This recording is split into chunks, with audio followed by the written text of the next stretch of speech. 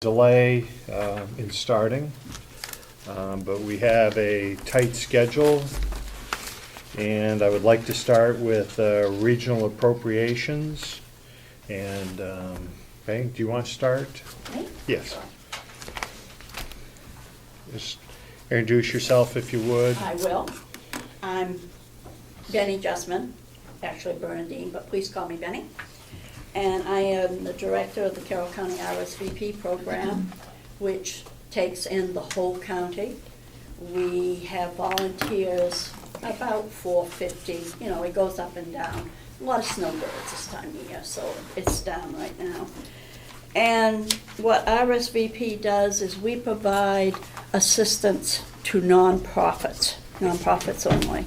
We help them with their volunteer situation, to help them man non-paying jobs. We cannot put a volunteer into a job that is a paying job. And sometimes some people have a problem with that because they think, we can't afford any more people, so we'll get a volunteer. But we can't do that. That's not allowed. The big thing that we do, I think that's the most important thing we do, is the delivery of Meals on Wheels. We work with all 7 Meals on Wheels sites in the county, and we have volunteers in all of them, and they are the ones that help deliver the meals. Last year we delivered about 60% of all the meals in the county that came out of the Meals on Wheels sites.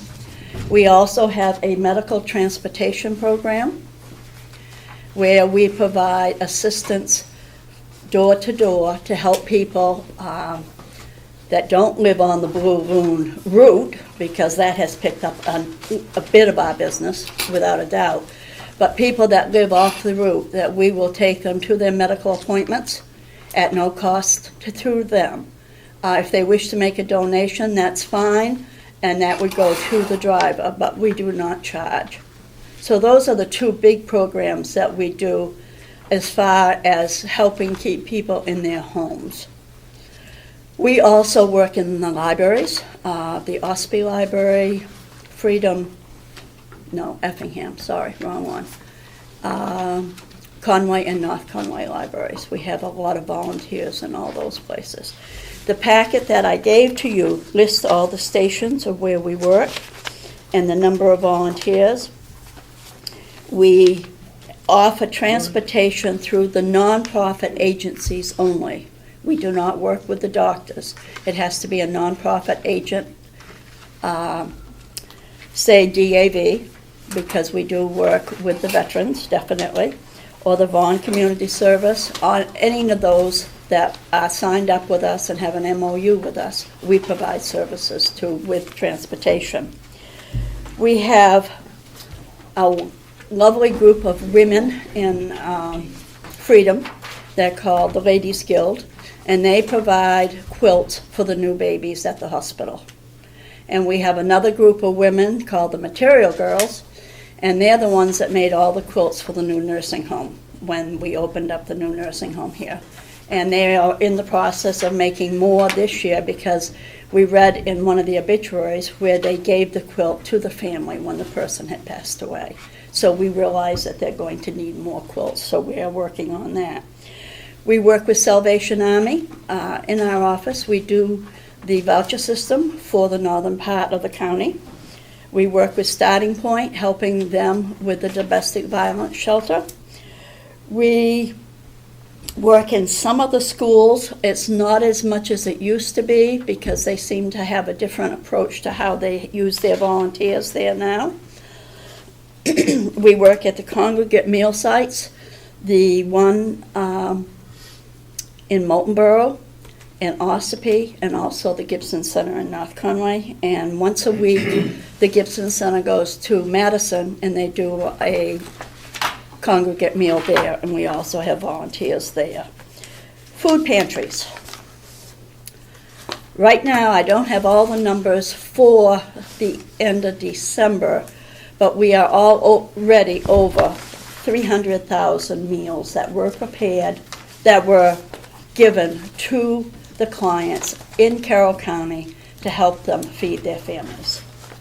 So that is a big program that we have. We have volunteers at the Bartlett Jackson, the Community Food Center in Tamworth, the Freedom Food Pantry. We have a group called Keeping in Touch, and that is made up of the food pantry coordinators. We meet once a month, and we also have a small co-op that they can draw food from. The Madison Church Food Pantry, the Vaughn Center Food Pantry, and the White Mountain Community Health Food Pantry, and I think I left out the Brown Church one, but we work in all those food pantries and try to assist them with picking up food, packing up food, and all of that. We work with the town's Chamber of Commerce to invite people into our communities, to welcome them, to help them find their way around. And I feel that's a very important part, as we are a tourist area. Health services, we have 2 bone builder classes. We have one in Eaton and one in North Conway, and we've been trying to find one here in the Ossipee area, but we haven't found anybody who wants to be trained. They have to be trained by an official trainer, and we pick up all the cost of that.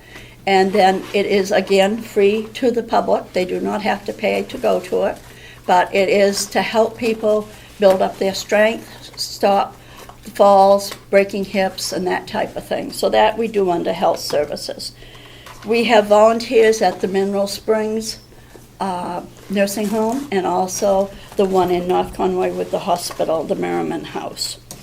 We have some volunteers in Huggins Hospital, and also the Wolf Brew Baycare. So we try to help people that need assistance. With our veteran services, we work with the Wounded Warriors program every year. When Dr. Gerald Carrier does his program, we are always part of that program. And we give quilts to not just the veterans, but to every member of the family. And they're always done in red, white, and blue. So I think it makes a big hit. We do Socks for Soldiers, which I think you've probably all read about that program, where they did this year 1,000 socks and stuffed them and sent them overseas to our soldiers. And we also do, as I said, the medical transportation. Stan Solomon is really the backbone of our DAV medical transportation. And of course, we fundraise. We fundraise everywhere. We have to fundraise in order to keep the doors open. I'm not going to pretend that things are really cheery as far as money is concerned. We have managed to keep our head above. We have had to cut out some of our programs. There has been no raises for anybody on the staff in 5 years. And that is simply all the money that we bring in, we try to put back into the programs and to support the volunteers. Now, do you have any questions for me? Thank you, Benny. Having known you for a number of years and your volunteers and your services, it's just invaluable for what you do to the community. May I ask you this, on your funding request is $40,000. $40,000, which is the same level funded as it was the year previous? Yes, it is. Okay. Nothing new there. Okay. I neglected to mention before we started, Representative Teicher's to my left, and Representative Schmidt. We are not joined today by Representative Bucco. He has a business on the Finance Committee in Concord, but we have 3. Commissioner Sorensen and Babson are here also. Yes. Questions from subcommittee? I wonder how many volunteers you have. On the books, it's about 450. Actually, when I ran the numbers on Friday, there was 416 that were active. Okay. So, Anything? one more? No, go ahead. Okay, so most of the programs, most of the services that you provide are through other nonprofits, but are some that you mentioned, like the SOX program? Mhm. Okay, are all of your programs through other nonprofit No. agencies? No, We some run you the do medical yourself. transportation program, Okay, and we run the bone builders programs. okay. Yes, some we run ourselves, but most of them we work with other nonprofits. Okay. Yes. Thank you. Okay. Let me ask one quick question. Sure. How many paid staff you have? We have 4 staff. We have 2 full-time, myself and the coordinator. And we have 1 lady that works 2 days a week, 5 hours each day. And she works on fundraising, writing the newsletter, et cetera, et cetera. And then we have 1 part-time person that works 9 to 1, and her job is to be our receptionist and also run the medical transportation program. What we do is an agency will call us and say they have a client that needs to go so-and-so. And then we take all the information down, and then that staff person has to call volunteers, leave messages, and find out who's available to cover that trip. So it's 2 full, 2 part. Just to follow up, now you mentioned that there's been no pay increases for 5 years. That's correct. Are they not considered county employees, or no? No. They're No. off on the... No, It's a grant. It's a No. gift. it's a grant. How's morale? It's been around since 1971. No, I mean, of your 4 staff members. Morale. Morale. Morale. Oh, the morale? Mm. I think they'd all like a raise. I mean, I can't see asking for more money because I know money is tight everywhere we go. I do write grants. I write a number of grants every year. Well, we couldn't run our medical transportation program if I didn't write grants. Mhm. Okay, thank you. Okay. 1 second, Commissioner. Tell me about the Blue Loon and how it's helping your program, Okay. and do you see it as a service or a disservice? I definitely see it as a service. I am a member of the Blue Loon Committee. I have been on it from day one. I'm very supportive of it. If people call us in North Conway and they want to go like to the hospital, we ask them to call the Blue Loon first, because we try to do the long distance. That's where all the mileage comes in. We do mostly the long distance medical transportation, which can be Boston, Hanover, Portland, Scarborough, Concord, you know what I mean. They have taken some of the pressure off us on the local end, but of course they don't do the long distance end. But I'm very supportive of the Blue Loon. Thank you.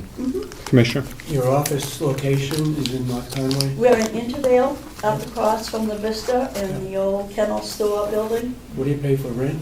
$600, Uh, $600 a month, plus utilities. Plus utility? Plus utilities.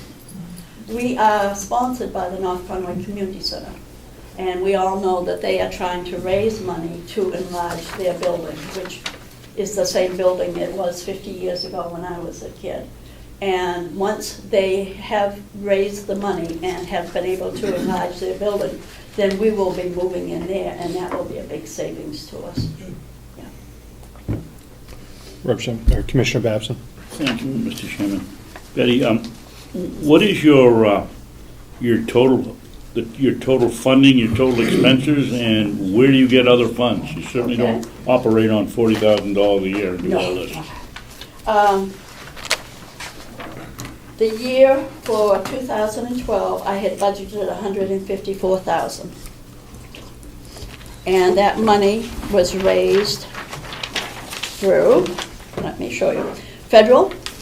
We are part of the Corporation for National and Community Services, which is run by the corporation in DC, and the money comes down through Congress. And Excuse me, comes through where? Congress. And And we does have. it come directly from you, from Washington to you, or does it go through the state? It goes through the Corporation for National and Community Service. And then on a monthly basis, I can draw down 1/12 of it, Okay. okay? Yep. And we have a 20% loss there that we were stuck with 2 years ago, and I don't think they're ever gonna put it back. So that was a big loss. That was the same year that we lost the state of New Hampshire's general fund money, which they had supported RSVPs all throughout the state for years and years, and they cut the funds out. So that, between the two, we lost over $30,000, which was a big loss. But we have just had to cut back because of that. We have a fund from the state DOT that is comes through the RCC, which Jack and I are on the committee, and that is for medical transport also. And we have the county funding, the $40,000. United Way normally donates about $4,000. We never know, it depends upon how their money comes in. Last year in grants, I wrote $14,365 in grants. And fundraising, which I said we do an awful lot of, and we do. Last year, I had funded for $30,000, and at this point, I'm not sure where it's at because we haven't got the end of the year budget yet. And then other just piddly money coming in is $1,260. So that made my $154,000. Thank you, Beck. Okay. Any other questions? Thank you very much. Any questions for us? I just hope you can support us because it would be very tough without it. Thank you, Beck. Thank Appreciate your time. Yeah. And if we could, Good morning and Happy New Year to everybody. Joan Richardson, I'm the district manager of the Carroll County Conservation District.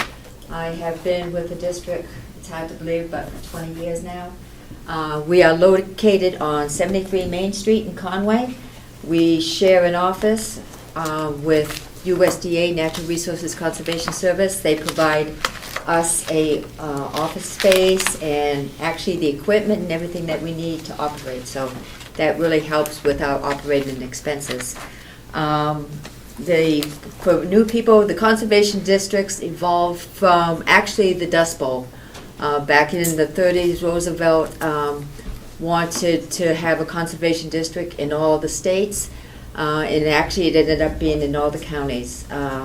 We are a subdivision of the state of New Hampshire since 1946, and the county has helped fund us since 1971 for 42 years, and we greatly appreciate that. We work with all the landowners of Carroll County, and we deal with our natural resources, soil, water, and any other related resources. And we provide services, and they come into the office, and we run programs, we run workshops, and we're there to service all the landowners in any way that we can. We do many programs. Right now I've got scheduled a stormwater management workshop, web soil survey workshops. We're trying to do an erosion control workshop for the residents. We're planting a large buffer planting on the Saco, hopefully this spring and summer, to help prevent erosion. We just got done doing a workshop with some students up to Bartlett, which we took invasive Japanese knotweed away from 200 feet of the stream, and the kids was very involved and very active, and so we're very involved with the natural resources and doing what we can for the county. Trying to think of anything else that you would like to know about. Also, we work through the Natural Resources Conservation Service works through the Carroll County Conservation District. And there's landowners that come into the office and they apply for applications for different federal programs. And through these federal programs, there is many different practices that the landowners are doing on their property. And I think last year there was like $500,000 worth of money given out through the federal programs for landowners to do this work. And the beautiful thing about this is this money comes into the county and it helps pay different vendors within the county to do work, whether it be foresters or surveyors or even, grain stores or whatever. So the money is coming into the county and staying in the county in many ways because of all these practices and federal money that's coming into the county, So that's a wonderful thing. It helps the economy, and we're glad to assist in any way. So we are coming in for level funding again for the 6th year in a row, and we thank you for your support and appreciate it very much. Anyway. Thank you. Questions? Yes. Can you just tell me how you mesh with other agencies and organizations that do conservation work? We interact with many different agencies, whether it be different workshops. We do things jointly.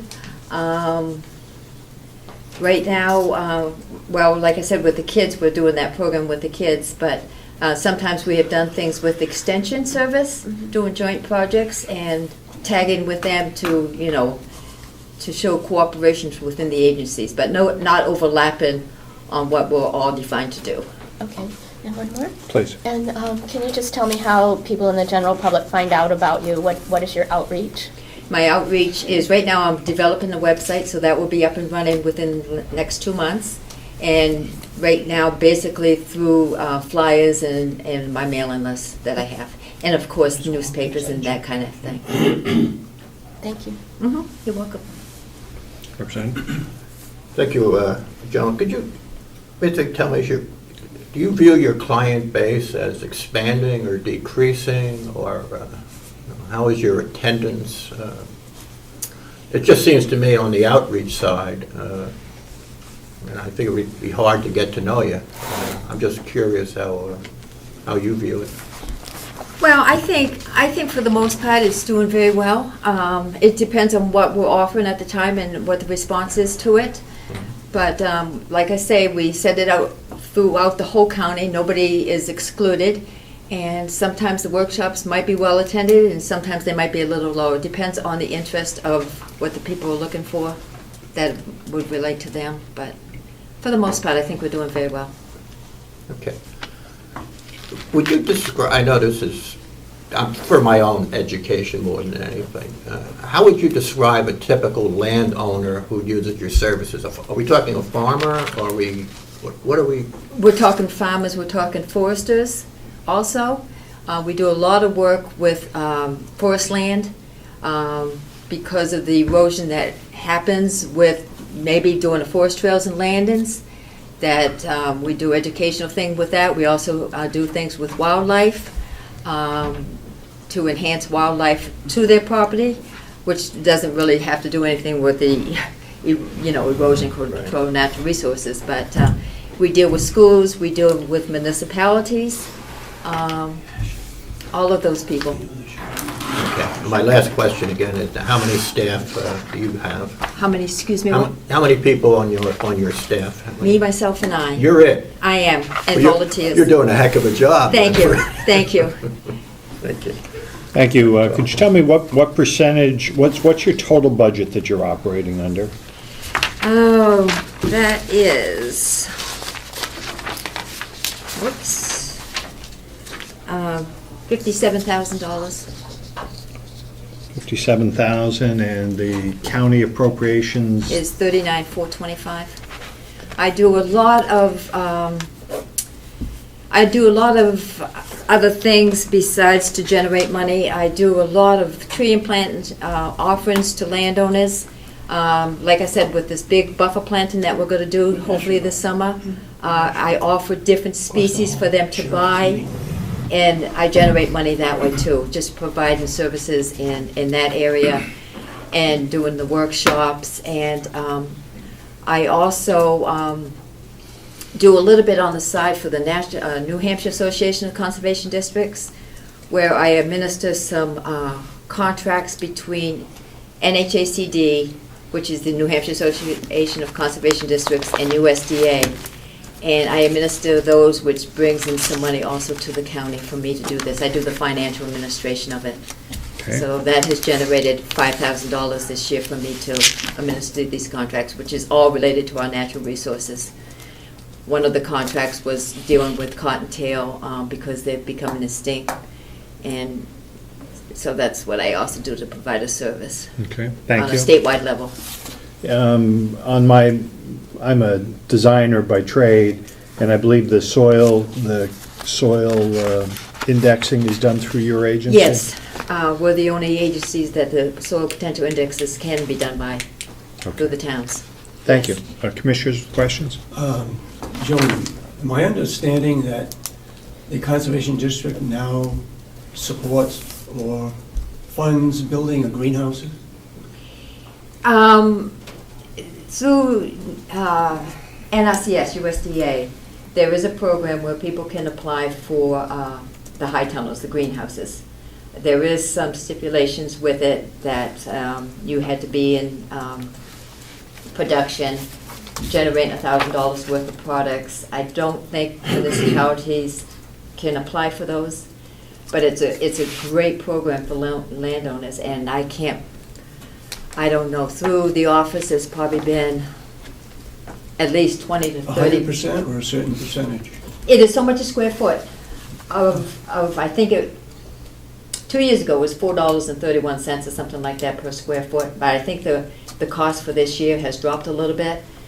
So and it's up to 2,178 feet, I think, total that you can get from the government. So it's a great program. Many landowners have taken advantage of this. They're into production for their vegetables, and what it does is it extends the growing season, so people are still growing things into November, December, and January.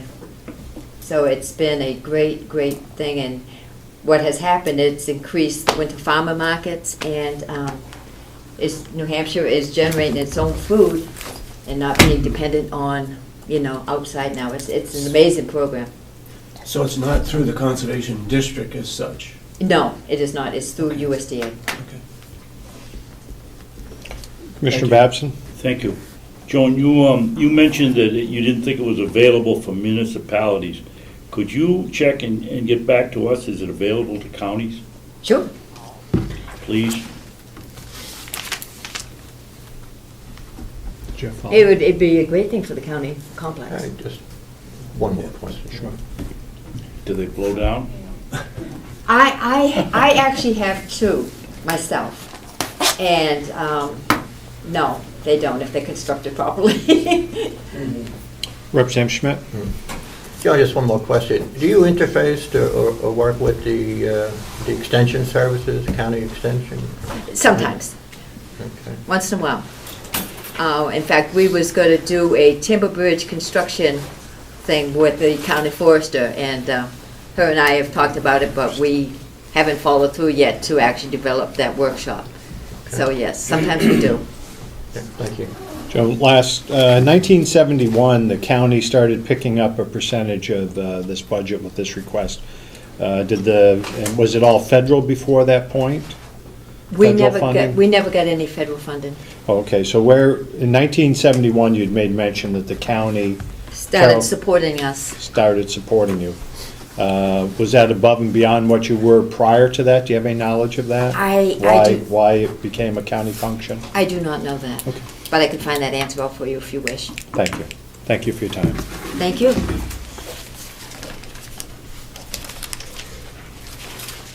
Mr. Chairman, wasn't that when the state recognized the conservation districts and funded them, let the counties fund them?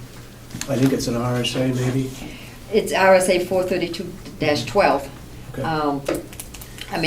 Carroll County actually was formed in 1946. I really don't know how The funding. the funding happened between 46 and 71, or if there was any, actually. So. Thank you. Thank you, Commissioner. Jack, we'll move to, if we could. Good morning, I'm Jack Rose, and I'm selectman from the town of Albany. I'm also vice chairman of the Conservation Commission for Albany, which we recently adopted a new Conservation Commission for our forest. Good. I'm chairman of Carroll County Transportation, and I'm chairman of the Regional Coordinating Council for Transportation, which is also for the full county of Carroll County. I'm here on behalf of our Carroll County Blue Loon Transportation. I made a presentation to you at your formation meeting in December, and I requested a funding of $2,000. We operate 2 complete bus services, and we're operating full-time now. We have been for 2 years. One of our transportation lines is the dial-a-ride service, which interfaces with Benny, and also the scheduled bus service, which interfaces with the RSVP. We offer door-to-door service with our dial-a-ride service, and it will pick up anyone at their home residence and transport them to their destination, be a hospital or store or whatever the case may be, and then see to it that they are returned to their point of residence as well. The other service we offer is a fully scheduled bus service, which has 3 basic routes, hubbing from West Ossipee. One route runs north to the Memorial Hospital through Conway, North Conway. Another one runs from West Ossipee to Lake Region Hospital in Laconia. And the third line runs from West Ossipee to Wolfboro or Huggins Hospital. This service is growing in numbers and the ridership is impressive. I gave you a copy of this previously. I also have attached to these 2 letters of endorsement. One is from Memorial Hospital President Scott McKinnon, and second endorsement is from Ray Burton, our executive counselor. Both understanding and realizing the importance of this bus service. The scheduled bus service operates 5 days a week from early morning, 6:30 to 5:30 in the evening, transporting and doing transfer ridership at our hub in West Ossipee, so that someone who wants to get from North Conway to Huggins Hospital can ride this bus to West Ossipee, transfer to the Wolfboro bus, and then take it on to Huggins Hospital and vice versa. And their fee is $2 for each leg of that trip. The dial-a-ride service was the first service that we put into place 2 years ago and has been running very successfully. And as you can see from the numbers, the ridership has increased. I'm here looking for a contribution of $2,000 to help us expand our coverage. We now have 12 donor towns. I've just made a presentation this past week to the town of Eaton in hopes that we will add Eaton as a 13th town. We are providing ridership in the Eaton area, but we have not, as of this date or up until now, had not successfully requested funding. 5 years ago, Teresa Kennett made a presentation to the town of Eaton, was turned down. However, at that time, we didn't have bus services running. We have been now for 2 years, and we felt that, we hope that Eaton will join the group of donor towns to help support this very worthwhile function. As you know, we're under Tri-County cap, and there's a lot of disturbing news being generated about Tri-County. Our funding is primarily from the Department of Transportation. The buses are owned by the Department of Transportation, and the service is provided as a function of Tri-County cap. And talking with Peter Higsby, who's been given charge to reorganize or to investigate and solidify the operation of Tri-County cap, assures me that the transportation funding is solid. So we are up and operating. We intend to continue to operate and hopefully provide this very worthwhile service to all residents of Carroll County. We come to this complex, as a matter of fact, 6 times a day.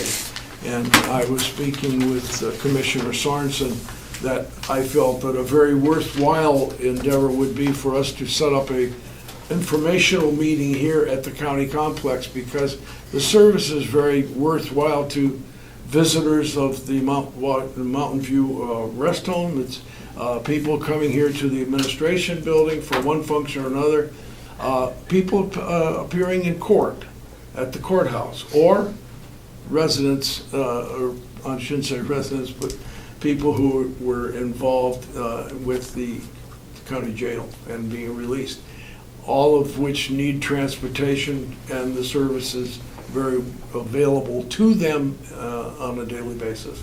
We operate 5 days a week. We do not operate on the weekend. Thank you. Thank you. Questions, Representative Smith? Yeah, thank you, Jack. And I understand that this service, of course, is never going to make money, nor should it. It's a service, and, I fully understand it. I'm just trying to refresh my memory. I'm looking at the statistics here, and it seems to me last year was somewhat confusing. As an example, you're projecting 7,000 rides for the upcoming year.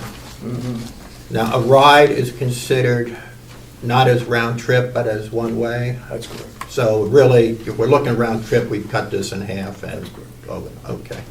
Thank you. That was just wanted to be sure of that. Representative? Thank you. If I could, Selectman Rose, tell me about some of the lessons learned. How we've had presentations here in the past that weren't anywhere near as concise as what I just heard from you. Appreciate that. You talked about that the bus is making a stop 6 times a day, and this could be a tremendous hub to get people back and forth. That's correct. There's, in my opinion, increasing ridership is probably the most important thing. And are you saying that people may not understand that, that service is available, how important that is? How are you going to handle that? How are we going to make sure that we go from a very little optimistic number of 7,000 to a much higher number? Is someone working on that? Yes, myself, personally. I developed this brochure, which I created to use as a tool of education. The main thing that I find the most effective is the fact that in December I did a video which was on Carroll County's Valley Vision. I just recently completed another video with a company headed up by Doug Poor called TITV, which is going out on the website and is available to any facility that needs, and they can embed this into their website to help educate. Just like the county here. I tried several times to encourage an educational forum. And it's very important because people can have it in their midst and don't understand what it is they have. And so I'm very willing to come and talk to, so that they understand what the benefits and how the systems function. I get the question all the time, well, which is the bus that's running on the route, or what are you talking about, dial-a-ride? And just like Betty, she offers a variety of services, so do we. And unless people understand that, they don't appreciate it. And it takes time for that knowledge to grow. I just recently joined the board of directors for Workforce Housing Coalition. And my goal there is to convince them that the Blue Loon Transportation is a workforce transportation. Not only do you need housing for workforce people who don't have transportation, but they have the workforce housing now, like the new unit in Conway, that's a brand new building there, and to provide transportation for them to get to their various points of work. Thank you. So I want it to be both a workforce as well as other benefits. Okay. Also, you spoke of 12 towns donating to the system. Can you tell me what their average donation is? I know some towns- $3,000 per year. I'm sorry, how much? $3,000 per year. And the $2,000 being asked by the county is funding which side of the program? The dial-a-ride service primarily, and it's to expand service and knowledge exposure. Thank you. So the dial-a-ride service is the different service than the continual run that the other towns are Scheduled bus providing. service, that's correct. So it is a different service. I've heard representatives saying that the county's being asked to contribute something that the towns aren't.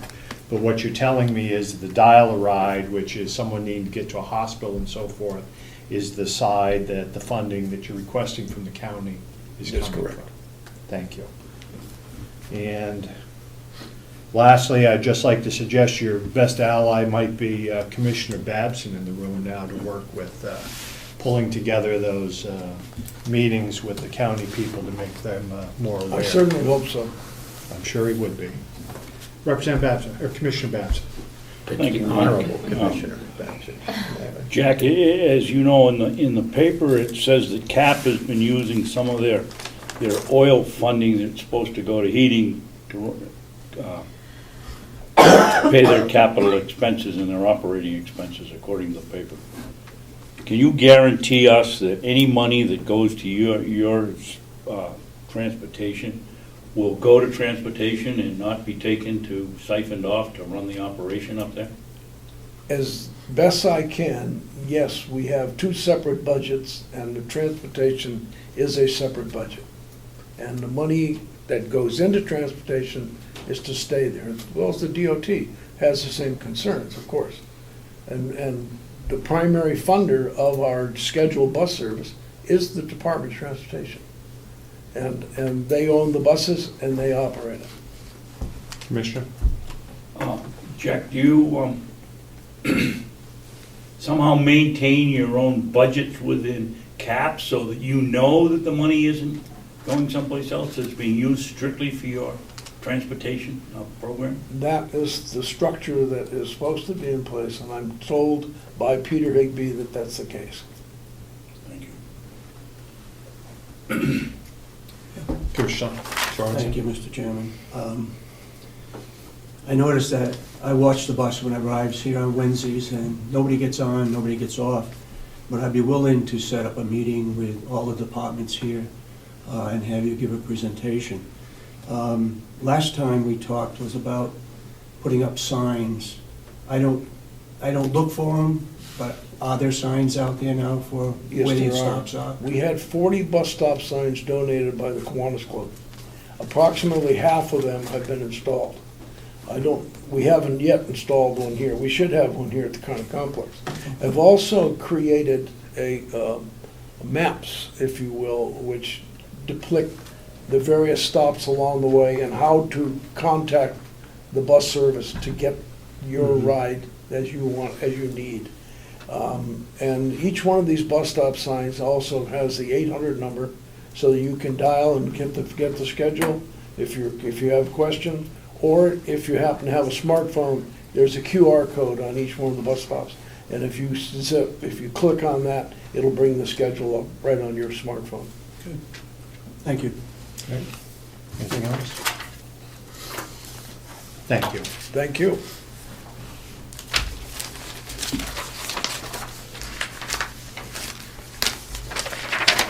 And is there anyone else here for regional appropriations at this time? And we're not doing too bad. I believe you're next. Does everybody have a copy of our budget request? I don't have it in front of me. I did bring extra copies Thank with you. me. I have 4 copies of that.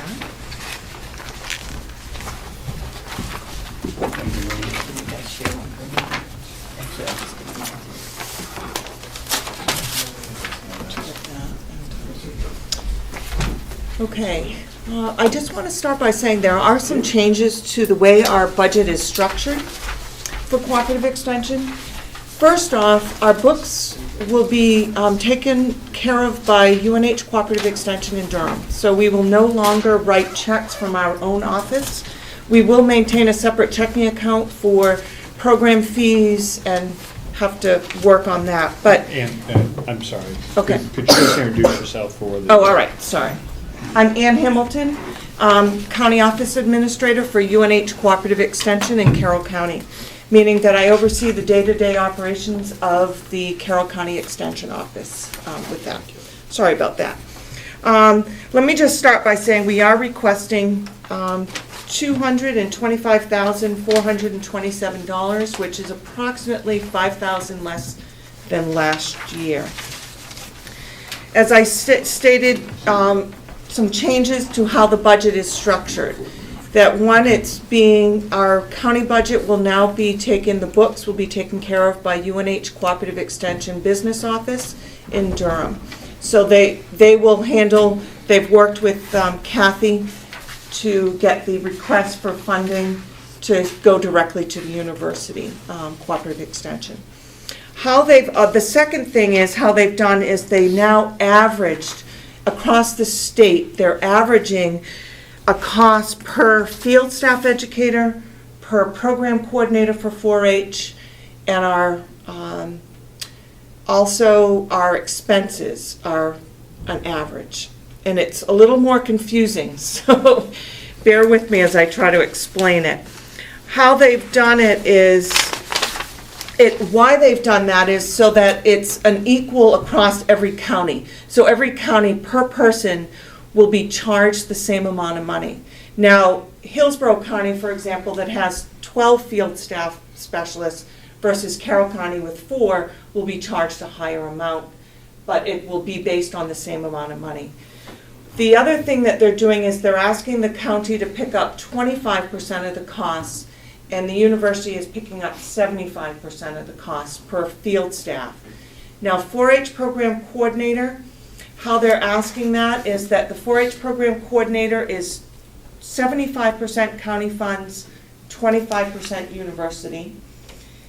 The program coordinator for Nutrition Connections is strictly university, and, well, it's more federal funds that are paying for that.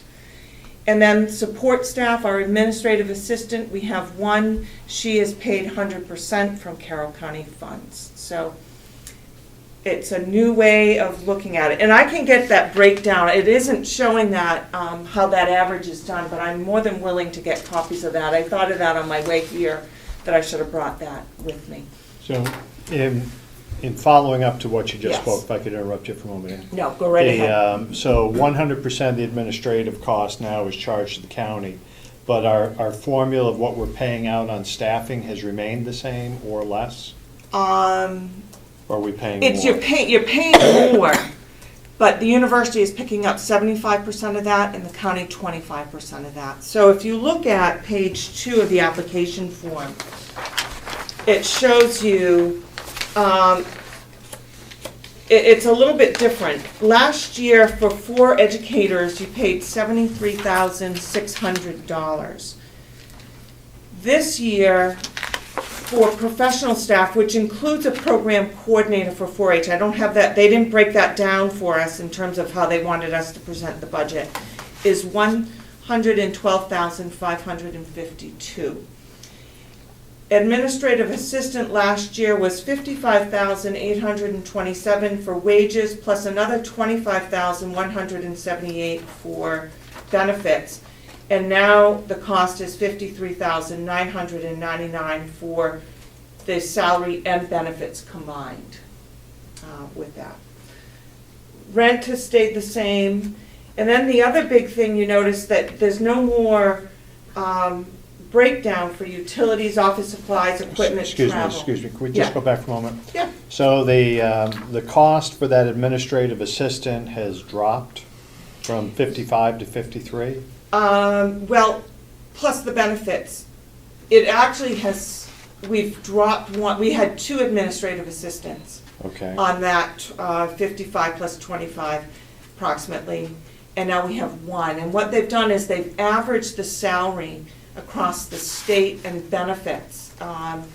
So they had to, so she may not make, well, I think she does. She probably makes more than that when her benefits are included, but it's an average.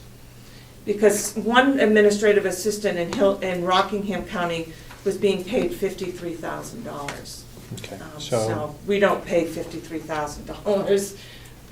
We do if you count all the benefits. So in last, if I follow up, in last Yeah. year's budget, you had $73,600 in Right. funding for personnel. Was that $73,600 coming from the county, or is that, No, that's that was then coming broke from the 25? county. That's coming from the county. Yes. This year, your bookkeeping or your check writing is happening at another location. Yes. And we went from 73,000, which I must believe was a function of some employee here. Yes. So It we went was. from 73,600 to 112,000. Yes. Is that an increase in wages, increase in benefits? Where did that come from?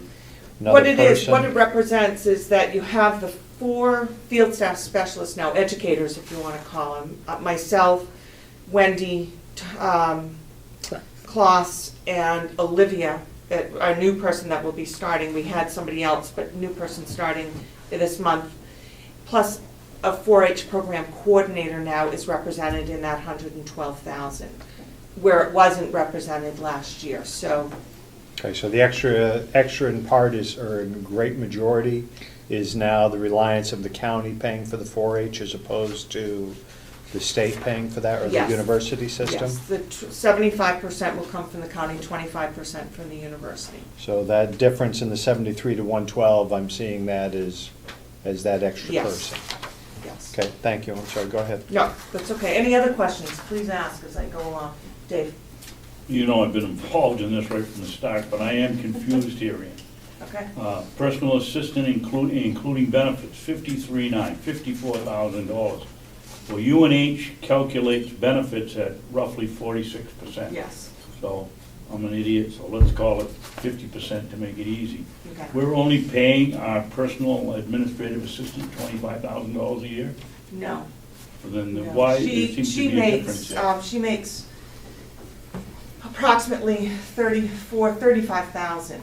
They upgraded her, when we went from 2 administrative assistants to 1, they upgraded her from administrative assistant 1 to administrative assistant 3 classification based on what being responsible for 5 people by herself versus 2 people for 5.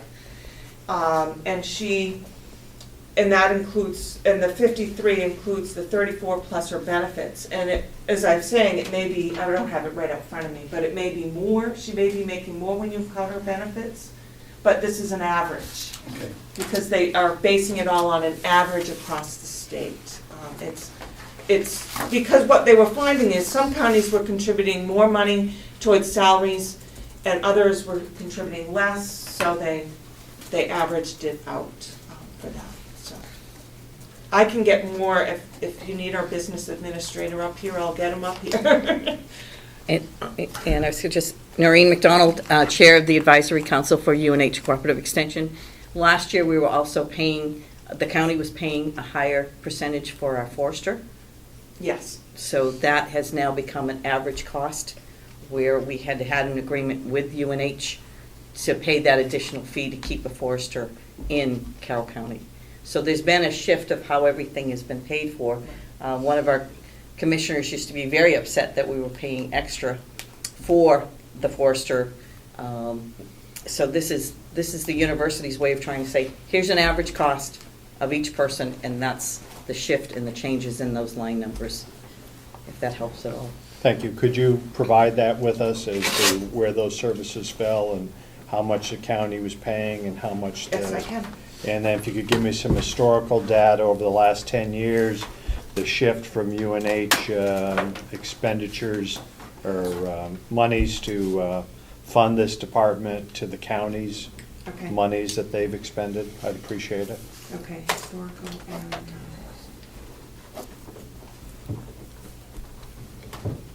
Yes, So, Representative. and if I Oh, I'm might. sorry. Go ahead, Representative. So it looks to me, so your request is down about Right. $6,000 from last year. And I'm sure your overall expenses haven't gone down. So what counties are getting stuck? No counties are getting stuck. Actually, we're gaining because the university is picking up more of the funding than they have in the past, for this county in particular. Actually, some counties are going higher. I don't know exactly which ones, but there are a few that are requesting a little bit more money because based on the way that now they're going to average, so. Okay. Thank you, I'm sorry. It's interesting. So just to take this to a really basic level, Okay. where you want to hire somebody in this county, Yes. how do we set their salary? Is it based on some formula that UNH has? Yes. Okay, Yes. so, And even though we're hiring someone new, for example, she starts January 21st, they still are only charging the average. So some educators in the state are making more than the 66. The average is with benefits per person, salary and fringe together for a field specialist is $95,746 with an average salary of $66,000. Now, she may not make $66,000 coming in as a new educator, but some in the office are making more than $66,000. So you see where it's an average. So they've averaged everything. If we wanted to control our costs by hiring a person who was going to get a lower level, we really couldn't do that. We could only No. control a percentage of the cost. Exactly. And who, Exactly. one more Go ahead, question. ma'am. Whose idea was this? The universities. Okay, thank you. When they went through last year, Cooperative Extension went through a whole reorganization. And they looked at how they were funded and how the staff were employed. For example, I was in the Family and Consumer Resource Program, which no longer, in essence, no longer exists. Now, the food safety aspect of that does exist, and I'm a field specialist in food safety and community and economic development. So I no longer teach parent education and money management. But that now falls, some of that falls under the youth and family section. So somebody else was hired from my program area into that program, and actually, give you an example, coming to the jail, I used to do parent education. Now Tom Linehan from Merrimack County is going to come, and he's been working with Sergeant Phillips to set up parenting education classes here at the jail. So they've, and not only have they done away with some of the programs, it's, we no longer just work in the county, we work a little bit in a region too. So I do some things in Berlin, and I do some things in Laconia, but the bulk of my work still falls in Carroll County with that. And so that's the other reason why they went to 75% from the university, 25% from the county. Thank you. Mr. Babson? Thank you. Yes. Representative Schmidt, just to give you a little bit of a background, about 5 or 6 years ago, we had a longtime county forester retire. And the university came to us and told us that if we wanted to keep a forester in this county, and the individual works with all the local forest projects, tree farming, you name it, both Representative McConkey and I felt that it was a good investment, and so we paid the extra $25,000 a year to have a forester, with the understanding that the university, from that point on, any other county would have to pay the $25,000 also, but it didn't work out that way. So I am the one that Noreen is referring to. This actually is going to be cheaper for us because we won't be paying the $25,000 extra that we've been paying all along to have a county forester. Thank you, Noreen. Also, to explain, when this re-extension changed, our 4-H coordinator was going to have to shift his duties. And we felt, as the kids were our most important asset in this county, we fought very hard to get a coordinator. And that's the difference in that $25,000 and our budget being a little bit less. All of those changes, our goal was that we had a coordinator that was working in this county 100% of the time with the 4-H program. And we asked that when the university did their first presentation, we all met together, the entire council, and fought and said and asked for our present educators, who we feel have done an outstanding job, as well as making sure the 4-H program was not cut back. So that's why we now have a coordinator that we didn't have last year. Thank you. Can you tell me a little bit about your program? What's the growth? What sort of numbers is 4-H working with? I don't have the exact 4-H figures with me at this point, but I can get that for you. Because I don't deal directly with the 4-H program. Would you guess it's over 100 Over 100 what? Kids? youth Yeah. involved in much Carroll more County? than 100. Much, way over. Probably close to 200-300 kids that do 4-H club work. And then they also do some school, after-school programming too, so that those numbers would be in that also. And they're working with the after-school educators to develop programs throughout the schools for after-school, tying in with 4-H. if I could follow now, come to representative. So the coordinator is the people that are meeting with the youth and working on the programs. Are those paid professionals, or those volunteers like my Little League coaches and everything else? Volunteer. All volunteer. So this coordinator's overseeing the operation and what activities are being done? Yes. And training and working to train the volunteers and to get them through the process to help develop the clubs. That coordinator is also only 50% time. We didn't get a full-time one. Right. And through a 3-year grant, as of this year, that coordinator will work 3/4 time. But we're not paying for that. The university and the grant is totally covering that 25% extra. My goal with the future would be that we have her 100% or have that person 100%. But right now, the county is only, she's only a 50% employee. The county covers 75% of that salary. Thank you. Could you provide us with numbers over the last 5 years where that's been trending as far as participation? This is literally the first year. I'm talking. Yeah, but- Oh, the 4-H numbers for the, numbers. yes. Thank Yep. you. Representative? Yeah, nobody loves metrics more than me when we go Well, into. you need to go meet our 4-H coordinator. Well, however, I'm looking at your definitions for unit of service here, and if I could Yes. refer you to, I guess it's item 10 or paragraph 10, however you want Right. to look at it.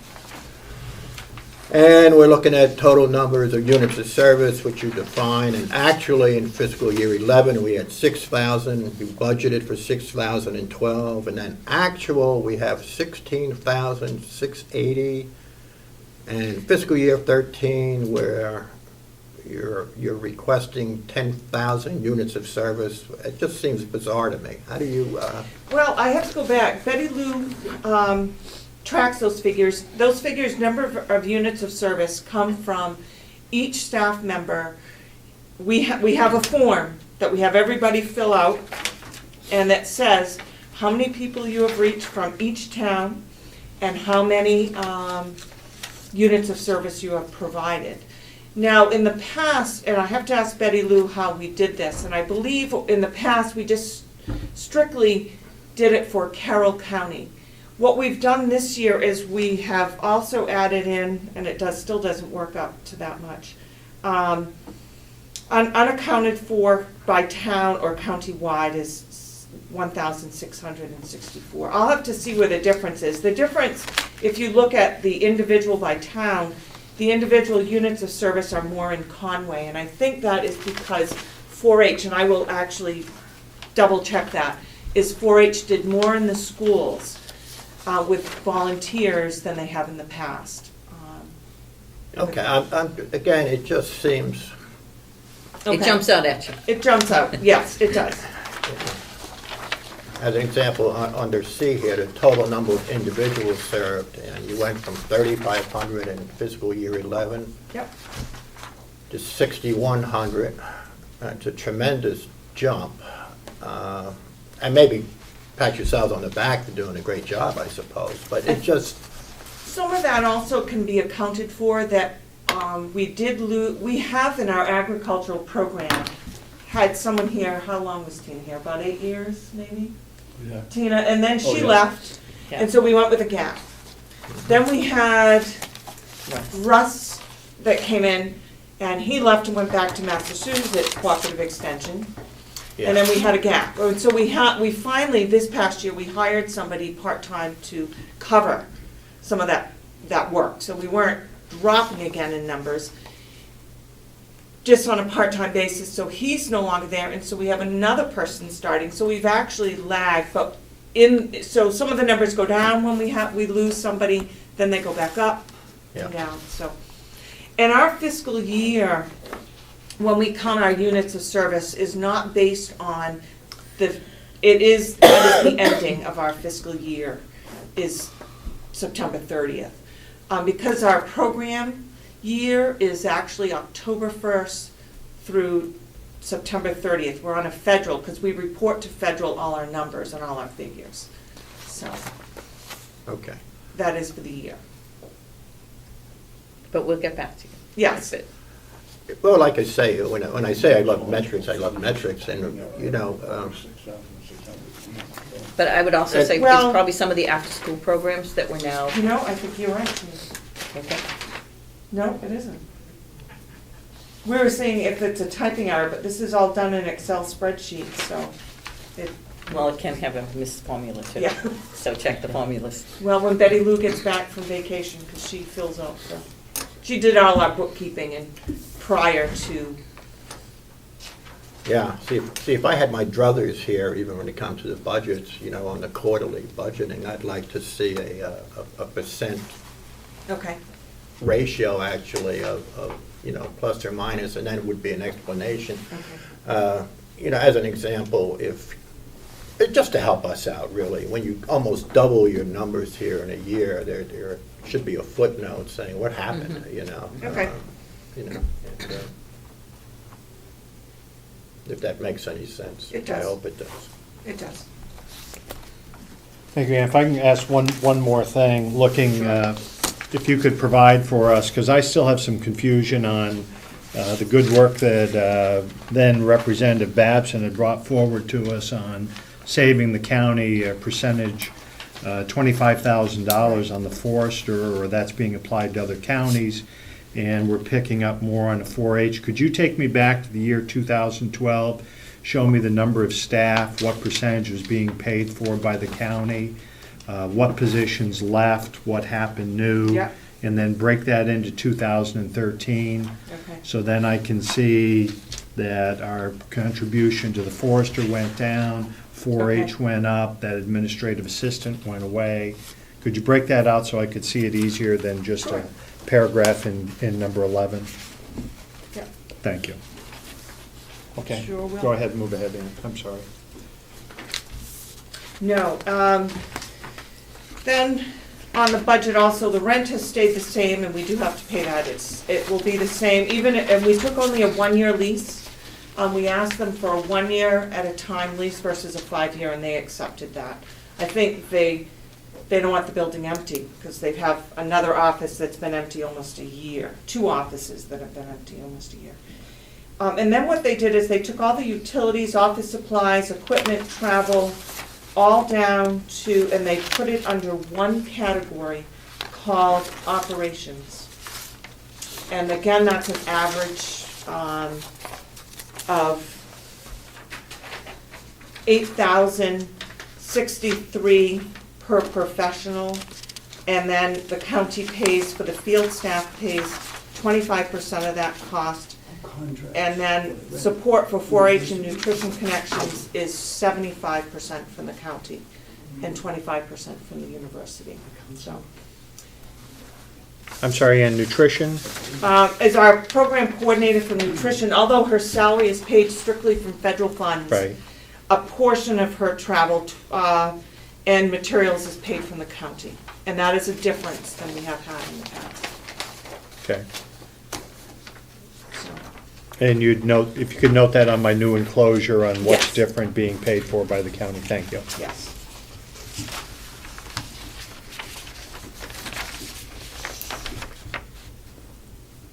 So you're saying Carroll County is now just going to be average?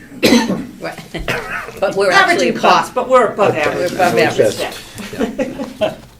Let me Hey, tell I you, have to toot my own horn. A little budget humor, that was all. when they told us that they were gonna change and shifting all these people, and every one of our staff had to reapply for their jobs. Yes. We, as a group, really fought hard because we felt we had outstanding staff, and we do, so, and we won. So that was, we're In the pleased. reorganization, 3 people got laid off, and a total of 32, with 3 laid off, left the organization during the reorganization, statewide. So numbers are lower in some ways. Thank you. Are you finished with your presentation? Sure am. Thank you. Commissioner. And who contracts for the rent? Durham or UNH somebody? signs the lease. Durham does. Durham signs the lease. Yeah. It was reviewed by Ron Rogers for legal counsel, and there was some negotiation back and forth on a few items, but overall it went through. Thank you. So, Let's just say theoretically Okay. that our county decided that we had a really good reason to spend a real lot of money on office supplies. But because, but the other counties didn't. But our budget for office supplies is still limited to whatever the average is for all the counties. It is, but if we went over the cost, because it's an average, some county may have been less, we may have been more, so we would not get charged more money. The same thing with travel. What they're saying is they're averaging at $3,500 per person. Now, in the North Country, travel sometimes goes over $3,500 per person. Not always, but it can. And they assured us if it went over that they would pay it. They would pick it up out of UNH. It wouldn't charge to the county. Commissioner? Thank you. I think Representative Kaiser asked a good question on the office supplies, and I was under the impression the only thing we were averaging in this budget were personnel and their benefits. I didn't realize that we as a council will have no more control over our budget on office supplies or equipment or anything else. I thought that was ours to work with, but the average was on the personnel. No, everything is now on an average of UNH, Cooperative Extension. I shouldn't say just UNH. It is the Cooperative Extension has their own business office. But I guess, are they gonna supply us at the end of at each of our meetings, a budget to show us? We've asked for that. Okay. But Betty Lou, because I sign off on everybody's expense reports, that we're gonna keep track of who's spending what and how much is spent. So we have that information. Thank you. So this Representative. is just a theoretical question, no panics. I'm just trying to Okay, understand no. how the system process works here. So let's say we decided that, no, we were gonna fund operations at nothing. Okay, our county decides that we're not gonna fund that. Does then it go back to UNH and they average it out and the rest of the counties pick it up for us? No. Okay, How they would do that is they would re-look at all the budgeting from Carroll County of what amount of money was given to the to operate Carroll County Cooperative Extension or Extension in Carroll County. And then they may decrease somebody's time to make up for the lack of the operating expense. so we're saying that Carroll County is gonna get a certain chunk of money and we can pretty much divide it up how we like. But we can't really increase or decrease anything. We still have a bottom line number that UNH is dictating to us? Yes, Thank you. yes. Because I've asked that same question. Commissioner? And when we as an advisory council get together and go over these things, I either didn't understand or, I mean, the idea that we're gonna go from actual, gonna go to $19,000 on, that was last year's proposed budget. What are they averaging out, what are they telling us the average is we can use on postage this year? It appears that they have it down here in the bottom line as 15,900. Is it Yes. broken out? What are they telling our average postage is? I have not gotten that figure. And this is- Because I've asked Well, for what do them, they make up? I've asked, because I contacted them because I said, listen, I want, how much, I know how much travel is per person, but how much is it for supplies, how much is it for postage? And I don't get a good answer.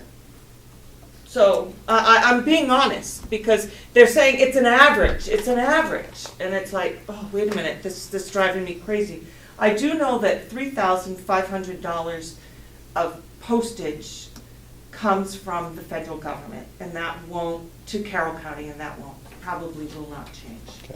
Follow-up, Representative? You know, and this is exactly why I was the only member of the advisory council that voted against this budget, because we couldn't get these figures. And I don't, and I'll say it I'll again, I get it, said it up I'll there. try again.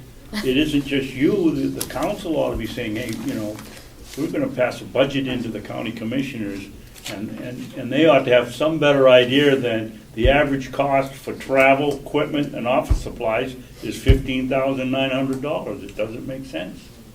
So maybe the delegation through the subcommittee could ask us to get those numbers and help us a little bit. We're looking for Send me an it. email.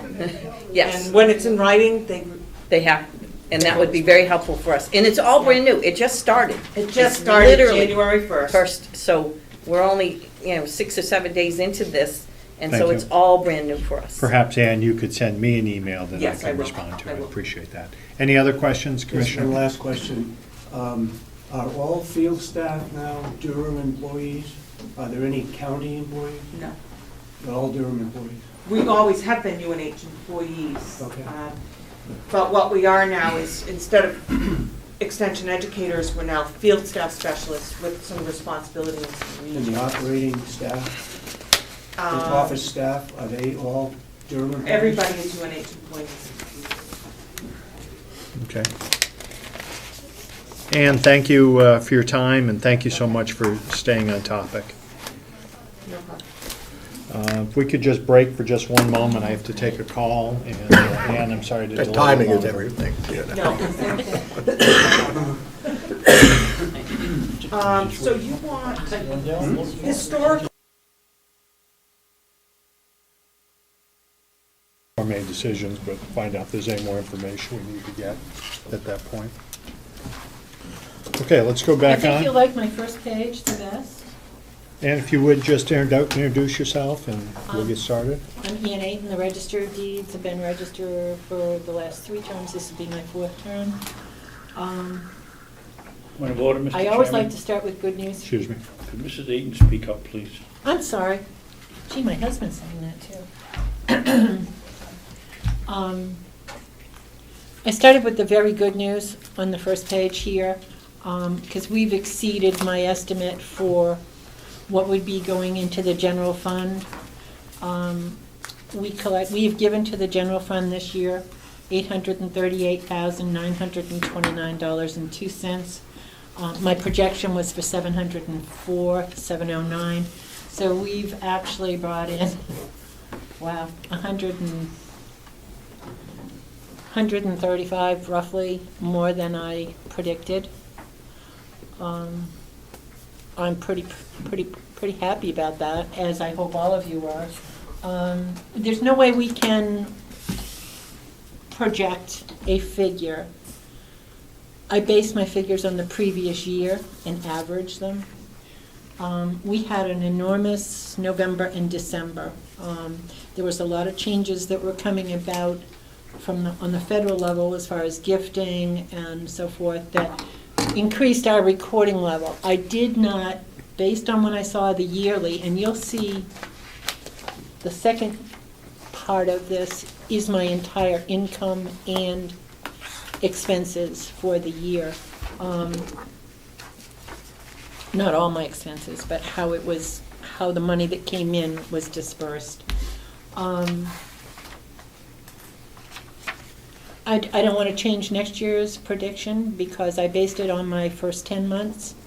And I don't know if this was an exceptional year for November and December or whether it will increase every year, If I try to be reasonable so that we're not. Sure, I know that. If you look at your budgets that you had presented previously, you've never seen this sort of a deviation. You typically have come in a little above, but Yeah, but no. nowhere near No, this. this was, and I could see that it was coming that way.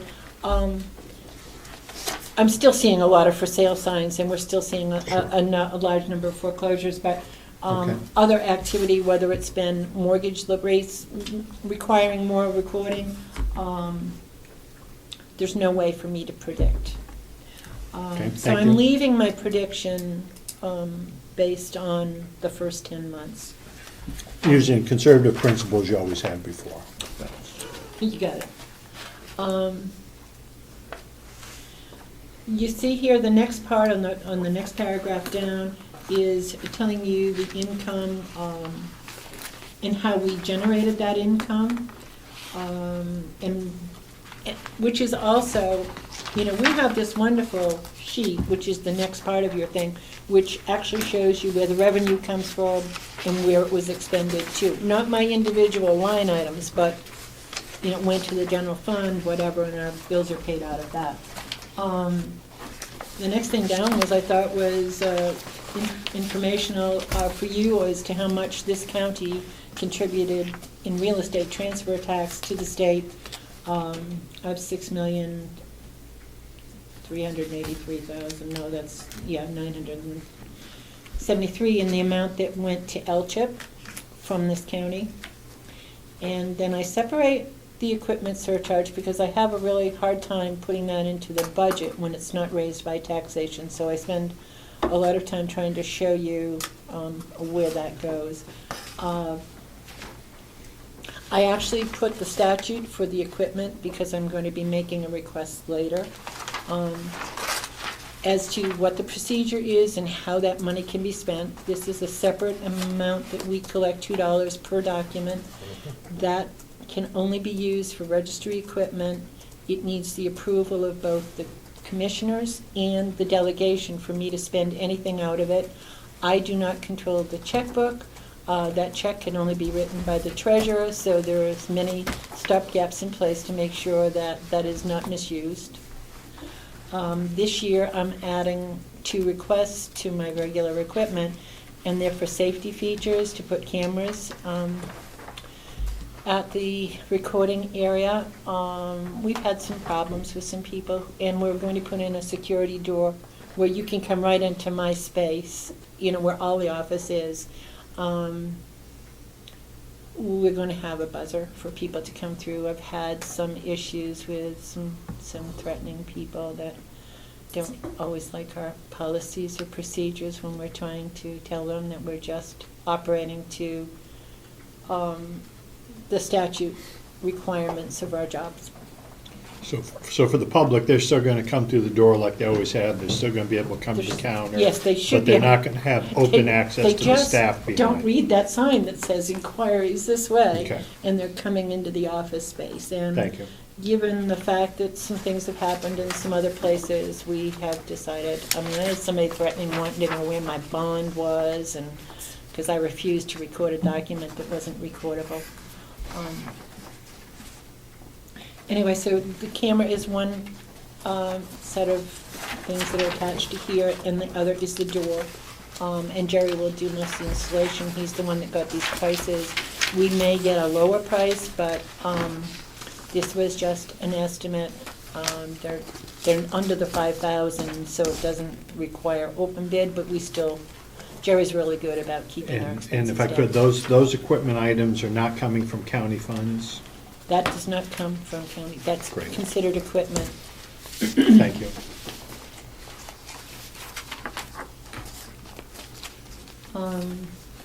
Again, this speaks for ourselves.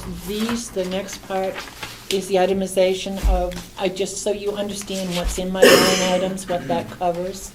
I've always done that every year.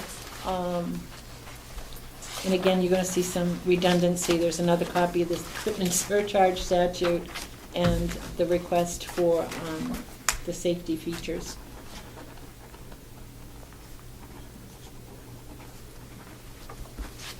And the other thing in the packet is just showing you how it was impossible to do an under 2% budget increase based on the fact that things that were out of my control total more than, or almost the 2%, which means increase in Medicare, increase in the medical insurance, the increase of my salary that was voted in last May or April, and the fact that I'm having to reorder book covers and,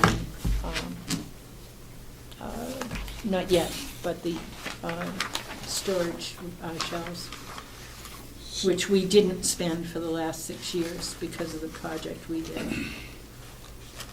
So your percentage in your budget is how much more, and I didn't do it, I'll be honest with you. Okay. I didn't do that. I suppose if we look at the income and we look at what I actually spent, I have to be upfront. One of our people retired, the end of last May, and I did try to,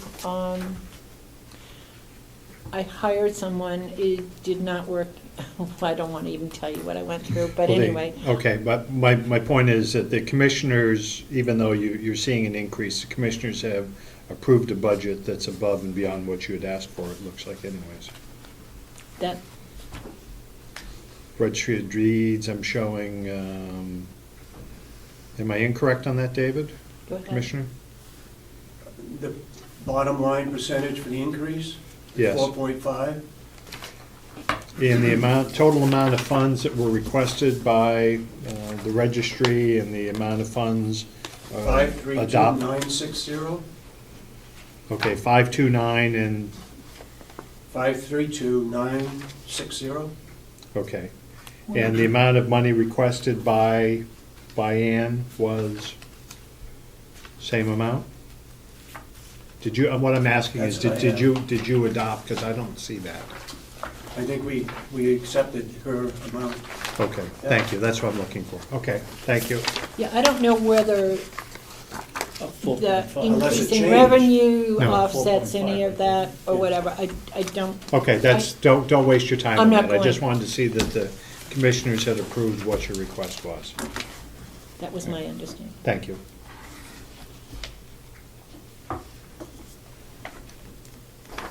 Anything else? Come on, I have one question. What a wonderful presentation. It Go right ahead, was, and Representative. don't laugh, but just so I know what I'm voting Please. for. Sure. What are worm platters? They're bigger than CD-ROMs and so forth that hold a lot of data. Oh, Everything that we do is stored on-site and off-site. We are only one of 2 counties that's still making books, although Grafton has started going back to making books, from my understanding. I can never say to anybody who comes in here that you can't look at anything, because you either the computers are up or the hard copy's always there. And we keep both of them as up to date as each other. So, but what we are required by law is to store those off-site as well. And we were at Iron Mountain at a tune, I can't remember what they charged us a month. The things we went to do an audit on what was there, this is back 2 or more years ago. We were appalled at the way things were kept. We found tent bugs in our boxes, whatever. So those were mostly reels when everything was done on microfilm. We removed them, and I went through them personally and reorganized them. We have a climate control area in this building. All of those things that were on microfilm were also on worm platters, with rare exception. So we moved what wasn't to, in the current worm platters with all the data on it, to Laconia Savings Bank in a vault, what do we call it, cabinet, bigger than what your safety deposit box is. You have lockers. And so for $350 a year, I save over $1,000, so. great, thank you. But we are required by law to keep those. Thanks. Representative, any question? No, your presentation as usual answered any questions I might have had. Yeah, I guess another question I'm going to bring up to you because of what they're talking about with contracts. Now, I'm not part of the IT system. We have our own company that we do, that does all of our computer work. And it's highly specialized. It's not something that, the company we're with now was Comeau. They were bought out by Fiddler, which has almost all the Midwest. It does the state of Washington. It's now come northeast to us. They're very good in their provisions. They've provided a wonderful free service to everybody in the county. If you sign up for their property fraud alert, if you do, anything comes into the registry with your name on it, you get a call or an email, just like that. And we've had 2 calls last week saying we got notices, and I went, yeah, and you did. And it shows that it works, but there's a lot of issues going on nationwide that have to do with property fraud alert. So this is a really good opportunity, and it costs nothing. It's just an extra service they provide because they're very responsible in the world of government records, so. Thank you. Commissioner? Thank you. Mrs. Ayton, how much money is there in the equipment account right now? Okay, I right now owe at the end of the year, I reimburse the general fund from that account. And Excuse me, right there. Why do you reimburse the general fund? It says here, account shall not be available for use in the general revenue of the Because the county. general fund is paying my monthly fees for my. Okay, so it's for a my bills. reimbursement for. It's reimbursement. And, you know, it was done very sporadically before I started, and I had a really hard time getting that whole thing to understand and make everybody that was involved, between the treasurer, the business office, to actually operate according to the statute. And we do that really well. I am reimbursing them at the end of the year. If we were getting the interest that we were getting years ago, I would have, you know, I mean, for the county as well, I would have done it in a different fashion. I would have done it at least twice a year, if not 4 times a year. But it's a lot easier to make out one check at the end of the year and reimburse, which is what we do, because we've been giving them money all year long anyway. And right now, my statement came in, was $104,000 that's in that account, okay? That's accumulated over years and years, and I have to tell you, there's a lot of years that we have not made the amount that could cover our expenses in that account.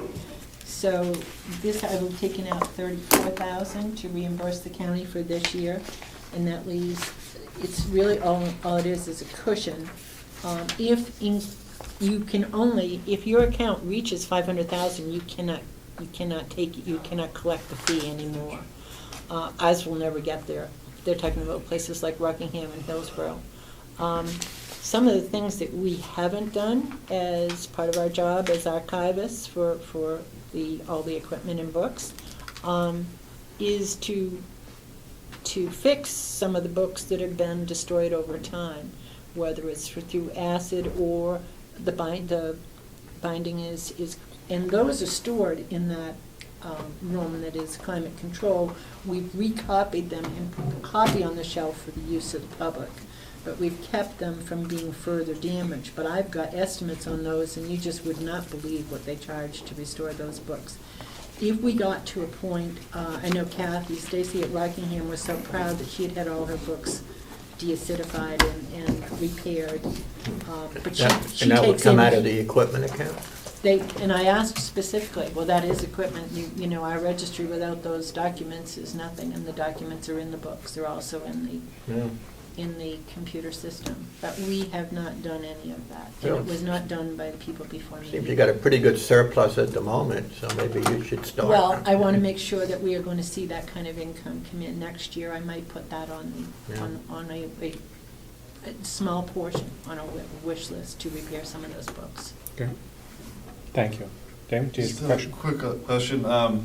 Seems like maybe a lot of this revenue for registry of deeds is related to the Federal Reserve's interest rate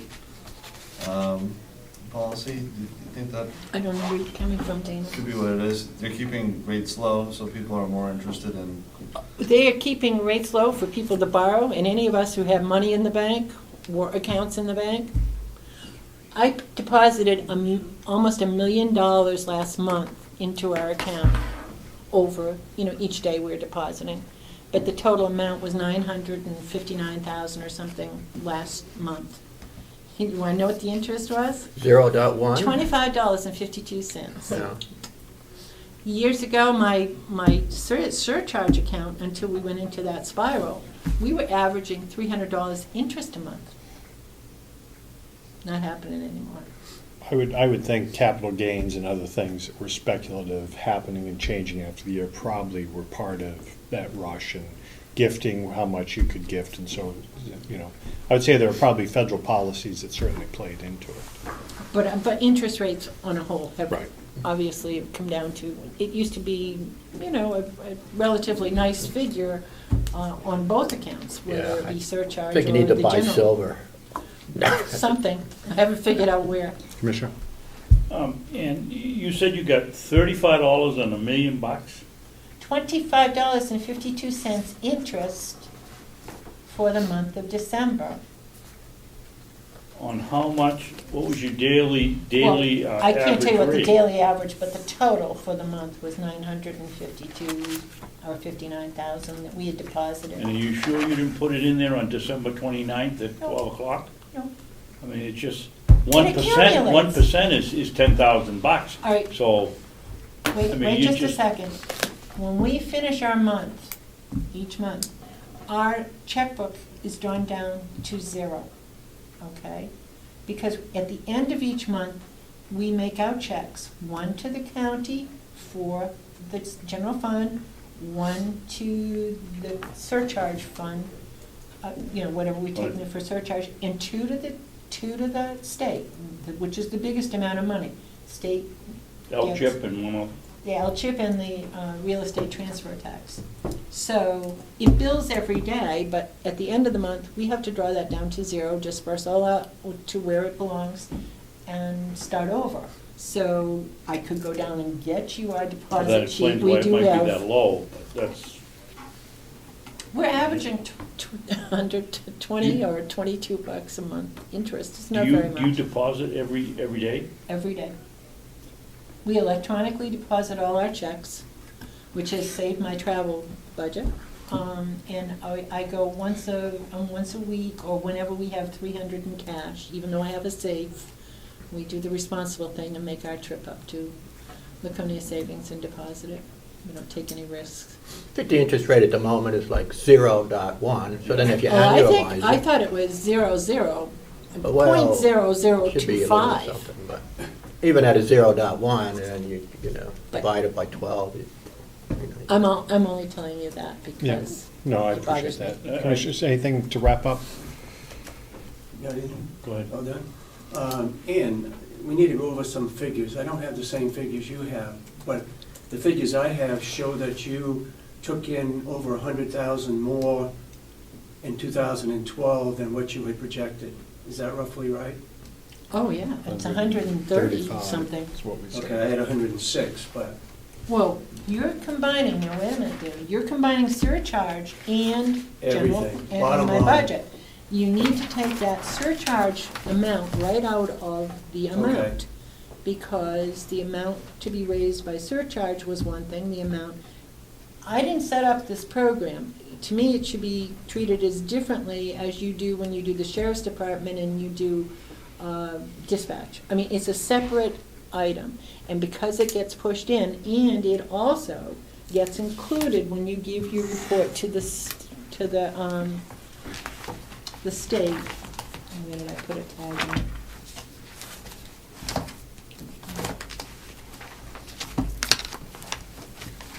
There's a form that we fill out, every county does, and they break down your departments and your income. I had to stick it up, here it is.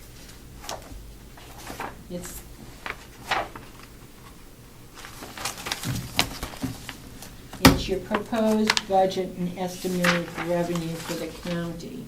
And when that goes in, that has my surcharge amount included in your income from the registry of deeds.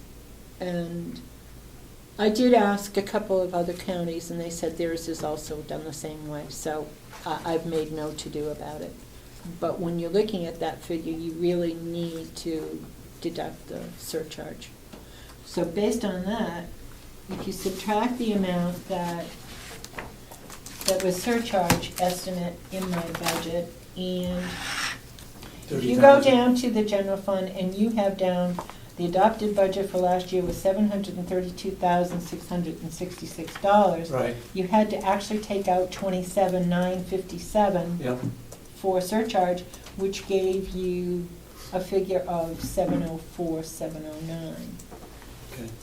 So when I'm saying that 135 is actually going to the general fund, that does not include the surcharge.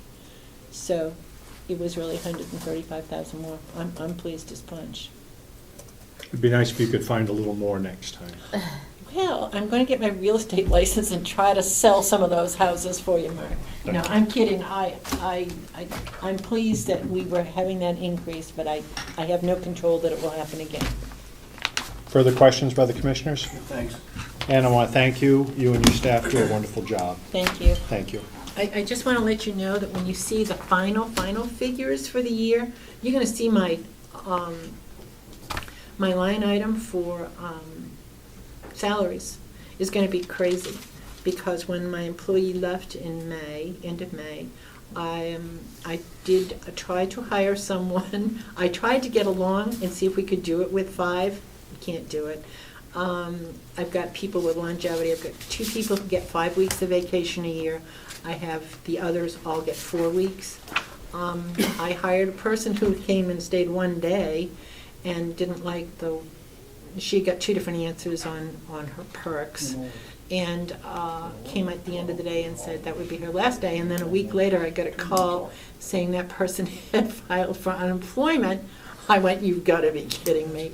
I got so burnt out, I couldn't even bring in another person. When I did, that person was only here for under 3 months. And we have just rehired somebody in December. We needed breaks between this. It was really draining our brains trying to orient someone to our world, but we have someone with experience now. Thank you. Thank you. Thank you, and nice to meet you. Have you been down to the tour for? I got you back on schedule, too. I've been there for other reasons, right? Yeah. We could use more areas so we're making cash cows. Get a little break here. Yeah, we have a break till 11. Yeah, well, you See if I can get these moving. So is that the attorney up next? Yes. We will, next meeting's at 11 o'clock, 5 minutes. And who's that, Mark? Attorney? 11 o'clock is the attorney, county attorney.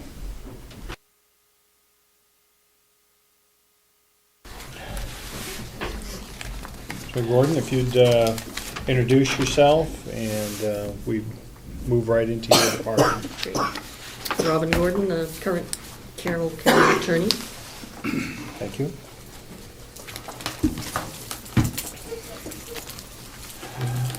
So I clearly didn't create this budget, and most of it is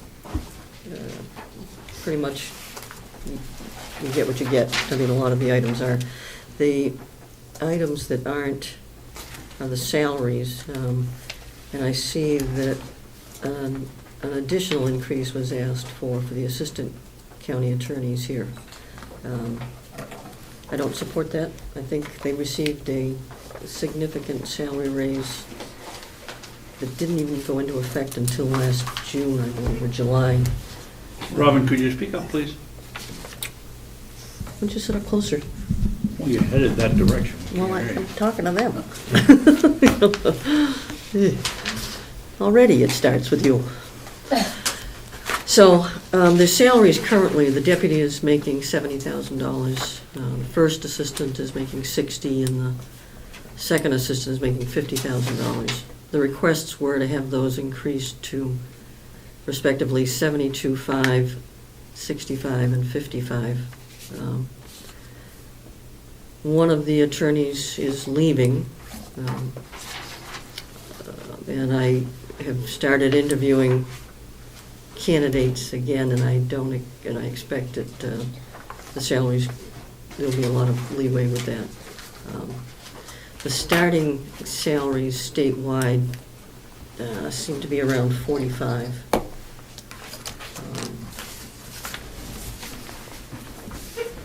And they go from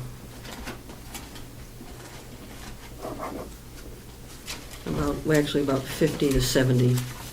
The average minimum is 50 and the average maximum is $70,000. And the deputy county attorney goes from a minimum of 65.9 to 82.8. So we're in the ballpark. The position will probably be filled by a brand new attorney with very little experience. So you're proposing a reduction in that salary line of $12,500, $5,500, and $2,500? right. Okay. thank you. Does the rest of your budget go that way? There's some pieces. The telephone, there was a request that the assistant county attorneys be compensated so that they could get smartphones. Frankly, I don't think that's necessary. I think what has happened is that they use their personal phones, and I think they should be entitled, to a stipend for the county use of their phone. So I would be proposing, instead of a $35, $20 a month stipend for that. That would reduce that line from $48.10 to $42.70. $600 plus or minus. Yeah.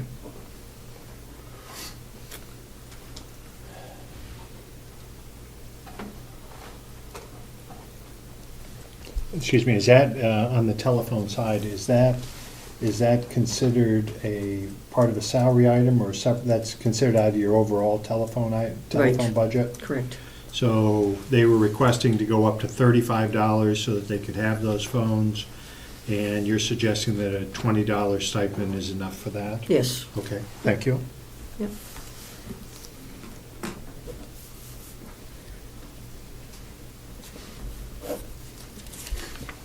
Everything else as proposed, under the new equipment line, it's at $1,200, and that's going to allow us to get, we've got a laser printer that's on its last legs, and if that goes, they go about $700. Can I just back up just 1 minute on the telephone line? Sure. I think it's fine to have a $20 stipend, but you understand that stipend is taxed as salary, so you're really giving them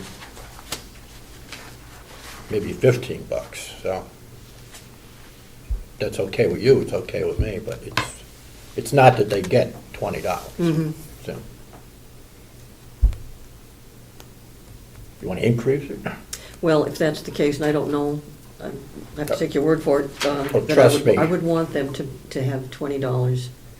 But then So you- what that means, if it's 25, then, But trust me, it's taxable income. Yep. And so, if you really would like them to clear I do. $20, Why is it a then business expense? you're gonna have to go a little higher. Okay, Just, then, no, good point, I appreciate that. I would like them to, because I think they're paying around, well, I don't know what they're paying personally for the phones, but, Commissioner?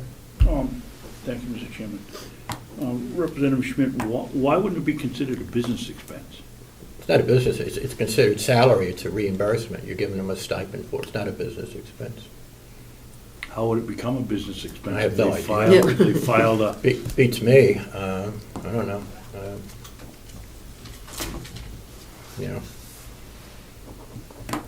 You can have your accountant look at it, but typically stipends are taxable.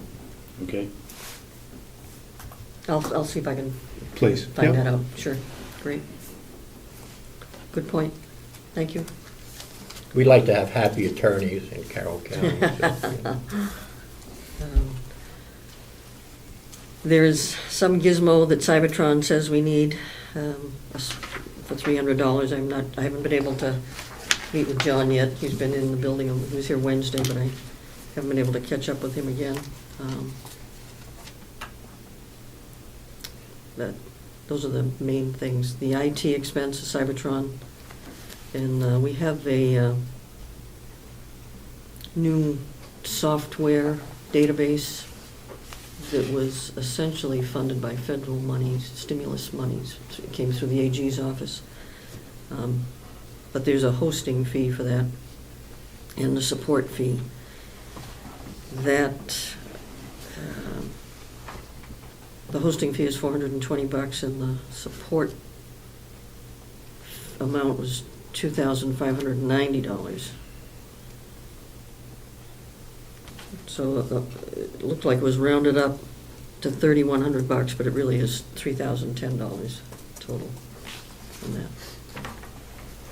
Is that something that are you aware of yet, whether that's working for you or a benefit? It's a challenge. I haven't had a training session yet, and I've been stumbling through some of that. I've got to draft up some indictments, so this is going to be an interesting Some of the staff like it, some of the staff don't like it, but it'll take me a while to figure out whether it's... Evaluate it. Yeah, Okay, thank you. yeah. Yeah, if you have any other questions about stuff, I do have some, I can make copies for you. These are line item, the general funds, dues, license, and subscriptions. It's the Bar Association fees, LexisNexis, Matthew Bender, the general stuff, office supplies. It breaks down our staples and all our business supplies that we've had to buy, and online RSA access stuff. So it's nothing really extraordinary or out of the ordinary for a law firm. Okay. You have copies of that for us? I can Thank you. get them to you. Are there increases in your proposed budget? I think the salaries for the support staff, looks like they have gone up a bit. I know that Commissioner Sorensen had some percentages about that. When I was here, when you were speaking with the full delegation, going through the budget, you indicated that there were some percentage increases in salaries. I didn't, So you got 489. Total increase was 9%. You're taking like 13 something. the total budget. Before you made any changes, it was up 0.9%. Point Or was it .9? 0.9. Oh, okay, I'm yeah. sorry. So now you've dropped the salaries. So it's even better. Nice job. Trying to be fiscally responsible to our taxpayers. Thank you. Yes. Questions from the commissioners? No. I Representative? just I'd like to see a breakout of who's getting the salaries, who's getting what, Okay, 1, 2, 3. yep, will do. I'm sorry, Representative? So, just a general question. Your workload is dependent on how much crime we have. So what are our crime statistics? Are they going up, going down, staying the same? The last couple of years, they've run around 800 defendants coming through the office. We had a real bump in the early 2000s. I mean, for probably 5 years, it steadily increased. We seem to have plateaued a bit. So unless there's a huge rash coming through this year, I anticipate it'll be about the same. Okay, thank you. I like the word rash being used. Thank you. Commissioner? Thank you, Mr. Chairman. Robin, how much problem have you had over the years with the impound lot? Your years of county attorney? In all my years as county attorney, I can't think of we've never lost any evidence. Right. My recollection, we've never, you have to have the evidence there, especially like in a negligent homicide with a car crash. You need the vehicle there in case the defense requires, but generally everyone is pretty much on board now with taking pictures and using that as evidence. I've never had to bring a motorcycle or a truck or a vehicle into the parking lot for a jury to look at. Follow-up? Further question? So your answer to the question is you haven't had any problem with the evidence being destroyed or stolen or? No. Thank you. Commissioner? Have you had any complaints from any of the local police departments Oh, yes, for not having an impound yard? yes. And where do they stand on that? Well, if they feel if it's a felony case, it's our responsibility to keep the evidence. And if they are put into storage, then the defendant has, is required to pay the storage fees, but generally they don't have any money. So getting that, especially in Wakefield, Crowell's, used to always try and bill us for the storage fees, and we, just said we can't do it. So I'm not sure where they're at now with that. Conway keeps their evidence. They have a little parking lot where they have the cars there. But, all the smaller, I don't know what Wakefield is, True B used to keep some of the stuff there, but they don't have room at the barracks. Can I follow up? Yes, please. Regarding Wakefield, I had a friend whose vehicle, trailer, and truck were impounded in 2 different lots in Wakefield. Yeah. And thanks to the victim witness, helped move that along. The guy wasn't at fault, somebody stole his whole trailer and truck. Yeah.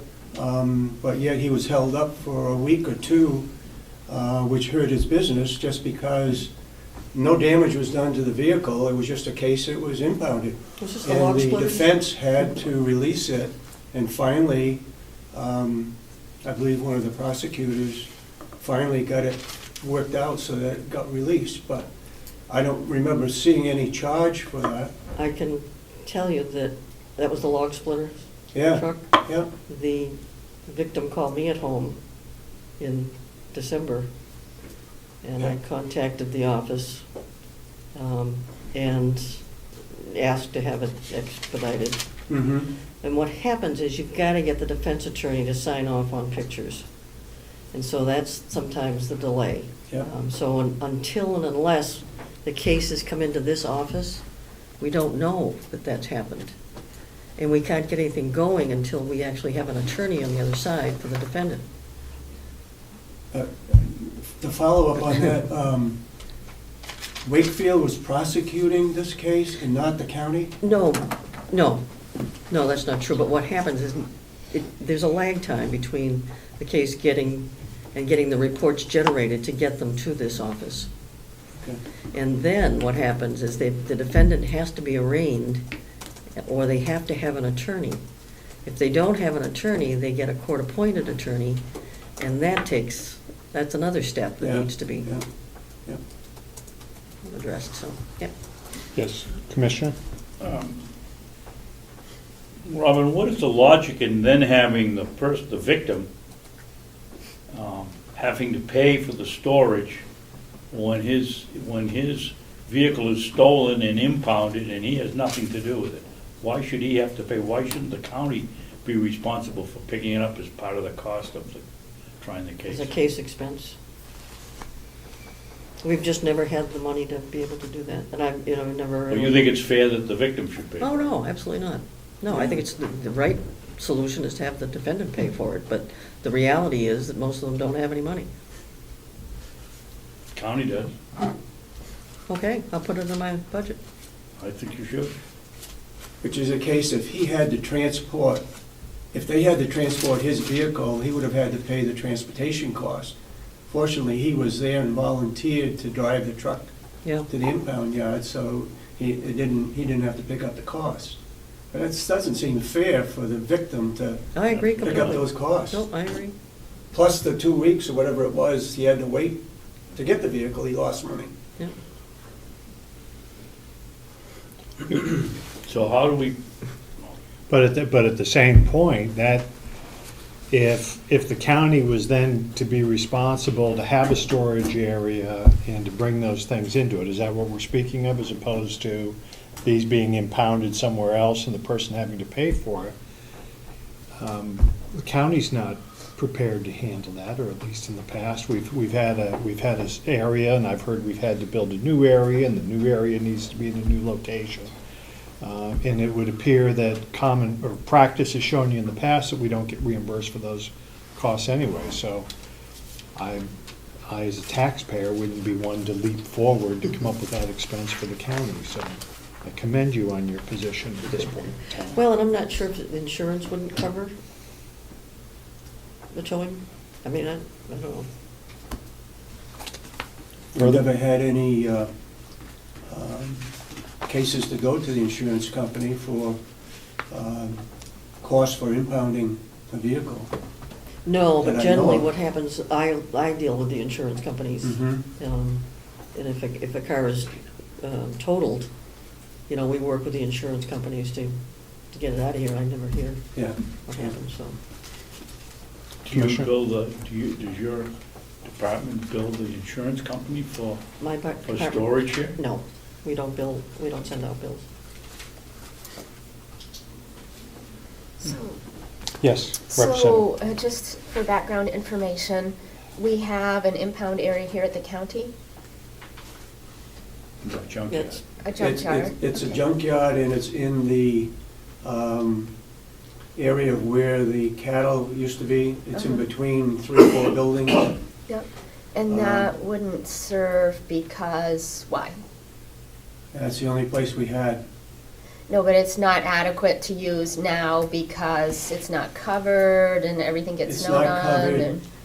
Gas or oil leaks out of the vehicles. Uh-huh, There was one case where I think inmates that were out broke a bunch of windows by Uh-huh. tossing stones and so forth, but yes. that's the only case that I know of that the evidence ever was tampered with. So we don't really have a secure and appropriate place to store vehicles. Not really. That's what the chiefs of police are looking for, Right. is a place to store, as well as the state police. How many vehicles would you say we would need to store at any given time, just a guess? boy, I don't think there would be that many, frankly, but I can't give you a number. I know from the old, No? I mean, unfortunately, historically, cars were just left there. Right. We had a tree growing up through one of them at Uh-huh. one Yeah. point. It was like, Yeah. get this stuff out of here, you know? So there needs to be some sort of checks and balances of when they come in and when they go out, and who's in control of that, or even if they're gonna be abandoned, to get with a salvage company to. Right. that- Thank you. Sure. The commissioners had, probably 3 years ago now, the sheriff supply them, or the county attorney to supply them with the dates when these vehicles were pulled in and when they were taken out. And it was only 2 or 3 years ago, some of them went back into the early 90s. Yep. You know, It was a mess down there. we shouldn't be required to hold them that long, and maybe if we build the companies, they might get out of here quicker. Lieutenant Santuccio is the one that's keeping an eye on vehicles over there now. And I know that there was a group from the Chiefs Association here in Carroll County. They had formed a subcommittee at one point to Yep. try and look into costs and stuff. But if you moved it now, Dave, you'd probably be sued for disturbing a wildlife habitat. So, We had the site where we suggested it be moved to all surveyed and everything else, all ready to go. All we needed is some money to put in some fill and put a fence around it, which would have been right out back here in the woods. But Back of the parking lot. that request was not approved. That's right. on a serious note, Bye. how long does it take for the county to take title to the vehicle to junk it? What's the timeline on that? You know, it depends on whether the case is gonna go to trial or not.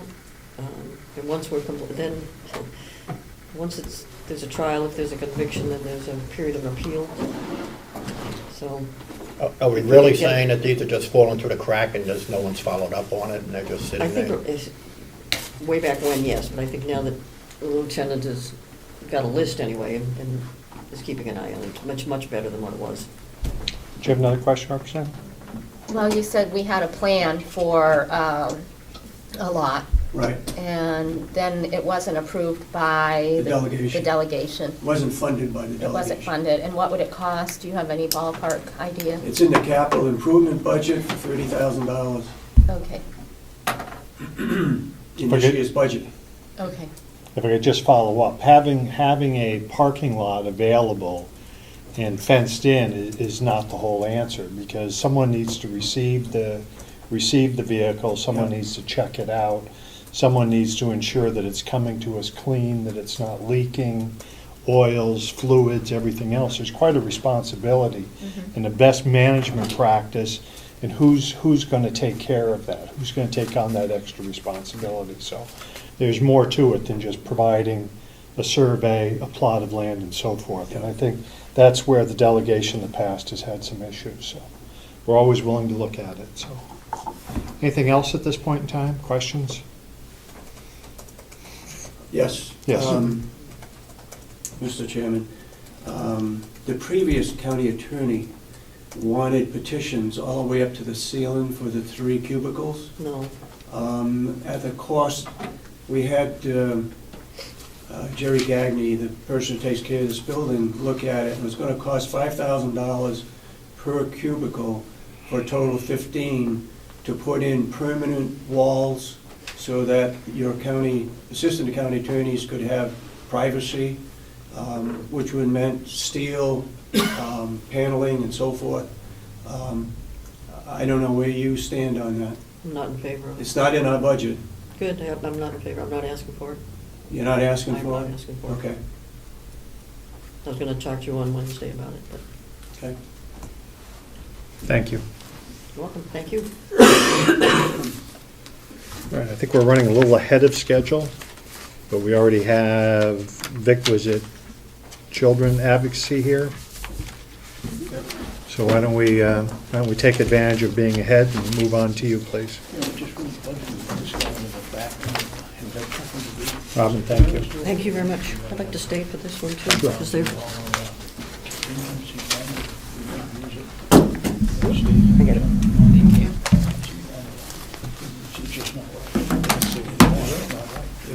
I agree.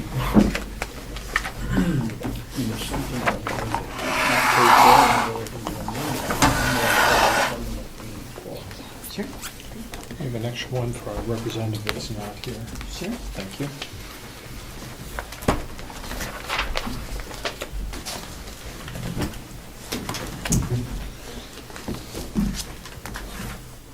I'm Elizabeth Kelly. I'm the Executive Director of the Child Advocacy Center. Thank you. And I'm Charlie Meek, the Treasurer of the Child Advocacy Center Board. Thank you. Welcome, Charlie. Thank you. Please, go right ahead. All right. I think that you have probably all seen our application for financial assistance, which we sent to the full delegation before the end of the year last year. If you're not familiar with our program, that some of you are and some of you may not be, but the Child Advocacy Center works with all 15 law enforcement jurisdictions within Carroll County, the County Attorney's Office, the County Attorney's Victim Witness Program, the Division of Children, Youth, and Families, mental health and medical experts, and with victim advocates to provide forensic interviewing services to child victims of crimes and also to coordinate those cases as they move through the legal system. We provide forensic interviewing services out of 2 locations, one in Wolfboro and one in Conway, which we just opened in 2011. We're asking for funds from the county in the amount of $50,000. We've received some funding from the county since 2008.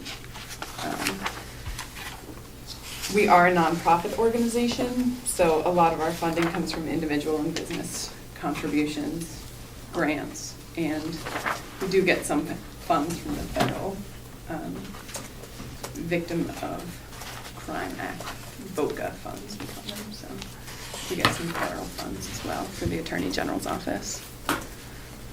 This year we're asking for $50,000 from the County of Carroll to partner with the CAC to continue to provide services to child abuse victims. And if I could, your request last year was for how much money? $40,000. Okay, so a $10,000 increase. Okay, go right ahead. We've asked for the increase because we are actually operating out of 2 offices now, so we have found that our expenses have increased, and the services that we're providing have become a little more expensive. They're much needed services. There's a child advocacy center in every county in the state, and the Attorney General's protocols do call for child victims to be interviewed at a child advocacy center. May I ask, what were those expenses? I remember hearing the need last year of having the second office, and what are your unexpected costs that you didn't foresee? Is it rent increases that are up, or heating or something, or what happened, and how much of a trigger was that to you? How Yeah, much extra? as the treasurer, I'll try and respond to your Please. question.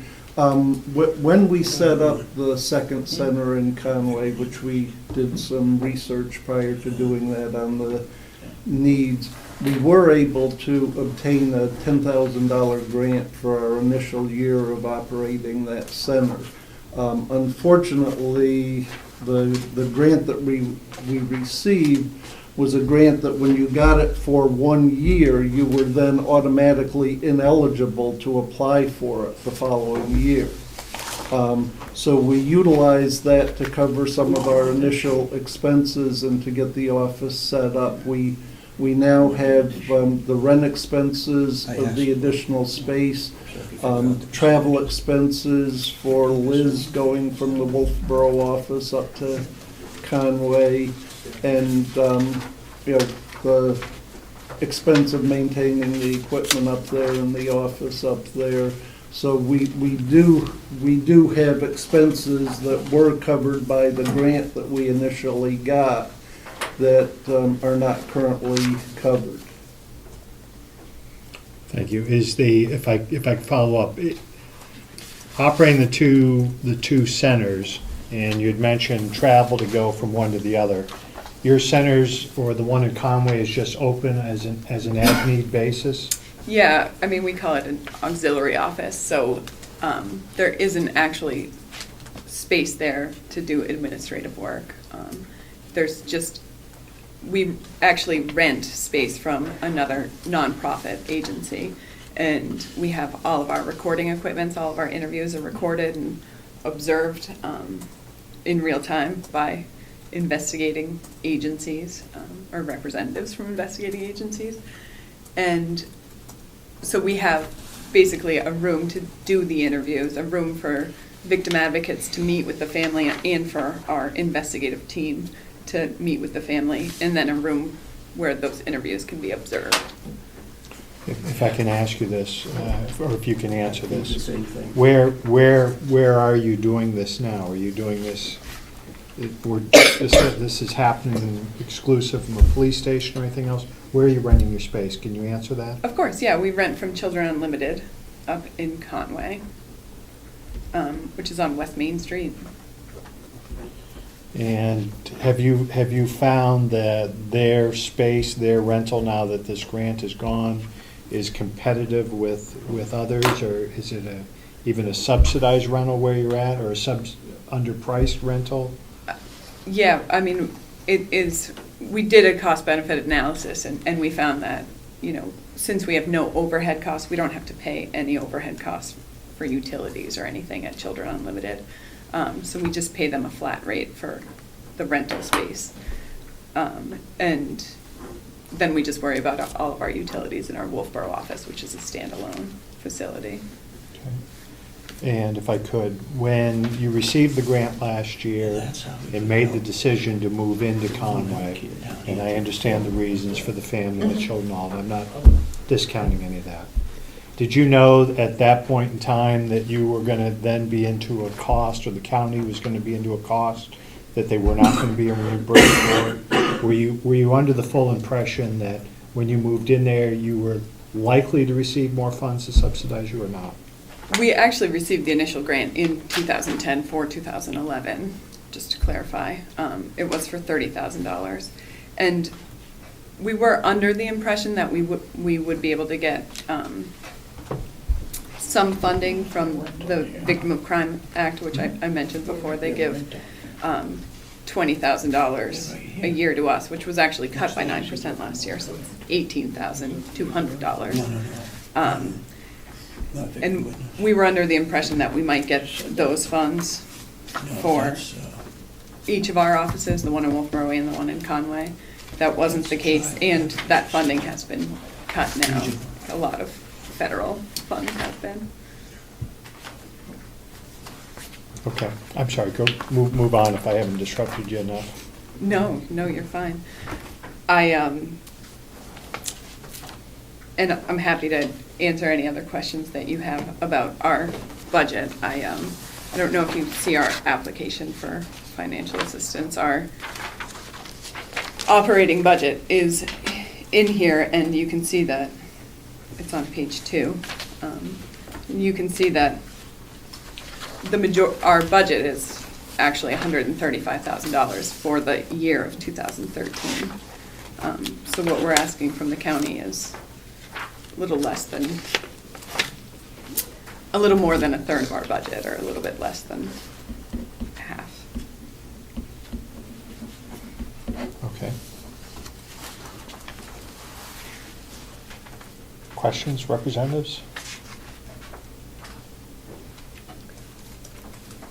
Yes. Just how many staff do you have? Currently it's just me. We have had, ideally, we would have at least 1.5 full-time people. But, in order to balance our budget, we've kept it at 1 person since our last staff member left in June of last year.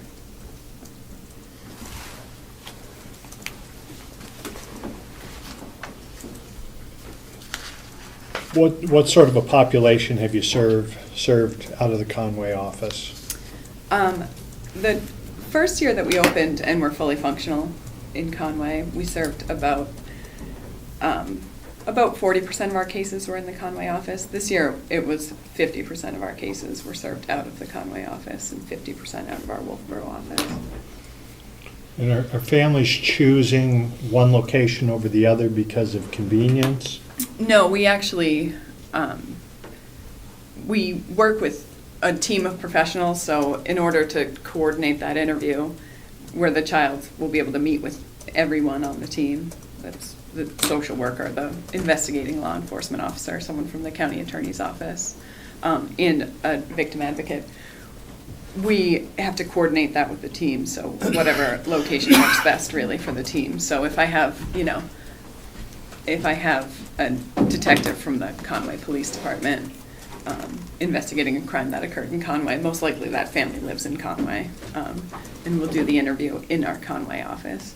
There are other instances where, it might work better for the family to come to Wolfboro, and we'll do them there, but it's on a case-by-case basis, so there's no criteria necessarily for where we're going to do the interview, beyond what works best for the family and the investigating team. I assume the need for your services hasn't declined. It hasn't declined. It stays pretty steady. We first opened in 2006, and in 2006, I think 2006 and 2007 were probably our busiest years, where we had right around 100 cases each of those years. And it's gone down a little bit since then. I think a lot of that is, people being more aware of child abuse as a problem, and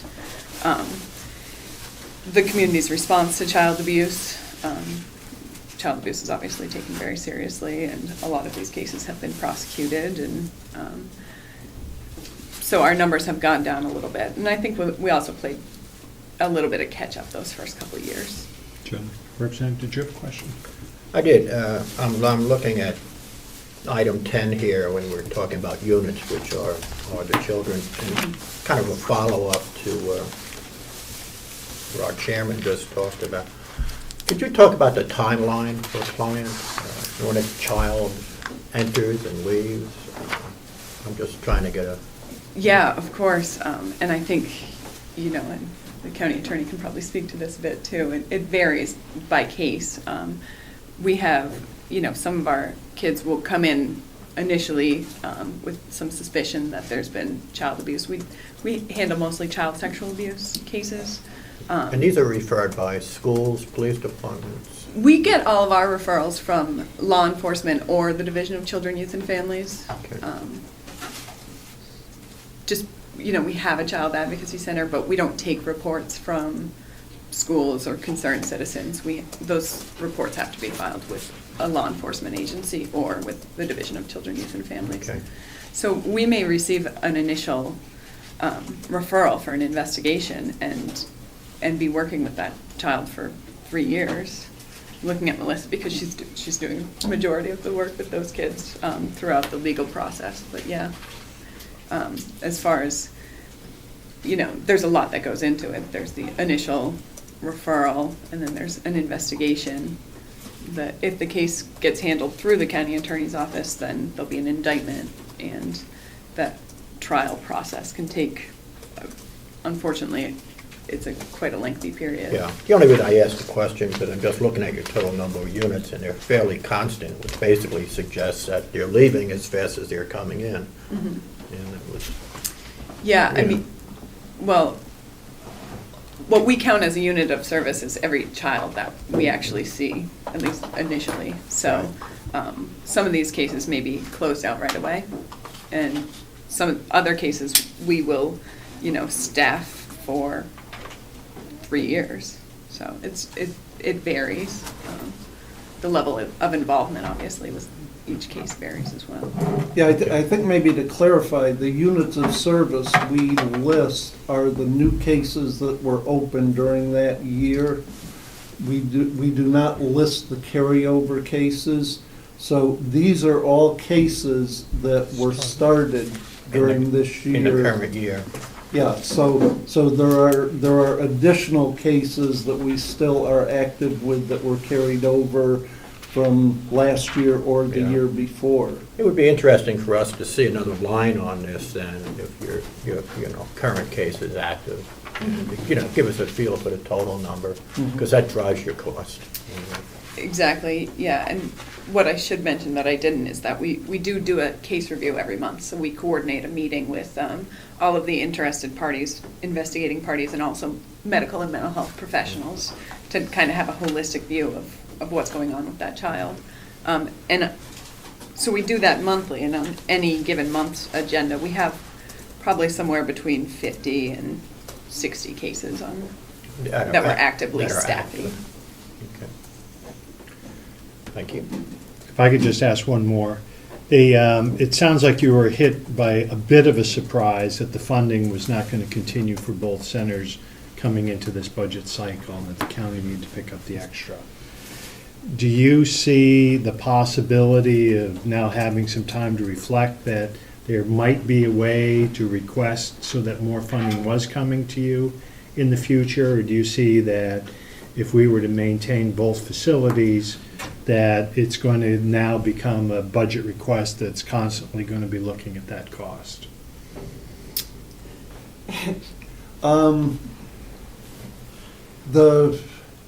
I would love to be able to say that we only need this additional cost for this year.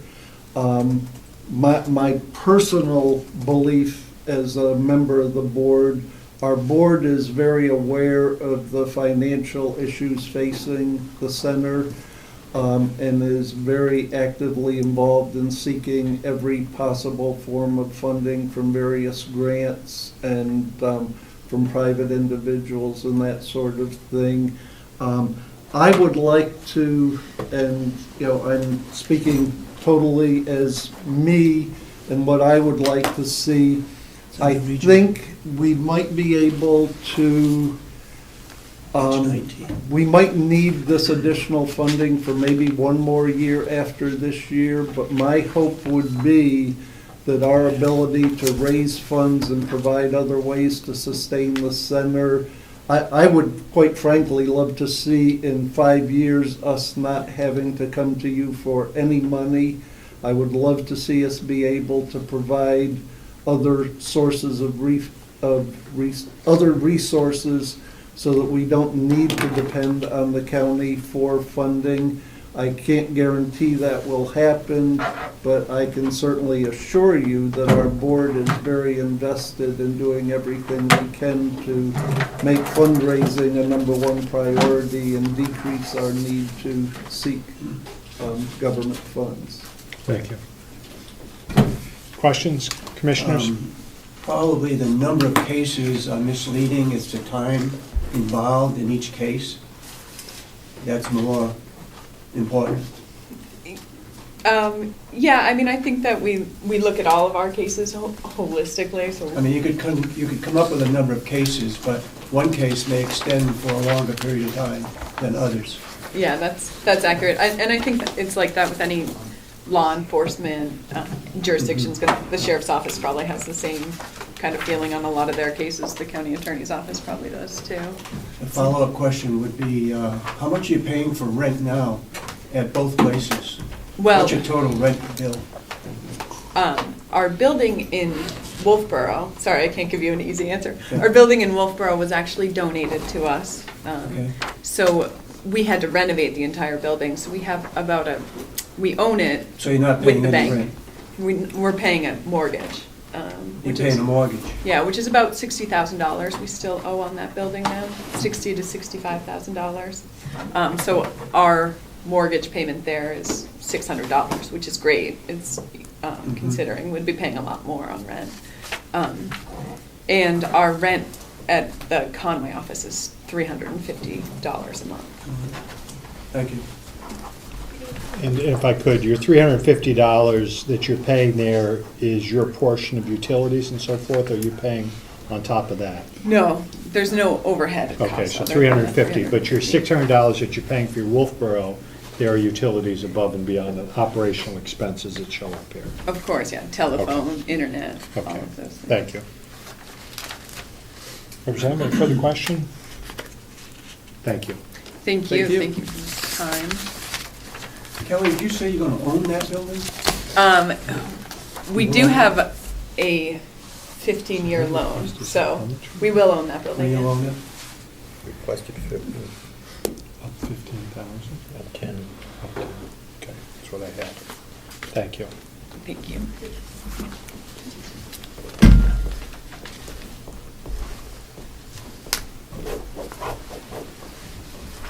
Okay. Where are we at here?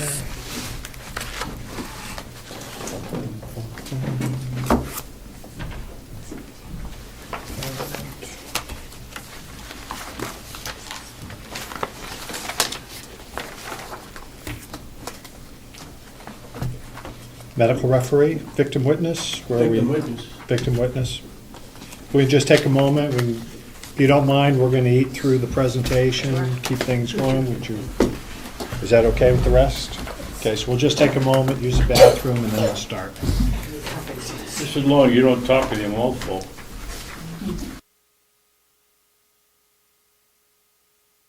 I think I've had enough to get me going. Okay. If you would, just please introduce yourself. Okay, my name's Melissa Smith, and I'm the Victim Witness Program Director in the County Attorney's Office in Carroll County. Welcome, thank you.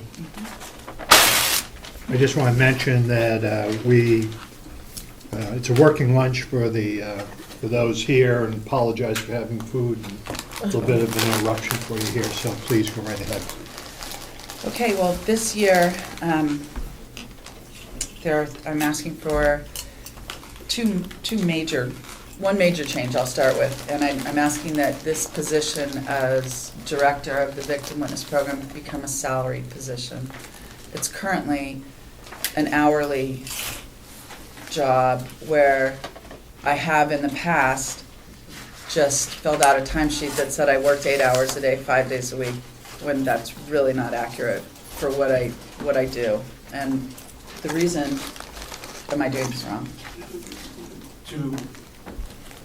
The commissioners voted to put you on as a salary person because of that reason. Oh, okay. I'll skip over that? Yeah. Okay, okay.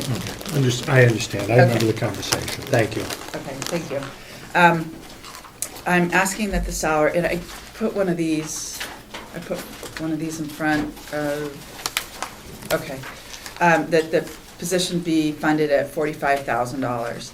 And what I've done is given you a breakdown of the salary from 2006 forward. And then I've also broken out, as the county has shifted the health insurance to the county employee, I wanted you to see the impact that has on, do you want a copy of this? No. Okay. The impact that has on what we're actually bringing home, what that pay is. I'm actually bringing home $200 less a year than I brought home in 2010. And that's, you know, I have a family plan. I have 3 daughters. One of them has a big girl job finally, so they're slowly getting settled. But I just wanted those numbers out there for you guys to see. I've put in a few highlights from 2012. 403 victims, which is the highest it's been since 2006. Were served in 2012. And as legislature changes and as things change, I find myself out in the community a lot, and I love that part of my job. But it requires that component that I'm.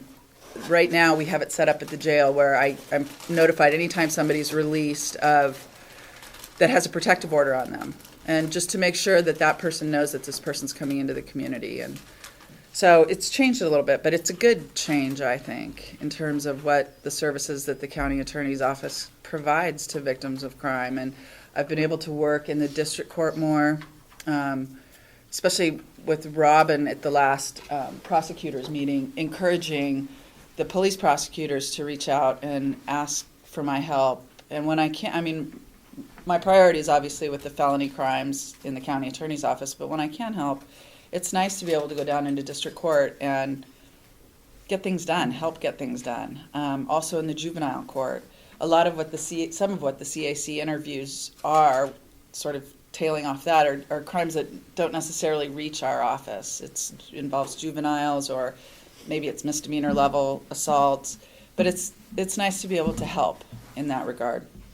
So what I've attached to that is, this was a survey that was done a couple years ago when Robin Reed did that county-wide survey of trying to figure out where our salaries stood in comparison to other counties. And the victim witness director position was left off of that for some reason. I don't think intentionally, but it was. So what Sandy Matheson in the Attorney General's office did was gather these numbers, which sort of reflect people's years of experience, what their title is, and what their salary is. I won't even address the salary issue any further, but all these people are salaried employees. So that's the gist of my presentation. The other piece that I'm going to need a little bit more money in my budget is my telephone. Currently, the phone is 100% funded by the grant that this program receives, and I'm asking for $300 additional dollars. And that's based on what this current budget is. I mean, what I'm spending. The county now pays for the basic plan on my cell phone, not the data plan or not any of the other, and I have a family plan, so they pay $66 a month for me to have a cell phone.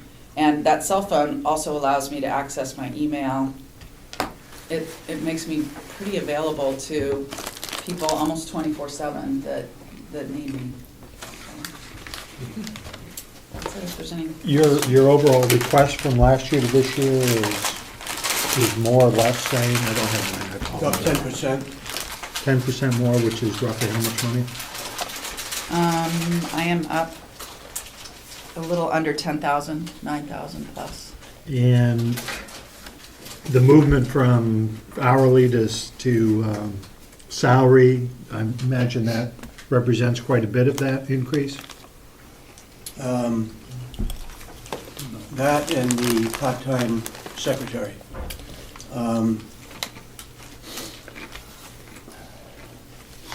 Victim witness individual does a fantastic job, as I mentioned earlier regarding the problem we had with the wood splitters.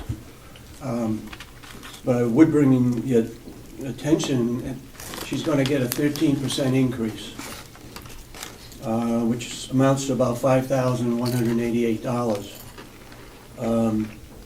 The part-time secretary is going to get a 6.7% increase. Now, we approved of that, but we're also going to look into trouble, or have trouble, with other people because they're only getting 40 cents an hour increase countywide. So victim witness is an exception, and I'm not sure now where the county attorney, assistant county attorneys are, but they were another exception. That other part-time person, I don't know if you adjusted her salary, her hourly wage or not, Robin? Wanda? It wasn't increased. Did you adjust hers down, or No, you no. left it alone? Actually, I don't know what Tom, I can't. It was an increase. I'm We- assuming. Yeah, we So split. in each case, they're part-time, that's 6.7% increase. I just want to bring that to the attention. We approved it, but we are going to have some problems with other staff, I believe, at the county level, because we told everybody they're getting a 40-cent an hour increase. That's what the union got. Right. So this 10% or 9-point-something% increase in the budget from last year to this year was approved by the commissioners? That's right. Okay, and then you're going to have to come to terms with some of these salary adjustments. I mean, I think some of that can be addressed with the fact that I'm responsible for my own budget. I'm responsible for getting a grant, securing a $26,500 grant. As the director of the program, there's more responsibility, I think, than just showing up from 9 to 5 and doing my job. I mean, and that's where I'm hoping that you as the delegation and thankful that the commissioners supported this, because I think it warrants that. Thank you. Any questions? Just a background question, just help me to understand better how what you do meshes with the Child Advocacy Center. When there is a disclosure of sexual assault or physical assault on a child that rises to a felony level, there's always, or generally, there used to be an attorney at every one of these CAC interviews. So when that attorney says to me, there's been a disclosure of a felony level assault, that starts my job. You know, I'm generally reaching out to that family, seeing if there's anything I can do for them immediately, explaining to them what to expect, the length of time to expect, explaining to them a little bit about disclosures and trauma and how that affects the family and how it's twofold, and helping that family begin to heal, to start to recover.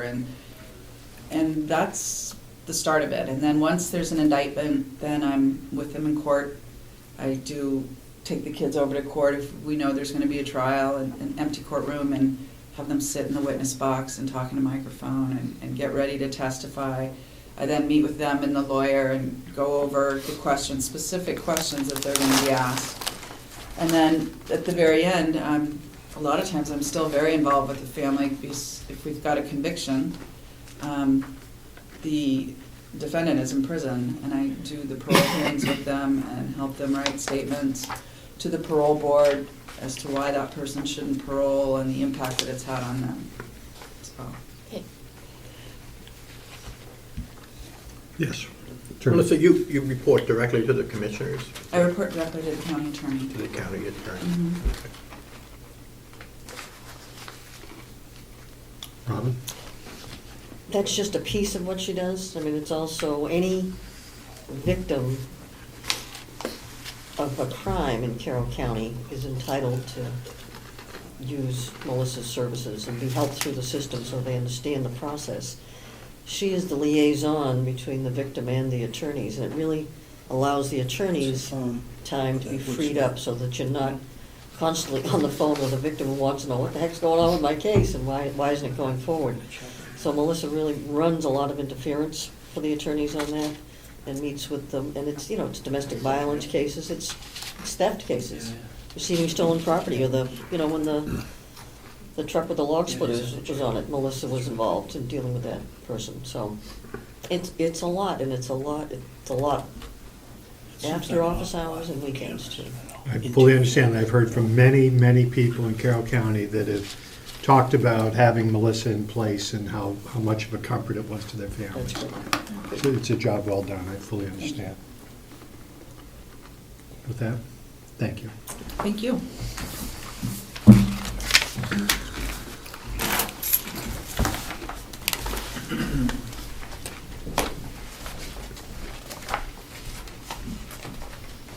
mumble.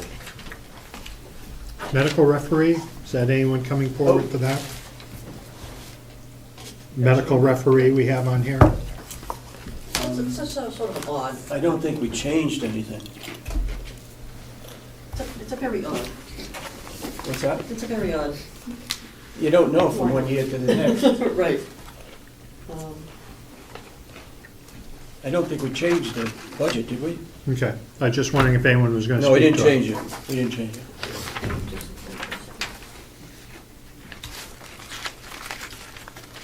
Give us just a minute, Will, we'll move you right into place. Position services went down. Page you get there, Dave? 11? 11. Yeah, that position is really is determined on how many untimely deaths we have in the county. And we get billed, for their travel and pronouncements, which they've managed to. It didn't used to be that way. We used to have to pay for autopsies, but now we're not. And it was really kind of a mess. And now they've come up with, in the last couple of years, they came up with new categories of ways to bill us, pronouncements being one. So they go to the scene and pronounce somebody It was the same as having it was died, last year. and we get a bill. 14,000. Susan, do you have any questions on that? Who's paying for the autopsies now? It comes out of No problem. a different, not the county. The state took it over Yeah, that's right. through the medical examiner's office. Yeah, so. But I get called on every single one of them, so I generally know, but like I said, it just depends on how healthy people are.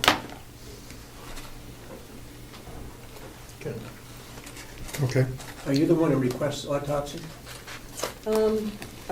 Occasionally, well, if there's been a violent death, clearly, we need an autopsy for trial. So negligent homicide cases and things like that, yeah.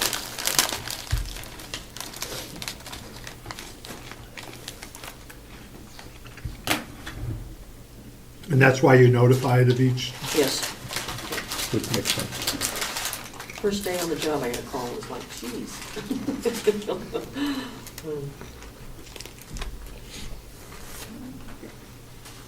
Okay, I think we're all set on that. Great, Thank you.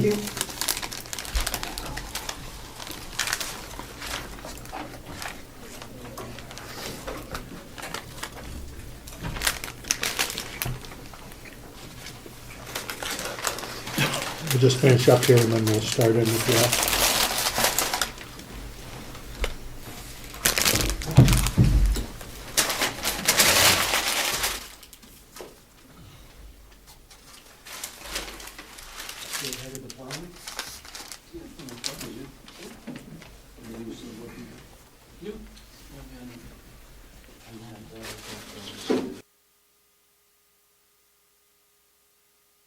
Introduce yourself, please, and then let's move right into your budget. Okay, I'm Will DeWitt. I'm the farm superintendent. I also cover 4 different budgets when I present to the delegation, and the commissioners in charge of 4 different departments. The water department, which feeds the village with about 40 or 50 customers down there, plus the complex. The sewer department, which covers all the complex. Both of those, myself and one of my employees are licensed on through the state. We have to be updated in training for those.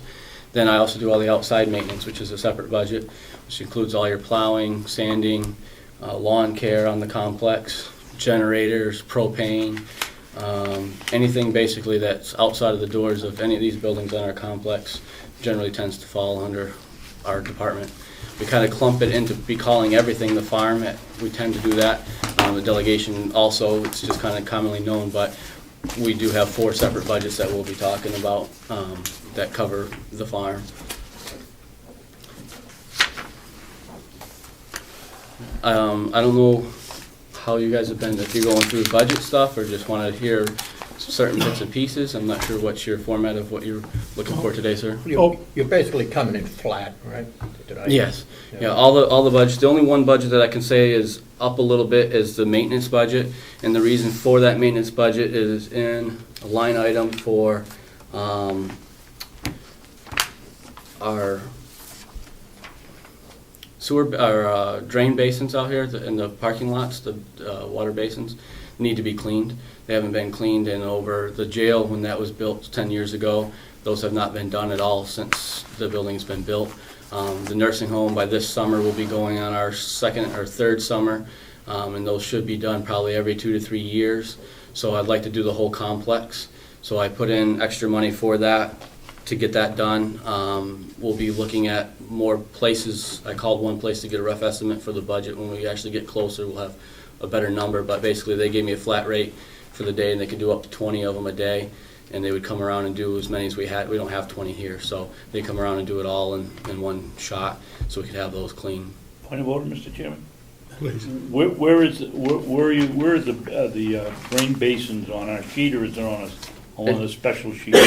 It would be on your budget sheet, Where? and it'll be under, I put it under maintenance and repair, which is the maintenance department, which is 4193, 081, under that line item. Put in an extra 800.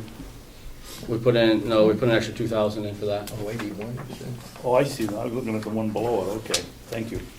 Building repair maintenance.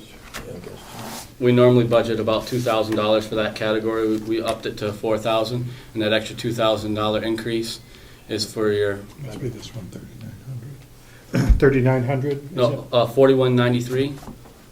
That's not what I'm looking at. Are you sure you're not under the sewer department, or? No, I'm under the outside maintenance, 4193, not 4197. Where am I looking? And you go down to 081, it says maintenance and repair, down towards the bottom. Still don't see it. It's not on the farm, it's on the maintenance. On the maintenance, okay. Now we're talking. I'm not sure what order your guys' things are in there to give you a page wise. Maybe page 20, Yeah, what page are you on, 20? possibly 20. Somewhere on 13, around 13, Representative Schmidt is. How about 14? Yeah, page 14. 13. Yep. 13 and 14. Yes, page 14, yep, that line item. Normally, what, Maintenance and repair, yeah, it's up What is 2,000. it? oh, wait a second, that's not the same, No? what is it? It's not the same numbers, I don't know. It is the same, it is a spot. I don't know what copy you It's have. up 2,000. Oh, okay, yeah, I'm looking at the wrong. Yes, so you're right. Yep, I normally budget 2,000 for that, and we increased it an additional 2,000 to cover that cost of the basins.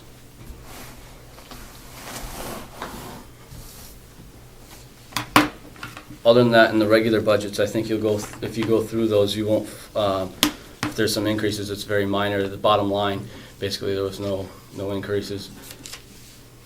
And some of them have had When you decreases. say clean, they're basically mucking them out, is that it? Yeah, they bring in like Town-o-Ossipee does it every year. They did the one right next to the jail, but they don't do the jail. Yeah. But they come in with a big vacuum sucking type truck, Yeah. and they suck all the sand out, so that way, because the sand's getting to the level where the water's supposed to flow out, and then we'll have problems in our pipes. We did have problems with this one in this parking lot. We had to, 2 or 3 years ago, we had to tear it up because it got so much sand in there, the water froze and it busted the pipe. It created a sinkhole in the concrete, or the asphalt. So it's a maintenance thing that should be done, and it's been put off for a long time. Yeah. So other than that, that's basically it. On the first handout I gave you folks, it said new equipment line item explanations. The first one had the compressor. For the sewer department, there's $1,500. There's a vault out back that the Gorman Rupp sends the water out to that vault, and in that vault we have the 10 different chambers with the different sewer systems, or the sewer fields basically, and there's a compressor in there, and that keeps the valves closed with air pressure, and then when it kicks on, one of them will shut off, and it sends and it rotates every time that the Gorman Rupp current turns on. It rotates which field it's going to go into, but you have to have the compressor going out there. We've had several problems with the compressor. We've fixed it, but now we got a hole in the actual tank because that vault is very moisture down there. It's a rough environment for any equipment down there. And now after 10 years, the thing's been down there 10 years, at times it runs constantly. It's got a hole in the tank, so we need to replace the whole thing. That should be enough to replace the tank.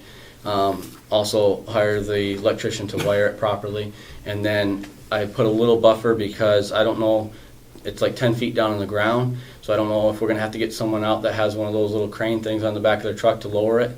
We may have to, we don't have one of those, we may have to pay for that, unless we figure something else out, but I want to have a little buffer there in case we needed that. And that's why that money is there.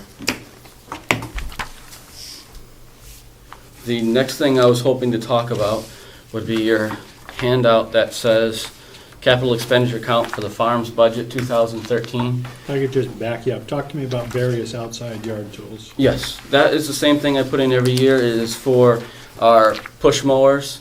On this complex, there's a lot of areas where our riding lawnmower can't go, and we use push mowers through the inmates. It covers your rakes and your brooms. This year I also put in a little extra money to get we discovered this summer, it was our first summer doing the lawn care with this new nursing home, and if you don't notice, there's miles of sidewalk out there, and even if you're throwing the grass the opposite of the sidewalk, it still gets grass clippings on the sidewalk, and we spent way too much time, and it doesn't get it very clean if you're doing a broom, so we would like one of those backpack blowers to blow it off so it's not being tracked in for the maintenance department inside to have to deal with also. Okay. So that's basically what that category of various covers.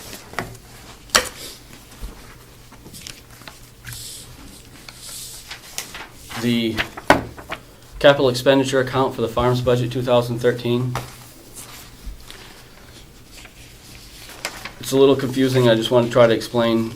Basically, we're looking to get, the farm's been looking for a couple of years now to get a new wood processor for the farm. The wood processor that we have, I think, is more of a, it's done a good job, but it's 10 years old, it's wearing out, parts are coming apart on it. This fall, when we went to go use it, we had a problem. I had to call in the part, had to call somebody in Canada who, there's only 2 people in the whole shop that speak English, and it took 6 weeks to get a part in to get this thing back up and going. So I'm looking at, I would like an American-made processor. This particular one that I've put in for the budget is a Timberwolf. It's made right in Rutland, Vermont. We have already currently at least 2 to 3 vendors that we do business with here in the Ossipee area that sell and or can get the parts for them. So it's a lot easier for us to get parts in. The grand total of what I'm asking basically is $65,000. Last year, the delegation decided to put $9,500 to aside to carry over to go towards this machine. So we already have $9,500. And so in the black, what I originally did to the commissioners, and I said $45,000 for this thing and then $10,000 in the farm budget, but the commissioners advised me that they wanted to move the $10,000 out of the farm budget and just have it all in one budget. So that's what you see in the red. That's what I believe is what the commissioners went with. So you subtract the $9,500 from the $65,000, it comes out with the $55,500. I realize it is a big investment for the county for a piece of equipment, but something I'd also want to explain along with it is the business of which we do with wood. Currently this year, we made $40,030 off of our wood program. Now, that's gross, so if you take away the fact that we purchased some wood, was $14,500 that we purchased worth of wood. Excuse me, Will. Do we have that? Do we have these figures you're talking about? I don't have, I figured there would be some that would be coming. Okay, that's all right. Go, start again for me. So $40,000 basically is what we made gross this year. Take away the fact that we bought $14,500 worth of wood, and our wood program brought us in $25,500 if my math is correct. What are your other expenses in there? So, I mean, you're going to have your labor, you're going to have your oil, gas, chains for your chainsaws and such. Those to me are small. They're relevant, but they're small. So, and then your labor, the other thing I gave you is your breakdown. It says new processor versus old processor, one of the handouts I gave you. And this is, I just went through this with the commissioners a few weeks ago. And if you take our old processor, what we're currently doing, about 5 cords a day can be processed. And this is just the processing part. I'll explain what we do out there. If at any point that you folks would love to come out for a visit, I'd more than like to take you around and show you. But we get log linked in, whether it comes off of our property or we buy it. And these are about 24 foot long, somewhere 22, 24 foot long. We go out and cut it up into 4 foot pieces, which entailed to do that is a staff member's running a chainsaw, 2 to 3 inmates. One's going to have a marking stick and the other ones are going to move it out of the way so it's all safe that we're doing. Once you got a 4 foot pile, then the processor comes in. Inmates take it from the 4 foot, put it up on the processor. There's a staff member running the processor. And it's going to take it through, cut it at 16 inches. It's going to drop down into a splitter, splits it, goes up on a conveyor, and ends up in the truck. Then we take the truck over, we dump the truck, and the inmates stack the wood up out on pallets so it can dry for the customers for the following year. This doesn't take into effect of all the stacking and all that. This is only the processing part, getting it from the log length off of the semi-truck to cut and split pieces of wood. On an average day, we can do about 5 cords a day. That's requiring 2 staff members, one to cut at 4 foot, one to run the processor, and a minimum of 4 inmates. Usually we do 5, but I try to stay with a minimum on this. $30 an hour I put to give it a figure. Currently the commissioners, if the way the farm works here is we pay for the salaries of the employees out of the farm budget, but if I come over and mow the lawn for the nursing home or I come over here and plow for the administration building, there's an hourly figure that goes into that, and then it's revenue that goes back to the farm. So it's not real money, but it's just a figure to justify our jobs, basically, I guess, and whatnot. So the figure we use for that is $30 an hour. So I thought it would be fair to keep everything the same to use $30 an hour out there also. So if you got 2 staff members, that's $60 an hour times about 6 hours a day. That's $360. Divide that by the 5 cords a day. You're looking at $72 per cord for 2 staff members with the old processor. Can I interrupt you just for a minute? I'm just trying to visualize this new processor. Now, what does this new processor do that the old processor doesn't do in terms of this type of efficiency? Yep. I just trying to visualize Yep. it. The old processor, what's going to happen is the same semi-truck's going to come in and drop the log length wood, Yeah. 24 foot. One guy is going to be able to jump in the tractor, pick it all up with the tractor, 24 foot lengths, set it on the processor. Then he's going to get out of the tractor, and he's going to go over and he's going to run levers, basically, that's going to make that 24 This new foot. processor can accommodate a number of 20-foot plus logs, and they're... Oh, yeah. They're just, okay. Yep. So it's going to take going from 2 staff members down to 1 staff member to do this job. And it's going to decrease the amount of inmates that need to be used in the processing part of the job. And it's going to, when you get away from using chainsaws, I mean, you have liability that something could happen to staff members, even though we have all our protective gear on. Yeah. This is a machine, so you're not running a chainsaw all day, you're actually running a machine versus the chainsaws.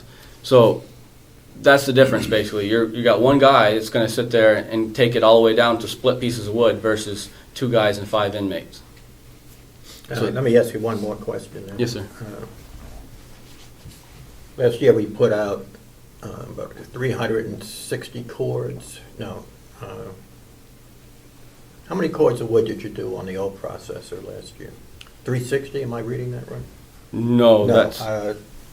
cost per cord was That's the 360 cost. by 5. So how many cords then on the... Last year, we were right around a little over 100, give or take a little over 100 cords a year that we do.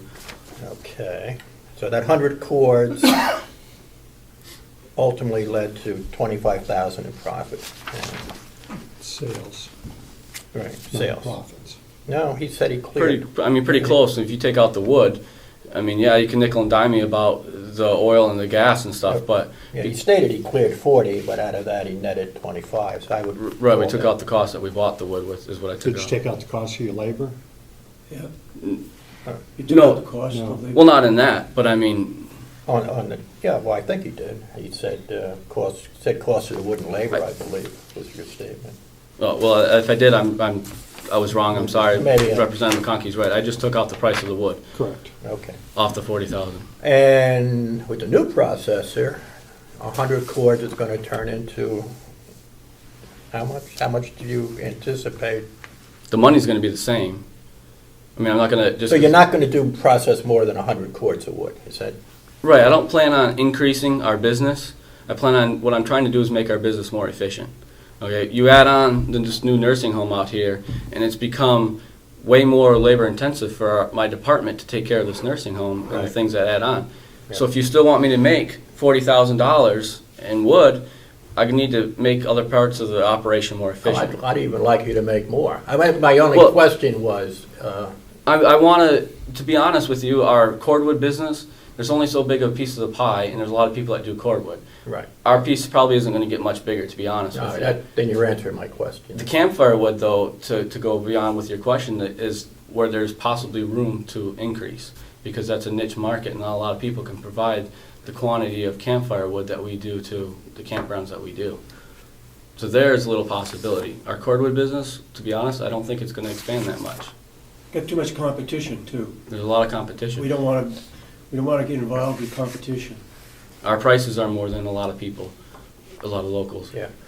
No, usually from a capital investment perspective, if you're, you calculate the payback on the investment, and Yes, sir, I totally. typically if it's 5 years or less, it's pat yourself on the back and go purchase it. And I agree with you, and what I'm presenting to you is about a 2.5-year payback, Yeah. 2 to 3 year payback.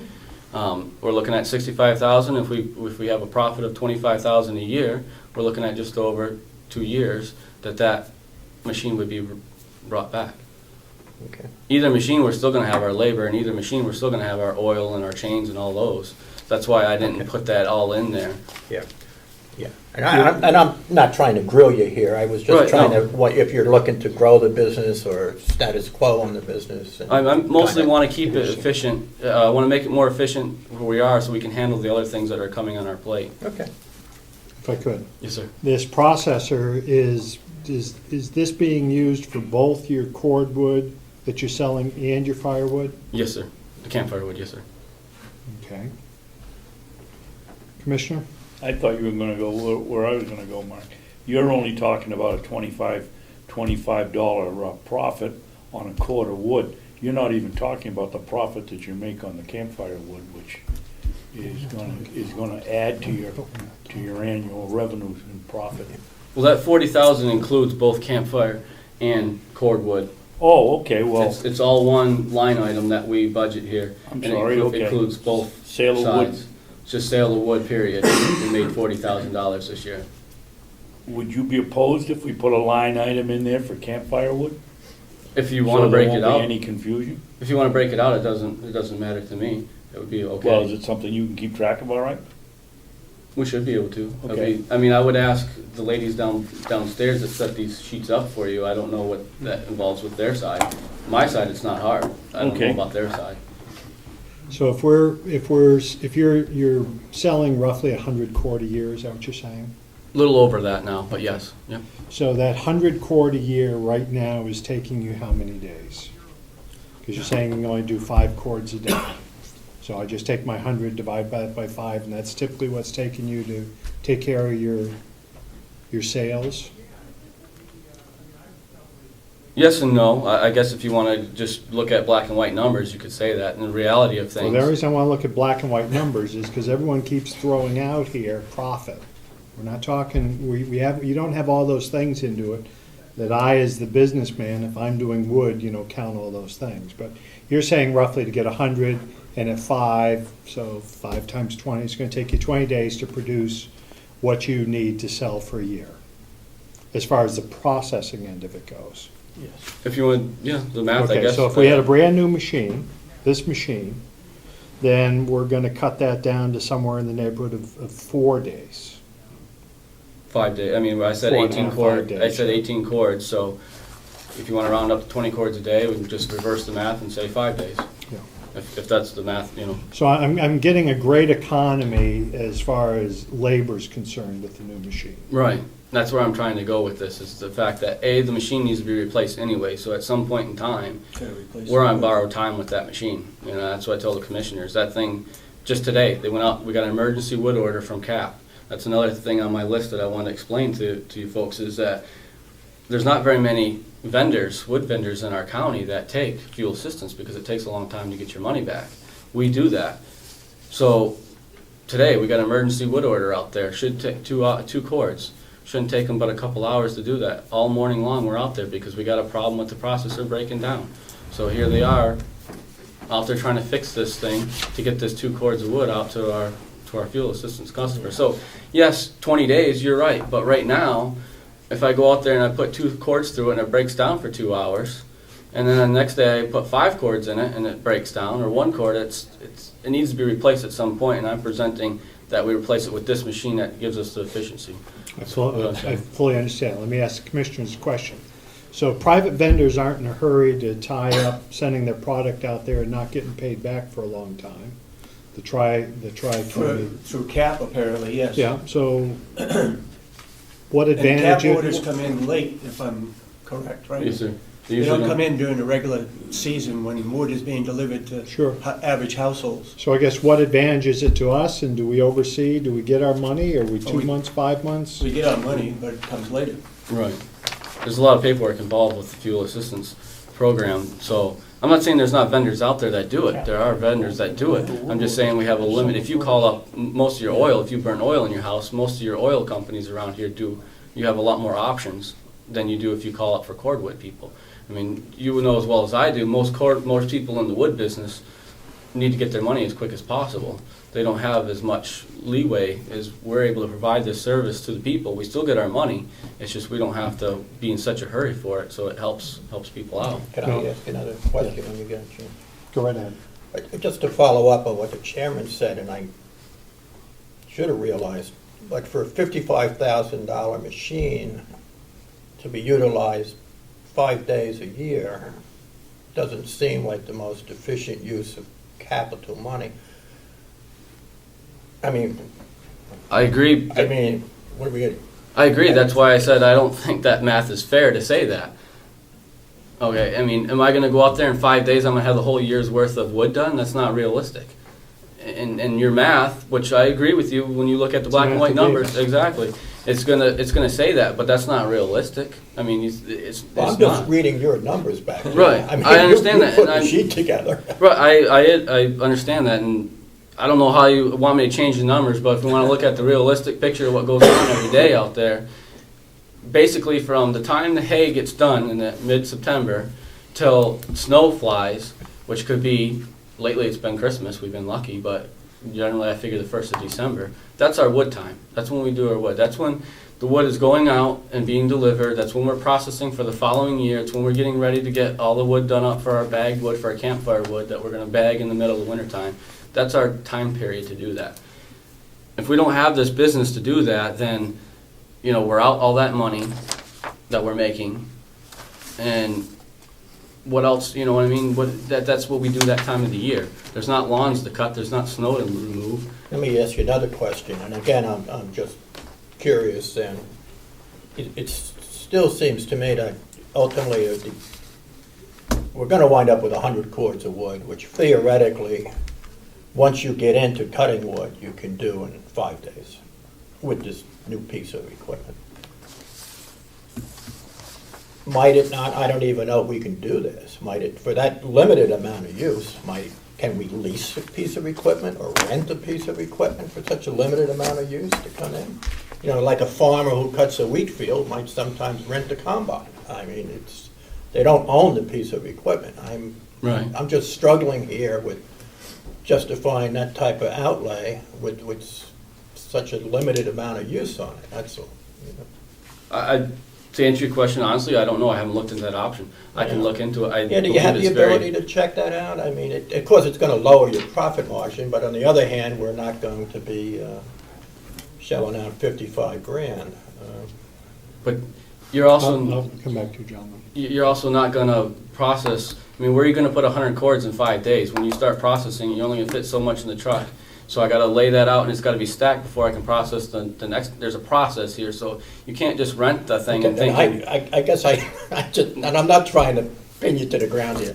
Then I think we need more information. I guess my question is, I'm hung up on your own statement here of what you can process, and now what you're telling me is you don't have the ability to process that within 5 days because you can't store it. Right. So what I really would need to know then is how much time do you actually need? That's all. With this machine, I need from the end of September to the 1st of December Yeah. time period. That's why I asked for this machine, to be able to get what I think is reasonable done in that amount of time. Yeah. There are machines that are bigger and cost more, but I don't think they're justifiable for the No, amount no, of no, work and we do. again, I'm just trying to get a picture in my mind as how long it's gonna take you to process 100 cords of wood, that's all. Right. And now you're telling me it's gonna be 2 or 3 months, that's fine. That's If all. you know, if you got the employee going out and he processes up 2 or 3 cords of wood and he goes out and delivers it, if he's delivering halfway across the county, it could take him a whole day to do 2 deliveries. I don't doubt you for a minute, I'm Right. I'm just saying that, I'm trying to get justify away why I'm with- saying you can't do it in 5 days, is Right. what I'm trying to justify to you. Okay, I'm just, Right. you know, I'm So, reading your to- words here, that's To all. clarify, I think what you're saying is that while it takes 5 hours of days of running the processor, you don't run it all day. Continuously. You run it a couple of hours each day, so it's spread out. Yes, ma'am. And then the other thing is that, while it seems like a huge amount of money to put into something that's only gonna be working for 5 day or whatever number of hours that is, if we don't continue with processing wood, we're gonna have to come up with another $25,000 in revenue somewhere to make up for what we will not get from the wood processing. Yes. That's correct? I would say that's a fair statement, yeah. Okay. Also, I forgot where I was going now, I'm sorry. That's what I was gonna say. 25,000, we get back to the whole business thing of, I agree with you with the 5 years, sir, on a payback. Okay, I'm presenting you, we wanna go with black and white numbers here, I'm presenting you numbers that say in 2.5 to 3 years, that machine's gonna be paid for, and more than likely, that machine's gonna last 10, 15 years at least. So that's the rest of those years that we're gonna be making that money without have paid on that machine. Well, okay. But if I could, and then I'll come back to the commissioners. In your scenario here, you're talking about 5 cords a day and these costs, and on your first scenario where you talked about making $25,000 a day. Not $25,000. $25,000 as a profit source. Yes, sir. For processed wood, and that's firewood, and that's cordwood. But in that scenario, you don't have labor figured in. So there's a cost. So when you tell me we make $25,000, there's other things we could be doing that labor could be providing service for here on the farm, here on the county. So you're not really making $25,000, because we know that there's a certain percentage that's going for maintenance of your equipment. We know there's a certain amount of gasoline. We know there's a certain amount of oil. We know there's always something that you need before you start your day. On top of that, we've got a labor cost. So my question is, could you really figure out how much we're really making on that? And then on top of that, we've got this expensive machine we're talking about, this processor.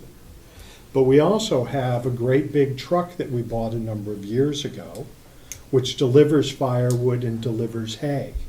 So it's not just this one machine that we're doing.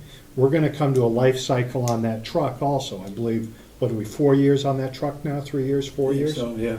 So that's got a useful life of X number of dollars, and there should be a cost associated, is your delivery of that product paying for that truck?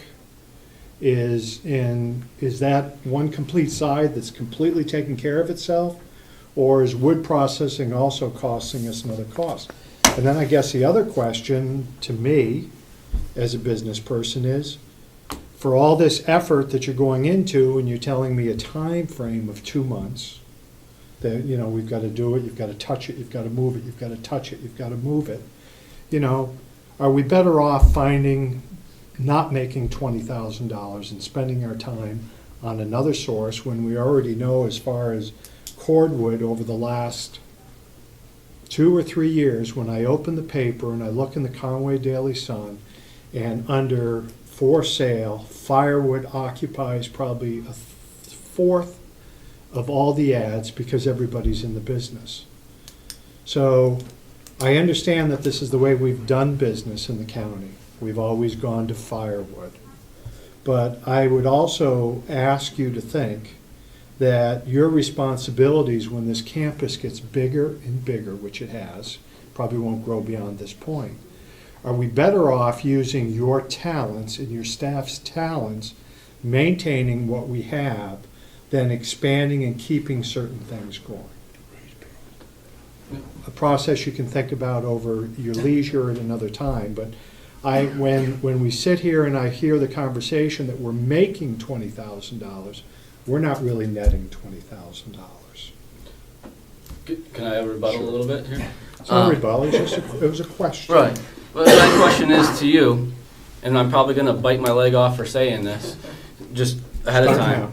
But, okay, certain things that we do around here, I need a minimum of 3 people when it comes to a snowstorm around here.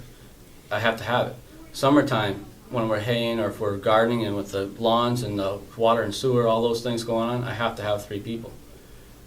From September to, mid-September to December, when I told you, there's no lawns to mow, there's no snow to plow. Okay, yeah, could I find some busy work for my employees to do? I could. But if I have a machine like this and in that amount of time, and I can take them and put them to make that money, yes, it's not very much money in the grand scheme of $27 million here, or whatever we're talking about on the county level, but at least we're taking them and we're making them productive and they're doing something to help offset our taxes as people. I could have them out here twiddling around trying to pick up leaves that are going to blow right by the next day to keep them busy. But I have a business here that I think that, yes, I agree with you, the market's flooded out there, and out of that 100, 120 cords we do, I would say 60 to 80, probably 65, 70 cords of it is our campfire wood, which is a niche, and a lot of people don't have that. And also, doing this wood and doing that campfire wood is we're pulling inmates out of our jail to keep them busy, to give them something to do. So in that amount of time, they could be chasing leaves around here for us, or we could have them out doing something productive that's helping, it's teaching them maybe a little skill. There might be people that debate on how much they're actually learning, but it's getting them out of their cells and putting them to work to do things out here. And then we still get, yeah, it's a tiny bit of profit, but we're still getting something in that amount of time to do. So that's part of my argument towards, yeah, I can add all those things in with the truck and the this and the that, but at the same time, I know the taxpayers I've talked to like seeing that the inmates come out of the jail and work around here. And if we can make a little bit of money doing it, or even if we cut even on our expenses in doing it, we're getting them out to work. That's, to me, it's a big part of our job and our responsibility as the county is to put those folks to work. So that's part of my discussion that I'll come back. I mean, sure, I can research all this down to every last drop of oil we put in. I'm going to spend a lot of time doing this. And that's why I've cut out a lot of those things and tried to simplify it. Maybe I simplified it too much to not give you folks enough detail. And I'm sorry if I did that. But Well, those are the please, things. I know we have a rub here. Let me just get down to it. When we ask for all those points and finding, your machine runs on X number of gallons of fuel per day, per hour when it's running. That's an easy number. I looked at the stats. Stat tells me that that's what it is. So those aren't hard numbers. Number 2, I've heard for years, we all talk about, boy, wouldn't it be wonderful to get the inmates out? And I also hear when I speak to the jail, the superintendent, that list is not jumping up off their beds every day saying, thank goodness I can work today and I want to go. I hear that workforce on a daily basis, whether it's to go pick blueberries or do anything else, can be an up and down number.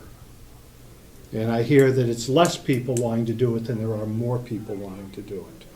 Second thing is, in the fall season, that's the time that the truck gets painted. That's the time you do the extra greasing. That's the things that we start looking around our buildings and taking care of maintenance issues, proactive instead of catch up. So I don't suggest that your competent staff, which they are, is going to go out there wrestling leaves. And I'm not telling you that you have to change one bit of service that you're doing now because of something I'm thinking or others. But what I'm saying is that I believe that when we speak of you as the department head, I see you holding two hats. One is maintenance and one is farm. And I see that we have a campus that has grown tremendously, and I see our needs over the years are going to become much heavier for what we need to maintain what we have, to stay ahead of it. So for instance, when we speak about we haven't gotten to our storm drains in 4 years and 5 years. Well, I can certainly think that if you had an extra few days, you could start looking at activities that down the road will save us, so that, I know it wasn't under your watch that this thing froze down here, but you have a tremendous responsibility. I know when I look at my yard at the end of every winter, we always say, well, we're going to take care of that next winter. And we're always just a little too busy to ever do it, to maintain things. I'm just saying that there might be some functions out there that if we shift from a farm position to a maintenance position, they'll do us better in the long run. And so all I'm asking, I'm not trying to nitpick you at all here, but I'm asking you to take a look and apply some of these numbers that you have here over to when you told me you're going to make $20,000 on wood, and just show me where that number really comes to. And then the request of whether or not that machinery could be brought in as a combine at another time if it makes sense or doesn't make sense.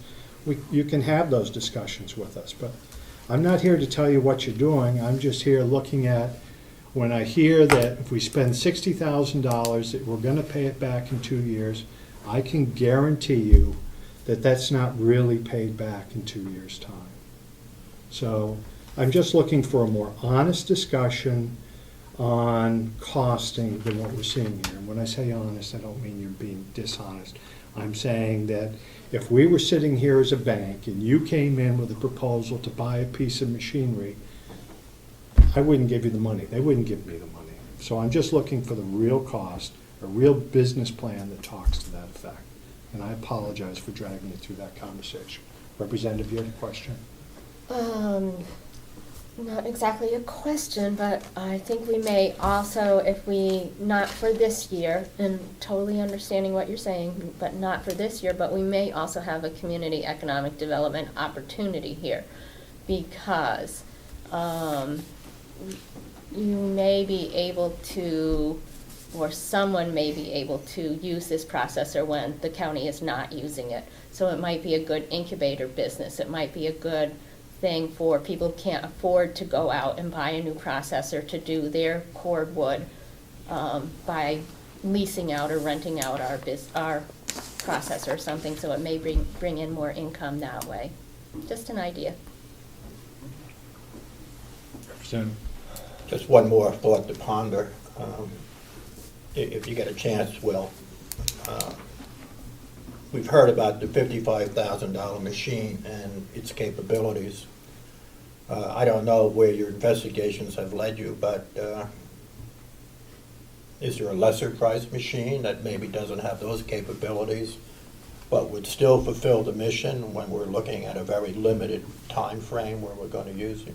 Right. Yeah. And if there is, I think we'd like to hear about those too, and what they do and can't do. There is other options. There's other models, particularly made by Timberwolf over in Rutland, that we could look at that are not as efficient, but they're a little bit less money. But also, got to remember that the commissioners are asking me in October to give a number that's going to drag out till the end of March before there's going to be a decision. You're misinterpreting us. We are not being critical of you. We are absolutely not. I understand what a tough job you have to do. There isn't a person in this whole delegation that doesn't appreciate the job you do. On the other hand, what we're looking at here is protecting the taxpayer money. Oh. But I hope you don't take what we're saying as a criticism, because it's not meant as a criticism. It's just some questions that we'd like to hear back from you. Right. I don't. I understand, sir. It just becomes frustrating for me at times when you got 18 people asking you questions of where you can go with this to that, this and that, and it's like, give me a direction. What do you want me to look for to research for you? These numbers that Representative McConkey, I can go and look for those numbers. That's not hard. It just gets confusing. At some point, I have to make a decision and say, this is the model we want to go with. No, So I can agree. research But it for the you only folks. point I was making here is based on what we just heard over the last half an hour. Was you'd like the machine that can pump out 100 cords of wood. And my only issue to you is, do we have alternatives to the $55,000 machine that will do the same thing at a lesser cost? It's basically where I'm coming from. If it means maybe a little more labor, maybe so. But I would ask you to explore that. Yes, sir. No problem. And I'll come back to your machine. Do you have a machine right now that'll grab a 20-foot log length and drop it in there? No, sir. So The how- machine doesn't take that size. Also, along with while we're talking about size, is this machine, this new machine I'm looking for is around 22 to 24 inch diameter logs. Right now, I can only handle 10 to 12 inch logs, diameter logs. A, because the inmates have to pick them up at 4 foot, or whoever's picking them up, and B, because that's all the machine will fit, which restricts me to where I can purchase my wood and how much wood I can purchase. Or if we have wood cuts done on our property, I can only keep certain types of wood that will fit through the machine versus a lot larger wood that would come off of our property that could go through the new machine also. But what I'm saying is, one of your greater efficiencies that you've talked about here is that when the load of wood is delivered, you have to cut it into 4-foot lengths to put into your present processor. Yes, sir. And if I understand correctly, this new machine, if you were to have it, you could grab a 20-foot length and drop it in, and it'll automatically saw where it is. Yes, sir. My question is there a crane on this to pick that up, to bring this in, or do you have a machine on site right now that can handle the weight and length and mass of a 20-foot to drop in there? I do have that on site. Our backhoe has that, and we're set up with forks to be able to do exactly what you're talking And about. that's in good working order? Yes, yes, sir. Okay, thank you. Commissioner? Thank you, Mr. Chairman. Will, I think you did an excellent job in your presentation. How long have we had that green truck? The green truck that's a 1980 that the 1980? The 1980 that we bought brand new. And we put it really out of service 2 or 3 years ago? For road service about 4 years ago when Representative McConkey said. So we've had that green truck for 25 years at least? Longer than that, Longer than because it's that. older than me, so. That would be 33 years now. 33 years, all right, I'm glad you corrected me All on right. that. It's better than I thought. But that's a pickup truck. That's No, not- it's No, a it's the dump delivery truck. the That's dump what truck. was used before for hay and wood delivery. Okay. The other point I want to make is that this one that we purchased was really a little bit better than a homeowner type machine. We paid $18,000 for it, and that $18,000 came off a logging operation that we had here on the complex. So we didn't increase our budget any. We took it off a logging operation. The one he's looking at is commercial. It's more heavy duty, it's going to last longer. If we use it less per year, it's going to last even longer. And the third item is that there's so many people into cordwood for homeowner fireplaces and so forth that I think, are tending to get a little less than that. So we're not in competition with those people, but getting more into campfire wood, which is helping us and helping the state parks as well. So those are just 3 comments that I would have. The campfire wood will keep inmates busy during the wintertime when it's slow, except for shoveling sidewalks or salting. So it's an extra job. And I just passed a note over to Commissioner Babson that inmates are not free. They cost us money, probably $100 a day. I'm not sure what the exact figure is now, but they're not free. And somehow or other, we like to make up some of that cost, and here we are making some money through the firewood. If I could follow up.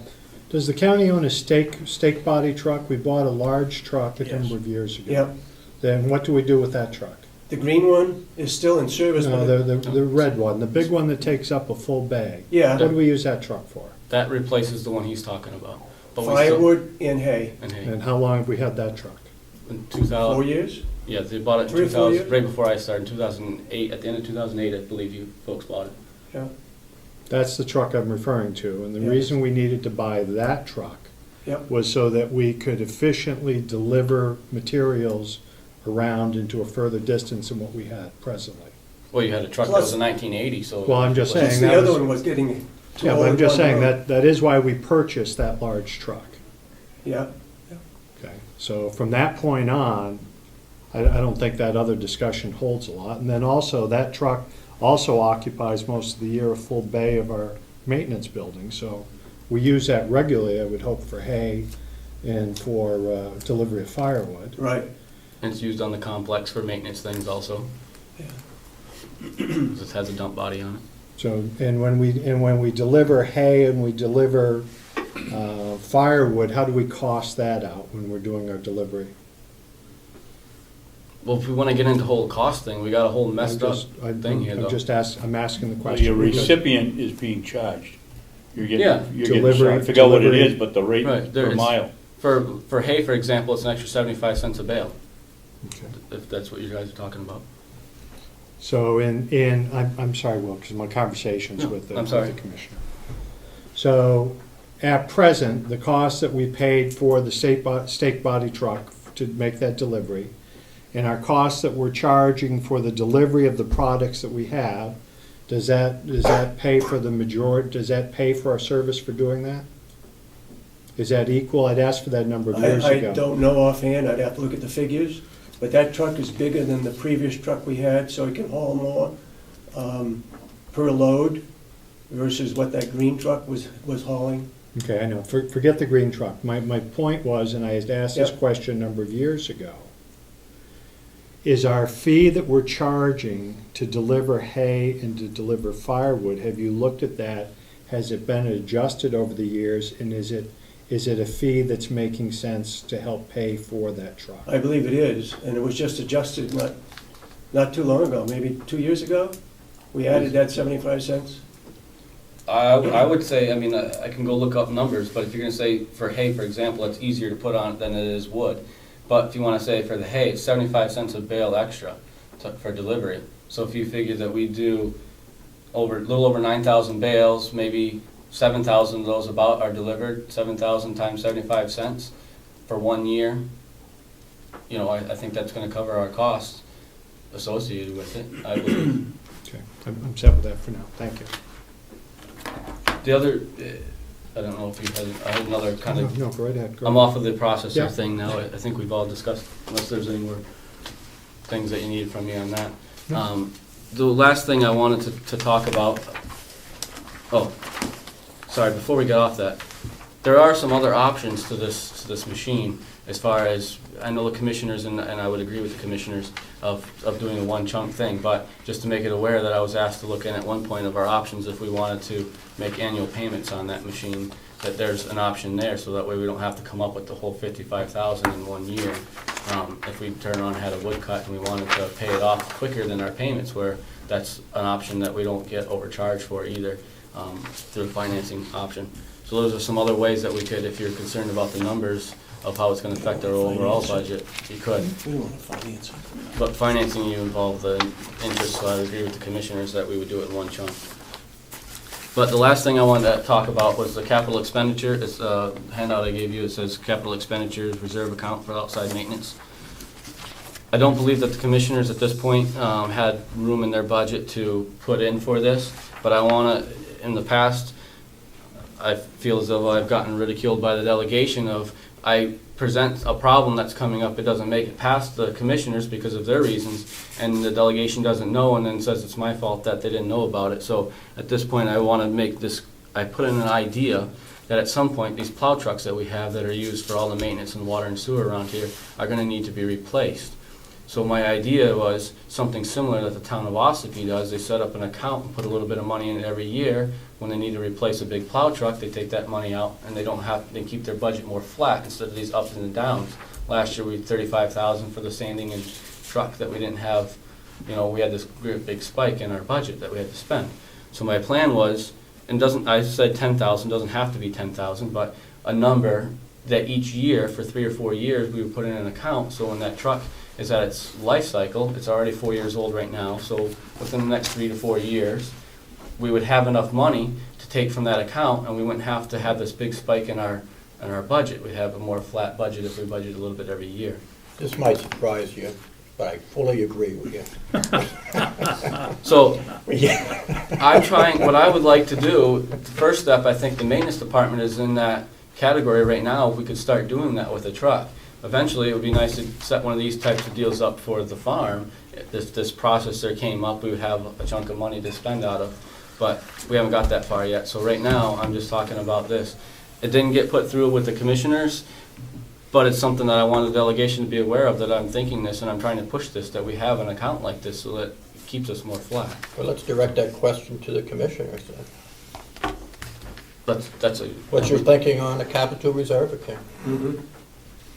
Don't ask me, because I wasn't here, but I would definitely support it. Or why wouldn't you do it, I guess would be. Yeah.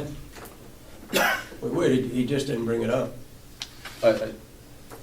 See, it's I still did, your but- fault, Will. I did, but. Just coming from a different direction. Question? It's a fine idea. Yes, Representative. Does the county have a capital improvement plan? So in other words, so this year we buy a truck, next year we buy something else big for some other department, the next year we buy. So in other words, each department doesn't have to save a little bit every year, but we have a plan for the big things? Commissioner? Yes, we are gonna work on that. We're gonna put together a plan for the whole complex. Okay, Out 5 years, maybe 10 years. okay, Um, great. Yeah. Thank you. Any other questions? No, thank you. Representative? Just to follow up on that, I mean, you have a plan, but in conjunction with that plan, are you going to establish the capital reserve account? Right, right, You're good. yeah. Yeah, okay. Commissioner? You three folks are gonna be the one making the decision on a capital reserve fund. Personally, I see a difference between what Will is asking for and a long-range maintenance or projection of what's gonna happen 5 years or 10 years.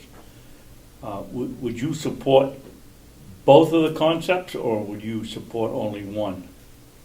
Well, you want to go first? No, go right ahead. I don't think it's before us at this No, point. I don't think it's before us either, because you guys need to propose the capital reserve account. It's not for us to do.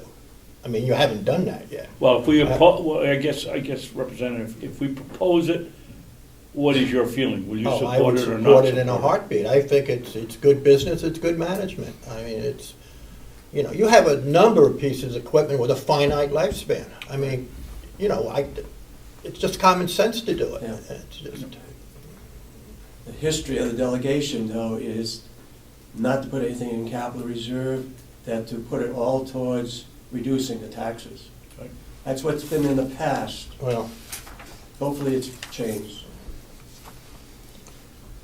I think a well-designed, thought-out capital reserve plan based on the lifespan of present equipment is very effective in safeguarding taxpayer dollars. So I don't know what else, Agreed. my opinion. Commissioner? Thank you, Mr. Chairman. What I originally was attending in my question, Representative Schmidt, we have a request here for a long-term planning of Carroll County government. I see that completely different than a capital reserve fund that you're putting money aside for a truck or a backhoe or a dumpster or whatever it might be. Do you people support having it all come under one long-range planning, or do you support breaking it out for specific purposes? I would think you'll learn and I'm just talking off the top of my head, but I would think that once you get into your plan and then you get into your long-term capital requirements, they're joined at the hip, so to speak.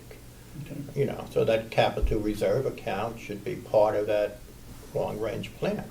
As an example, if this red truck, you're 4 years into it and you figure it's gonna be a piece of junk in 10 years, it's gonna cost you X amount of dollars, that should be part of your long-term capital plan. And with that, we should be establishing a capital reserve account. I don't know why you wouldn't want to do that. It's not like last year when, who parked that piece of junk truck outside to get our attention? I mean, that's just crazy. It's a crazy way to do business. That makes no sense at all. Problem is, not too many delegation members go around and look at the farm and the type of equipment that they have to work with. In the past, I'm not saying that that's true for the future, but Well, I certainly can't talk for 15 members of the delegation, but I would think that the majority would be receptive to a well-thought-out plan that's protective of, A, the people who need the equipment, and B, the taxpayers. Yeah. I mean, I agree. I would, if I could just add to the conversation, I don't think that the commissioners should stymie their ingenuity on what's best for the county. I'll go back to another example that I'd heard previously, was on the decision on whether we heat one building with wood or biomass products, or whether we do the entire campus. And I had heard back, whether it be true or not, that the delegation would never look at several $1 million more for a process that would have heated more. It wouldn't be something that'd ever be considered. I think the commissioners need to come up with this long range, what makes sense.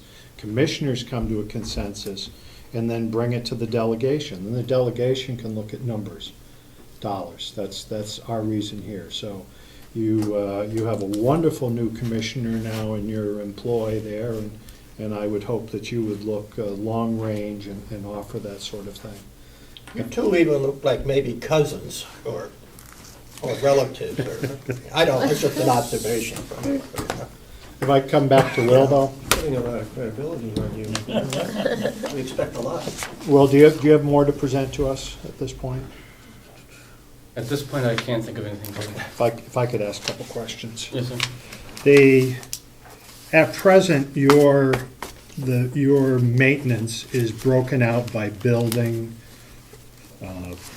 When your staff goes to, I'm guessing, plow snow at the nursing home, you track the number of hours and that sort of thing. If you come over here to perform a function, then it gets charged against those different services here, nursing home, administration, building, and so forth. That's how it's done? You break that out? It's supposed to. Could I elaborate on it a little bit? Not to interrupt your question, but yes, what happens is that it's supposed to, if I come over here or any of my employees are a certain rate, hourly rate, if we're running the truck or if we're running the sander, or if we're running the backhoe, each thing has a different price. We fill out all this paperwork, it goes to the secretary downstairs, she puts a numerical value to it and charges each department, is what's supposed to happen. That did happen for a while up until recently. The new practice, and I'm not trying to go behind the door of the commissioners because I don't know that they fully know what's happened, but kind of what's happened recently is when we charge those departments, they don't have enough, because we have a lot of snow or whatever the year is, we don't have enough money they don't have enough money in their budgets because they're trying to keep them towed in line. So we just take and do like a monthly deal. If they got $20,000, then she'll just divide that by 12 months and she'll assert that amount into my revenue. So it's not, sometimes if they run out of money or if we're over here, we're still going to get the work done because the work has to be done. We're not going to leave the building without anything done. And we just don't get the revenue because there's not enough revenue in their budgets to give back to us. So that's kind of been the common practice. No, I understand that. I'm not looking so much for how that payment's moving back and forth. Yeah. What I'm saying is a number of hours are contributed to each of these facilities. Yes. Have you ever, do you get a count back on that at the end of the year, that the administration building took 20 hours and the jail took X number of hours, and then equate that to a percentage of how much time in the overall percentage that is there a pie chart for that sort of thing that's done? Not that I'm aware of. I understand where you're going. I'm not aware of anything and I haven't seen. I think that she could manually go in and add all those up probably, but I don't believe that there is any chart for Just that. if you understand, I'm not looking for Right. how much money. I'm looking for what percentage and how many hours are contributed on maintenance. Right. And then I'd like to, I'd like to see, so how much of your staff and your time is concerned with maintenance? And what percentage of your time and manpower is concerned with farm activities? Okay. Now, I know on top of this, you devote an enormous amount of time on your own activities. I'm not, but I'm saying that if those activities are related towards maintenance, then I want them keyed. But I would think that if you're checking water and doing other things, those are on your regular time. But I'd like to know that this farm staff, your department, is it 80% maintenance and 20% farm? Are we 50-50? Where do we break out? And I'm wondering if you have the tool that can tell you that, and if not, I'd like you to come back and say that that tool isn't available, and how can we manage that? Because we have your department that's serving, what, 4 functions? Right. Water, sewer, maintenance, and farm. So, you know, I'd like to see where that breaks out, so. Yes, sir. I will look into the tool. I don't know if it exists, but I agree that, I'm just saying, I'm You're still doing it by the hour, aren't you, Will? As to each building? there's an hourly figure, but there's not enough, necessarily enough money, especially at the nursing home. But he's not concerned I'm about not concerned money. about the money. He's talking about hours, percentage of time to each Right. building. Right, I know what he's You talking got about. that? Yes, we usually do that. It has gotten, to be honest, it has gotten slacked because there wasn't enough money to pay us anyway, so we just started dividing what there was up into a monthly thing. Because I'm asking there's 4 staff members to record all this stuff, and it wasn't amounting to anything because there wasn't any money. So we did get slack on it, and that's my fault. I'll take the responsibility of that I told my guys, if there's no money, why are we, we're a maintenance department, it needs to be done anyways, we're gonna do it. But we can start, there is a long history, this has only been a recent thing, so there is a long history of it, and we can easily start doing it again, that's not a problem, but it seemed like a waste of time and paperwork, not only on my end, but especially on Kathy Armstrong's end, to put all this to monies and figure out who to go to. It was just getting to be a waste. Yeah. I agree, and I think if we can prove this way, I think that, just first observation, that we spend more time on our other departments than we do on the farm, yet the income comes out of the farm to pay for those employees. It's not in the right category, in my opinion. We've talked about this in the past, I know. So I think if we could find a tool like you're talking about to prove that, maybe it'll be easier to make those adjustments in the future.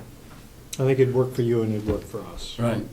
So, any other? Yes. And are you turning in those reports by hand, or do you electronically?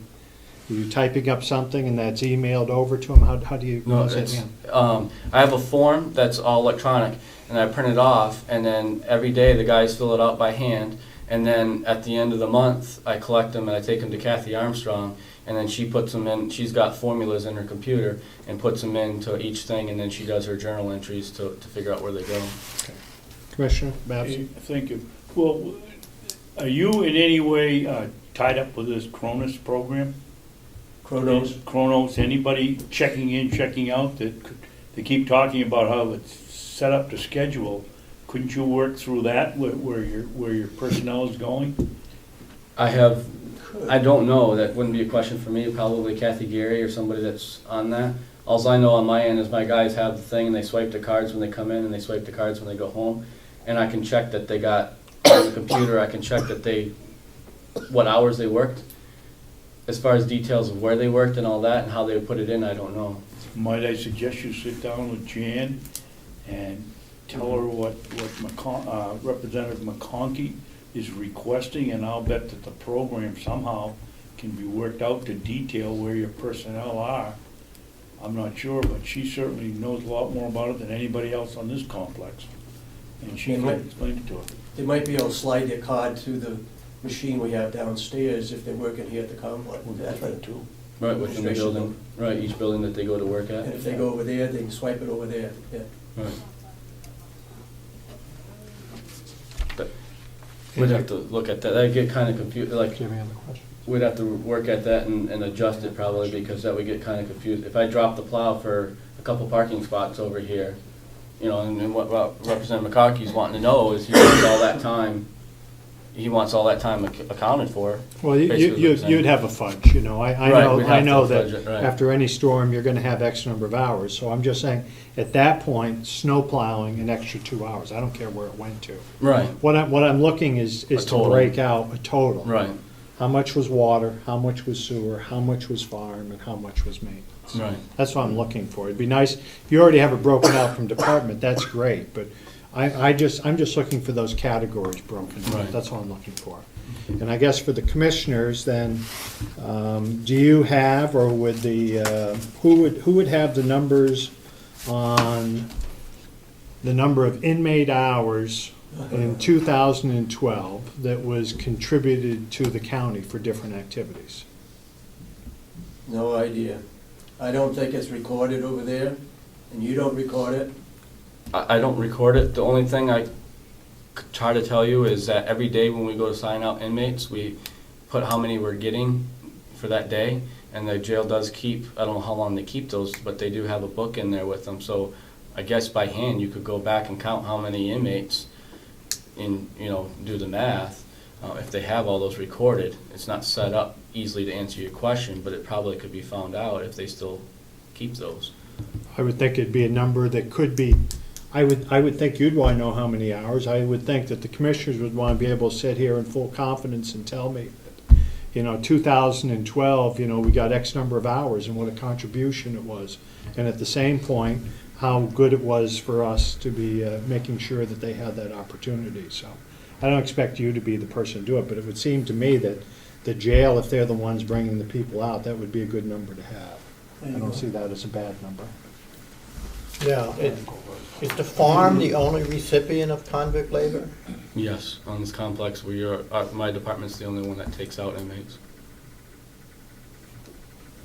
I'm sorry, I didn't hear that. I just asked, well, if his was the only department that utilized convict labor. We may be looking at the nursing home again, although some nursing homes, like Grafton County, won't let an inmate in the nursing home or within a certain distance of the nursing home. We had a problem a few years back where an inmate went into a mother's room and the guy came in and said, next time that inmate goes in there, I'll shoot him and I'll bring in a gun. And that's when we had to, at that time, we restricted no guns in the nursing home.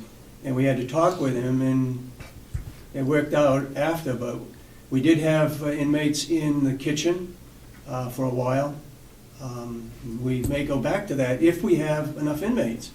Now, we're down on inmates. We're probably down to less than 50. And it's less than that whatever we had coming out, 8 or 9, now we're maybe down to 3 or 4. Depends on the year, the season, and so forth, when the inmates are available. Am I correct? Yes, a lot of times my options to bring inmates out, I could use a lot more. They're just not available because they're either pre-trial or not classified to come outside. I don't get to determine, that the jail determines that, obviously. I go in, I ask for how many I can get, and if they got them, they give them. If they don't, they give me what they can give me. Right. My only point was I agree somebody should be recording their usage, and if you're the only recipient of them, maybe it'd be easier for you to do it, but I don't know. Right. If the commissioners would like that, we could set up a program and I could do that. I mean, I'm not objected to doing that. It's just, I don't think anything exists at this point. Well, if you're the sole point of contact, then... Right. Commissioner Babson is going to be responsible for the jail and the farm, so I'm sure he can work something out. It's tough to be the rookie.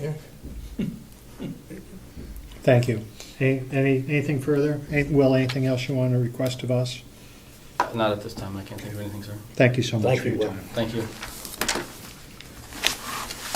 Okay, I think that takes us through our subcommittee work. Give me just one moment, and then let's just talk amongst ourselves if there's anything else we're going to need, request, or... It would be non-public. We're going to talk about money here? And if that can be non-public, or whether... I don't know. I think it should be. I think the discussion is going to stay, I would assume that it's going to stay public, I'll check. Further discussions for Wednesday. No, I think Motion to open up the investigation report. I didn't see it. No. Is it on my desk? No. It's not pretty making sausage.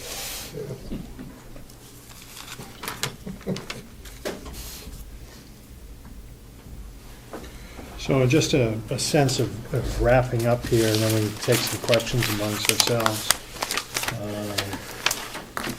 Benny was in for the RSVP. Let's see where we are. Under regional appropriations. And my memory's correct, that she was looking to be level funded from where she was last year. Talking about Benny, right? Yes. Yes. Excuse me, Mark, is her name Betty or Ben? Benny's the nickname that she goes by. So it's Benny, not Betty. I had Her Betty. real name is Bernice, did she say? I think so. Bernice, isn't it? I think so. I'm okay with her level funding. Yeah, what we have traditionally in the past is when departments come in on that side of it, regional appropriations, if they've been level funded and there hasn't been issues in the past, and we found tremendous benefit, then it's usually been a recommendation. And it's been a recommendation by the commissioners coming to us, so I wouldn't see that as an issue. The Conservation District, again, was level funded again. Level funding I have a note for.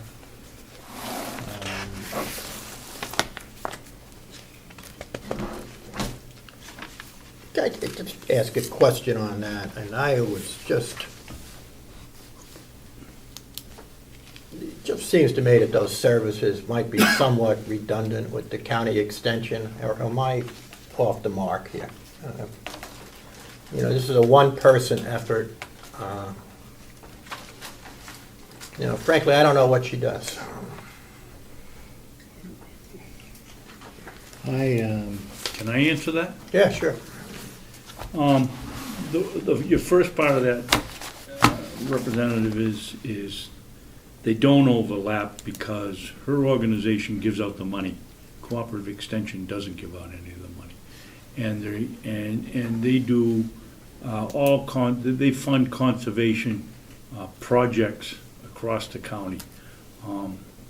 Rip-rap in rivers, manure management, all kinds of things. One of the drawbacks to it is if you've got two projects you gotta do, you got a duplicate application that's literally that thick, so a lot of people don't use it. But where it is available, it's well done. She manages it very well. She works very closely with NRCS, which they actually are the ones that fund the greenhouses, and they work together on getting these projects out. Let me, I just throw this out. I don't think she did a good job presenting what they do. Well, I would agree with you on that. Now, but let me ask another question now. When you have a one-person staff on a limited budget of $57,000 total, I don't know what the federal requirements are on this. Maybe I'm off base, but it almost seems to me that this just begs for inter-county cooperation. You know, why, if every county has this and we only have one person, I mean, we can't coordinate this with another county and save some money? Is this? I think they have combined some officers, haven't they? That's NCRS that they've combined. Oh, okay. I don't believe they have with this agency. Conservation District is by RSA. Is it? Yeah. Yeah. The other thing that the Conservation District does is they have all the soils information. So if somebody wants to put land into current use, for example, they have to have the right soil types and so forth on the application. You have to go to them to get it. Not saying somebody else couldn't do it. On that note, though, it's all been digitized. And the counties, they've gone through and they've remapped the counties, because a lot of the counties were, over the course of 100 years, were flown over, and a lot of your soil information was looked at from what they saw from airplanes, and growth of trees and where rock outcroppings are. And they've now gotten to a point that I believe our county has now been redone also, that it's all in digital form. You can go to their website, punch in what street, what address you're on, and it'll come up in 15 layers as to what's there. So I think some of their need of having the person sitting there and being able to answer those questions, I think it's becoming a limited life cycle how long that's going to need to be and how much of that's out there, so. I'm not opposed to level funding there, but I think it might be a place, because it's a shared cost, that we might consider if we wanted to support something else in the program, it might be a place that something could come out of. That's my feeling on this. I'm not talking a lot of anything, but I'm thinking it might be time to start looking at not passing that along every year, but possibly more justification or some lessening of involvement.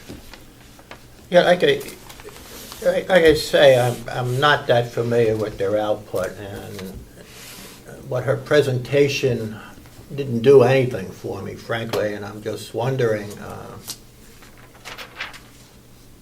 maybe this was a wonderful thing 25 years ago, I don't know, but if has it outlived its usefulness, or is there room here for efficiencies by, I don't even know if we can go into multiple counties. I don't know what the RSA says. The Soil Conservation Service has, they share a person in the office between, I think, Belknap and Carroll. Yeah. I think they did a lot years ago with drainage on farms. But how many farms, when do you get the drainage all done for the county? I guess is what I look at. Yeah. Sooner or later, it's all done. So I don't understand this paying to have a greenhouse put up. I just. That's in our, that's NCRS. I know it. How the federal government is paying for commercial people Yep. to stay in business. I don't understand it. You know, what might be helpful if you're going through Conway to stop in their office, they have a couple of wonderful books of projects they've done across the county, and it might make you take a little different look at it, because they've done some extensive projects. Would you like me to ask you for some more information? Okay. Okay, Conservation District, we went to Carroll County Transportation, am I right on that being the next one? Carroll County Transportation did not seek funding last year, I believe 2 years ago. 2 years ago. I thought they did, and we just didn't give them anything last year. They came late to the table last time. Okay. They weren't on the original, they never went before the commissioners the first time, and I'm not sure they went before you this time. They didn't do it this time. 2 years ago, there was $1,000 put in, and they never requested it. And then last year, they didn't request anything. We got in for two or three. He's looking for 2 this year. 2? Yeah. That's what my note says anyway. Yeah, $2,000. Did they, I guess, well, I've got the benefit of having 2 commissioners here right now. Have you heard all of these requests and either approved or disapproved of all of these requests? We haven't looked at the regional appropriations. At what point will you make that decision? It's up to the delegation. The delegation, in the past, has always handled the regional appropriations. Not saying that we shouldn't. We're responsible for the budget, so we should be looking at them in more detail. Okay. I didn't realize that. Huh? I didn't realize that. You don't like that? I didn't realize that. Oh, you didn't realize it? Okay, so we have a request for $2,000. Was that request limited to the door-to-door service? My understanding is it's for the door-to-door, which is a different request than what the town requirement is to support the system, fixed route. And I believe the largest growth on this program has been the on-demand, which is what they're looking for. Is there, if I could, is there any competition for taxi cabs that are going door to door versus what they're doing? I listened to this quite a bit, and I have not heard anybody coming forward since the system started. I know that I live near 2 ambulance services. Both ambulance services have wheelchair vans and so forth, and I see their vehicles still moving on a regular basis. And I haven't heard negative comment of them going to selectmen over this, at least in the towns that I Conway represent. had a problem maybe a couple of years ago because of the taxi cab people went to them, but I don't know how that's ended up. I haven't heard anything since. Any thoughts on that? No. The recommendation came out of this committee last time, which was not accepted by the delegation, but the recommendation came out last time from this subcommittee to approve the funding. It was not approved by the delegation. Do you want to And it wasn't approved, Mark, because, as I recall, people considered it double dipping because they come to the towns and they were coming to the county. That's how I remember it. Yeah, and there was, yes. So they were asking for the same money to be contributed from the county as was being contributed by the town. What they're talking about at this interface is that they're still going to their 12-member towns or 13-member towns, and they're going to ask for their contribution, but that their contribution is going to go to the fixed route, the bus that leaves every morning at 10 o'clock from each direction. And what's different this year on their request is that they're asking for the dial-a-ride to get me to a doctor's appointment or whatever, that separate service. So it shouldn't be, it's not a double hit unless they change their request with the towns. It's not a double hit with their request. That's not what I got out of his. When you asked him if it would go towards the door-to-door, he said yes, but he didn't come in and specifically say, I need $2,000 to support the door-to-door. My understanding is, and if it was a recommendation out of this committee, that the recommendation would be that the $2,000, if approved, would only be expended towards for door-to-door, not for the fixed route. I agree with that, but all I'm saying, that's different than saying he came in and asked for it because he didn't. Well, I think I'd asked a question. I thought that was his response. Otherwise I couldn't consider supporting it, because I know what the objection was. Do you want to consider that at this point, or pass over it? Well, I think we consider it. I'll tell you, I'll support $1,000. Okay. Susan, any thought on the $1,000 or $2,000? Well, what difference in services do you think that would make? Why 1,000? It's basically to demonstrate some support. Bear in mind, we haven't given them a nickel yet. If you looked at his stat sheets, not the membership, the users are up considerably, so demand is growing. Frankly, I support the door-to-door more than I support that fixed route, which drives me crazy because I never see anybody on it. The cost of that thing, I think, are crazy. But anyway, I think for the services that it provides to the people in the county who really need the service, I think to start off, I think it's modest, but I'm okay with it. You know, I think it's fine. I personally feel that the county needs to support this service. So whether it's 1,000 or 2,000, I think 1,000 is a help and a compromise position, and let them prove better if they want more for a further time. So I'd support the 1,000. Well, we'll definitely go for 1,000.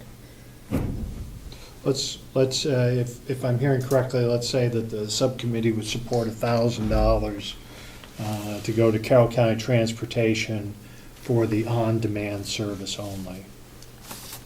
Make a note of that.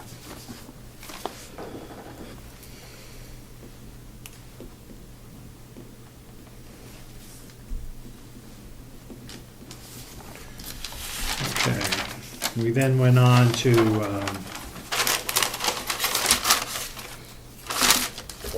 cooperative extension, and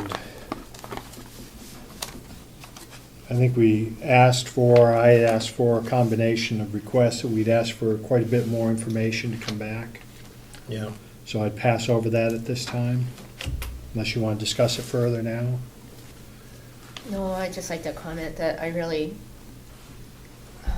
don't feel comfortable with the averaging out that's going on. I just feel that we lose control over what we're expending, and I don't like it. So. No, I agree. I frankly was confused by the whole presentation. You know, and what didn't come into it, to get to your point, where the checks and balances, is I can just see the big counties playing off of this and shifting through averaging onto the lower, to the smaller counties. Yeah, I need more information. I agree. Let's move on. Okay. But I don't know how you're gonna resolve that either, because I don't know, as I understand totally the process, but UNH, Cooperative Extension, has already Implemented. put this budget in, and for us, is it an all or nothing, a yes or no, an up or down? I mean, we can say, we're only gonna give you X amount of dollars, but do we have any input over how that money is applied?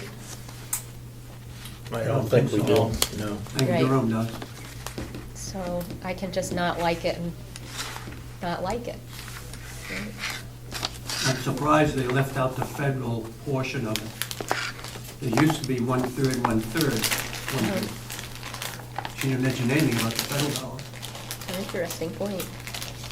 Can we ask a Maybe question you know. about that? Well, it would come to the university, and so the university, all I was thinking, Dave, is comes the university, and they're splitting it 75%, 25, whichever way it goes. That would be added into their amount that's coming, or subsidizing us in the amount that it's coming.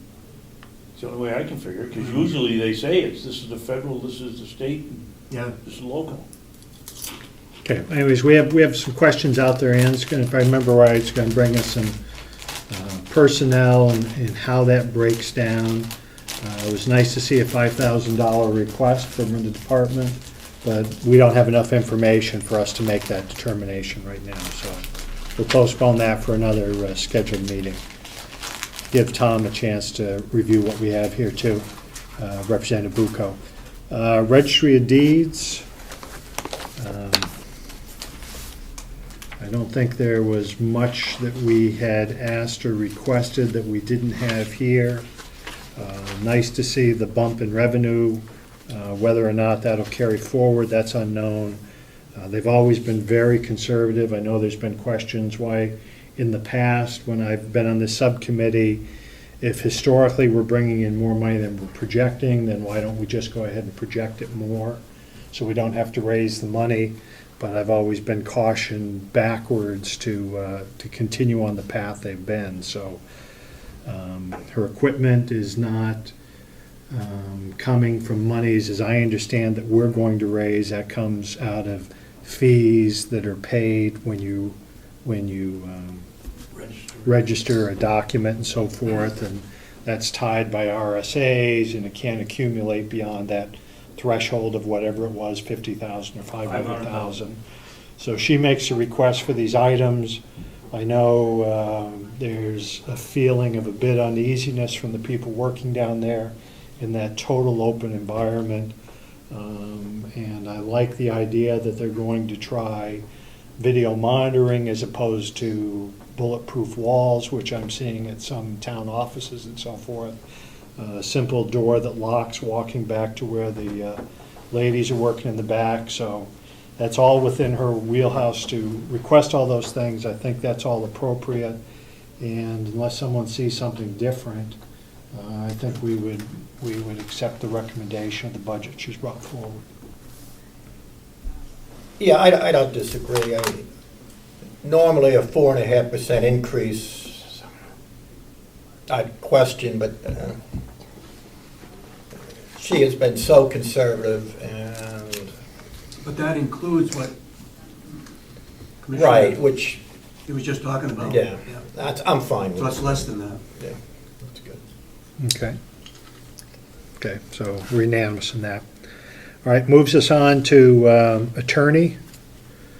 And I think Attorney Gordon came in nicely with reductions on her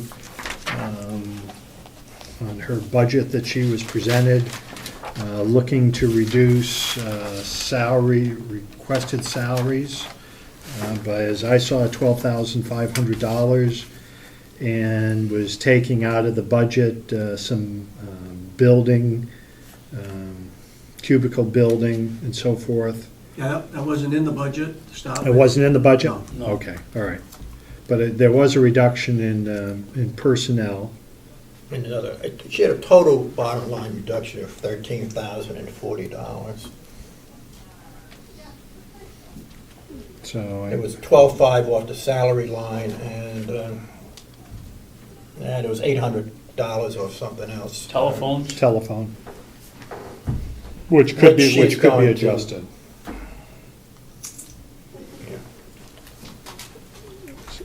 So I would say, other than her amending that last item, which she thought could be as much as 800, which might be some number less than that. Yeah. So with the exception of that, if there's no other change, I would feel comfortable in recommending what she brought forward. So that would be unanimous. Victim witness. Or I guess we did child advocacy first, did we? Yeah. We'd asked for more information there. I think it was roughly a $10,000 increase over the last request. I know they do a tremendous service. For Susan's representative's benefit, there was a lot of discussion last time when that they needed to increase their presence into Conway, not only for workload, but for convenience for family and children. Everyone came in support. I remember hearing that was being funded by a grant. I don't remember hearing that grant had dropped and that we were going to be incurring larger costs as we go forward. Victim witness? Child advocacy. And I'm not opposed to the service, but we did ask some questions, and I thought they were going to get back to us on that, on a couple of those questions. I believe she was, and Do you feel comfortable just moving forward on it, or do you want to give that some time? well, I also think that a $10,000 increase is too much. That's way over 20%.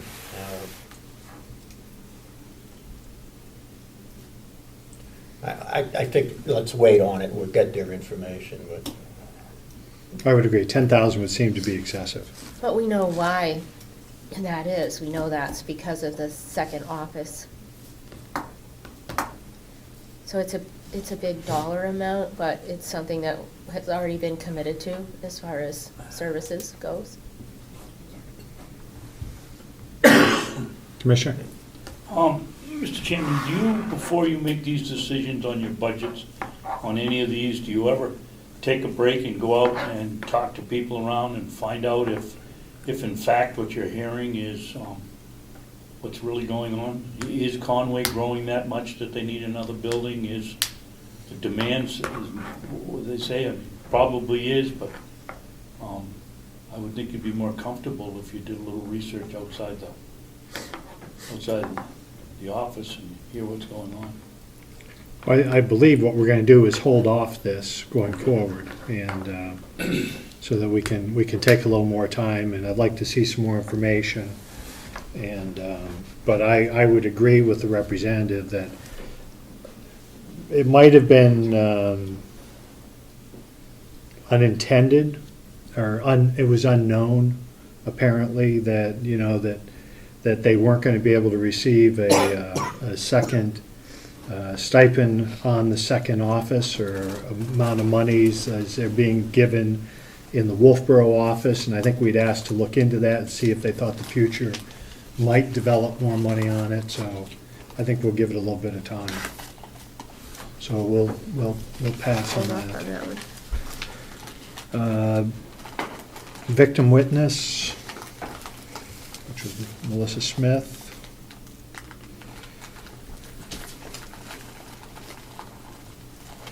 Actually, I'm somewhat sympathetic to her very low salary.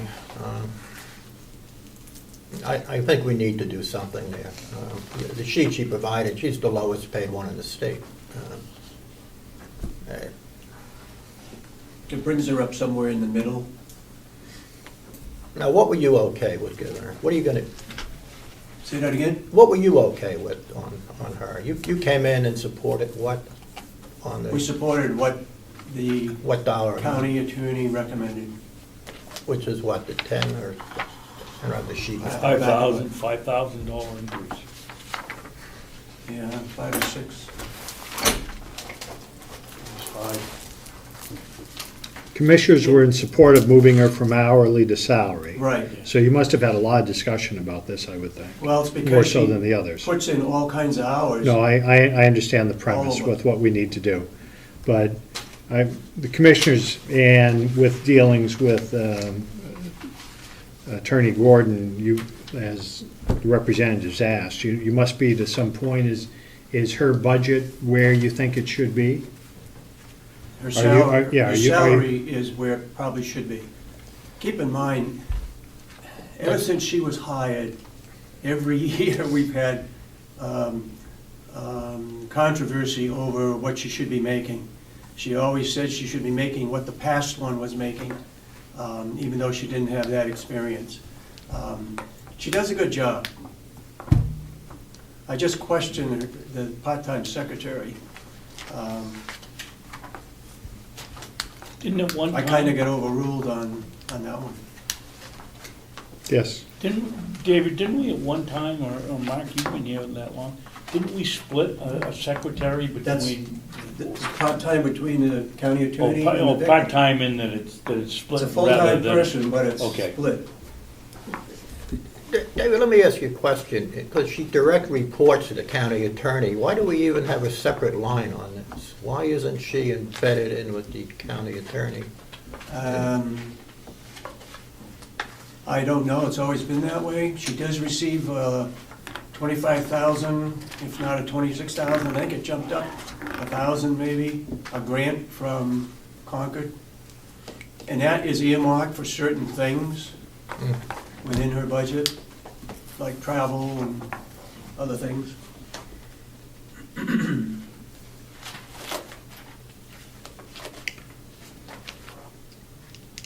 Is there a possibility, Mr. Sorensen, that the commissioners are going to take up this discussion ahead in the next couple, 3 weeks? I can see reluctance possibly on the commissioners to get in on regional appropriations. But on these others, well, actually, you have weighed in. You have weighed in on whether you approve of her budget as. That's right. And Yep. you have. We got a new commissioner.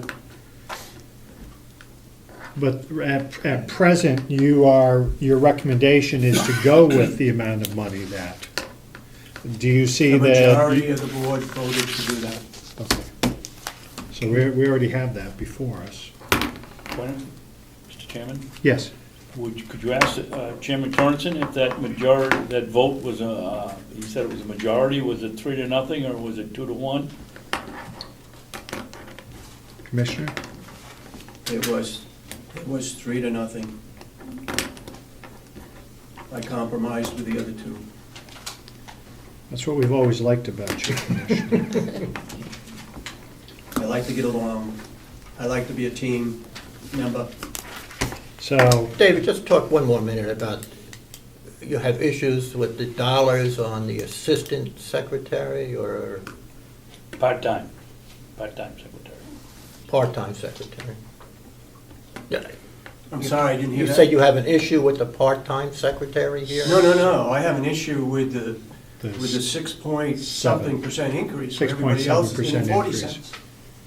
For the part-time secretary. So what would you? No, it's a full-time, it's 6-point-something in the county attorney's budget, and there's 6-point-something in the victim witness budget for that same person.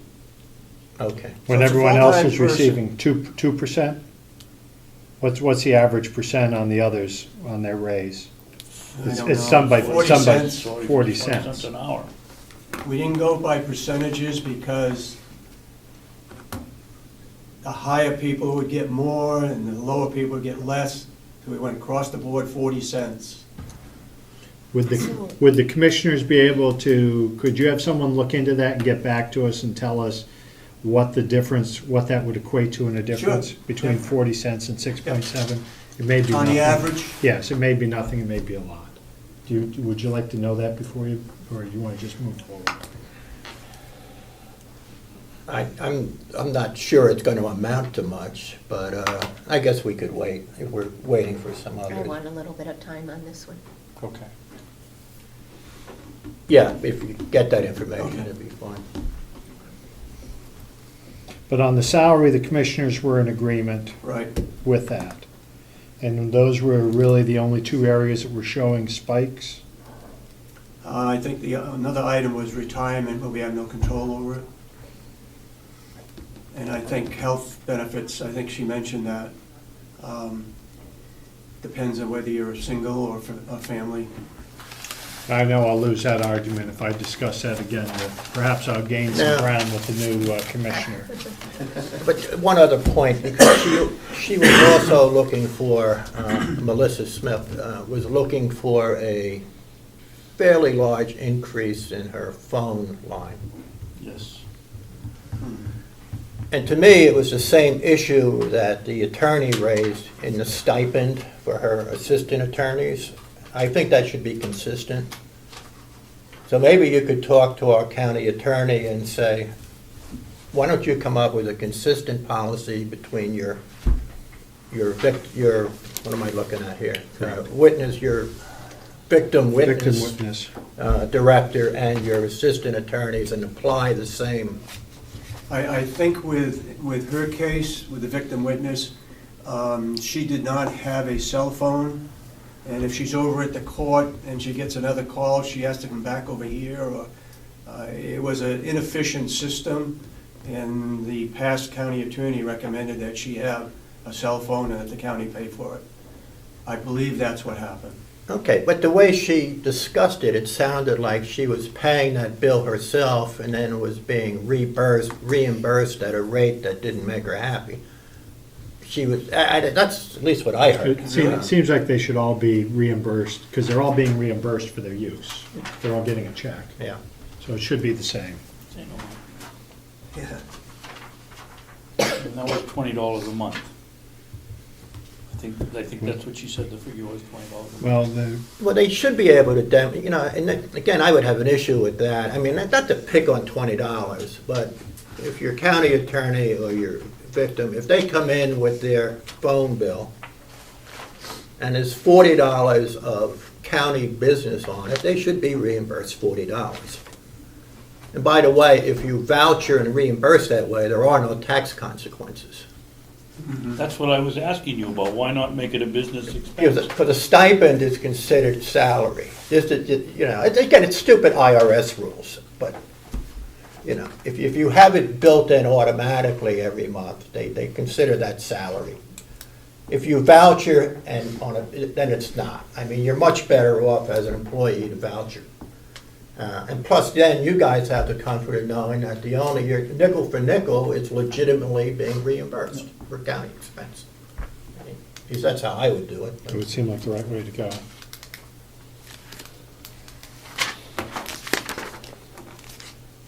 Okay. I think we've knocked down our multi-million-dollar budget by about 0, 0, 0, 0. Our same percentage we're getting from the Registry of Deeds. And I believe then that brought us to the farm. And I believe Will was going to bring us some more information that I'd like to see before we move forward.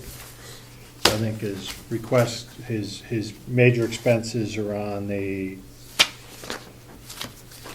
wood processor, and I believe I heard other questions, and I would suggest that we hold off on that conversation till we allow him enough time to bring that forward. Great. So that he can get everything he needs. Yeah. Okay? I'd like to compliment the subcommittee. I thought that was one of the most intelligent subcommittee discussions I've heard in my time being in here. You know, you had your case, he had his case, and I think it was an excellent discussion. What does he want? The wood process. He wants a yes vote. No, I will tell you right off the bat, I think he's a very good man, a good manager, and I just want some questions answered, that's all it is. It's nothing more than that. Mr. Chairman, at what point do you begin to think about having a county-wide maintenance department so that you don't get in this one pocket to the other all year long, whether it be mowing lawns or shoveling snow or sanding? Seems to me the way to go is to have a maintenance department with a head of maintenance, and they're in charge of all the things that have to do with maintenance. And then if you want a farm boss, you get a farm boss. I'm not sure you need one if you have somebody of Willie's capabilities who would be the maintenance manager, but it seems to me to be a redundant process. I believe Willie is paid under the maintenance department. The other two are paid under the farm. Is that right? Yeah. Yeah, I personally believe that maintenance is a larger function than the farm, so I would tend to agree with you. I think if we start looking at where it breaks out and what it is, but I think it's a disservice to maintenance to have them under farm, and same point probably for farm to be under maintenance. So I'm not saying that they can't cohabitate a budget, but I think as a taxpayer, I want to hear how my maintenance, because we own too many facilities and everything else. And to me, maintenance is the first function and farm is the second function. But let's go through the exercise, and I think the commissioners should be the ones that break that out. I think it's a great discussion.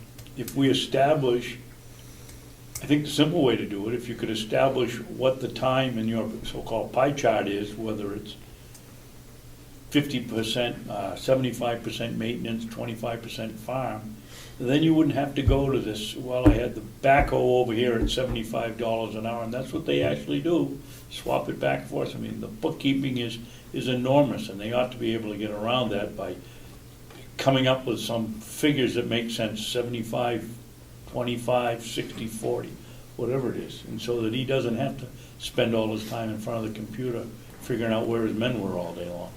I'm sure it's a process that needs to be reached. I just know on my own personal level, at the end of the week, when it comes time to pay my employees, my wife, my bookkeeper wants to know where everyone was that week. What job were you on that day? How many hours did you devote to it? Yeah. And if it's simple enough for me to figure out for, the limited number of people I'm dealing with, and then at the end of the year, I know if I made any money there or I didn't make any money. So I think we just need to get into a way of accounting for time and people.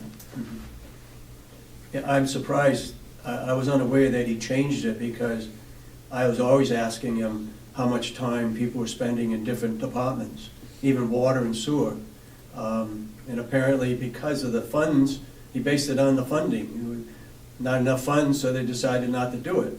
He wants to do it now, charge this building here a blank fee, and then take so much of it every month, versus doing it as it's needed to be done. I don't know which is the best. It's like snow plowing. Some do it by the job, some do it by the storm. Well, anybody that ever makes any money does it by the storm. So an accounting system just has to be set up for him, and then he can follow that. But with everything he's doing, it's an impossible task to ask him to be looking into that. Your Cronus, whatever the term is, there's some way to incorporate something for something very simple. He's got his sheets that come from his guys every week, but it should be a way to scan that in, and then that hits an Excel program and it just throws it in and it's done. There's easy ways to do that. If you're on my side of the coin and I had to account for that money, I'd find a way to do it sooner than later. So thank you, gentlemen, for taking your day to be with us.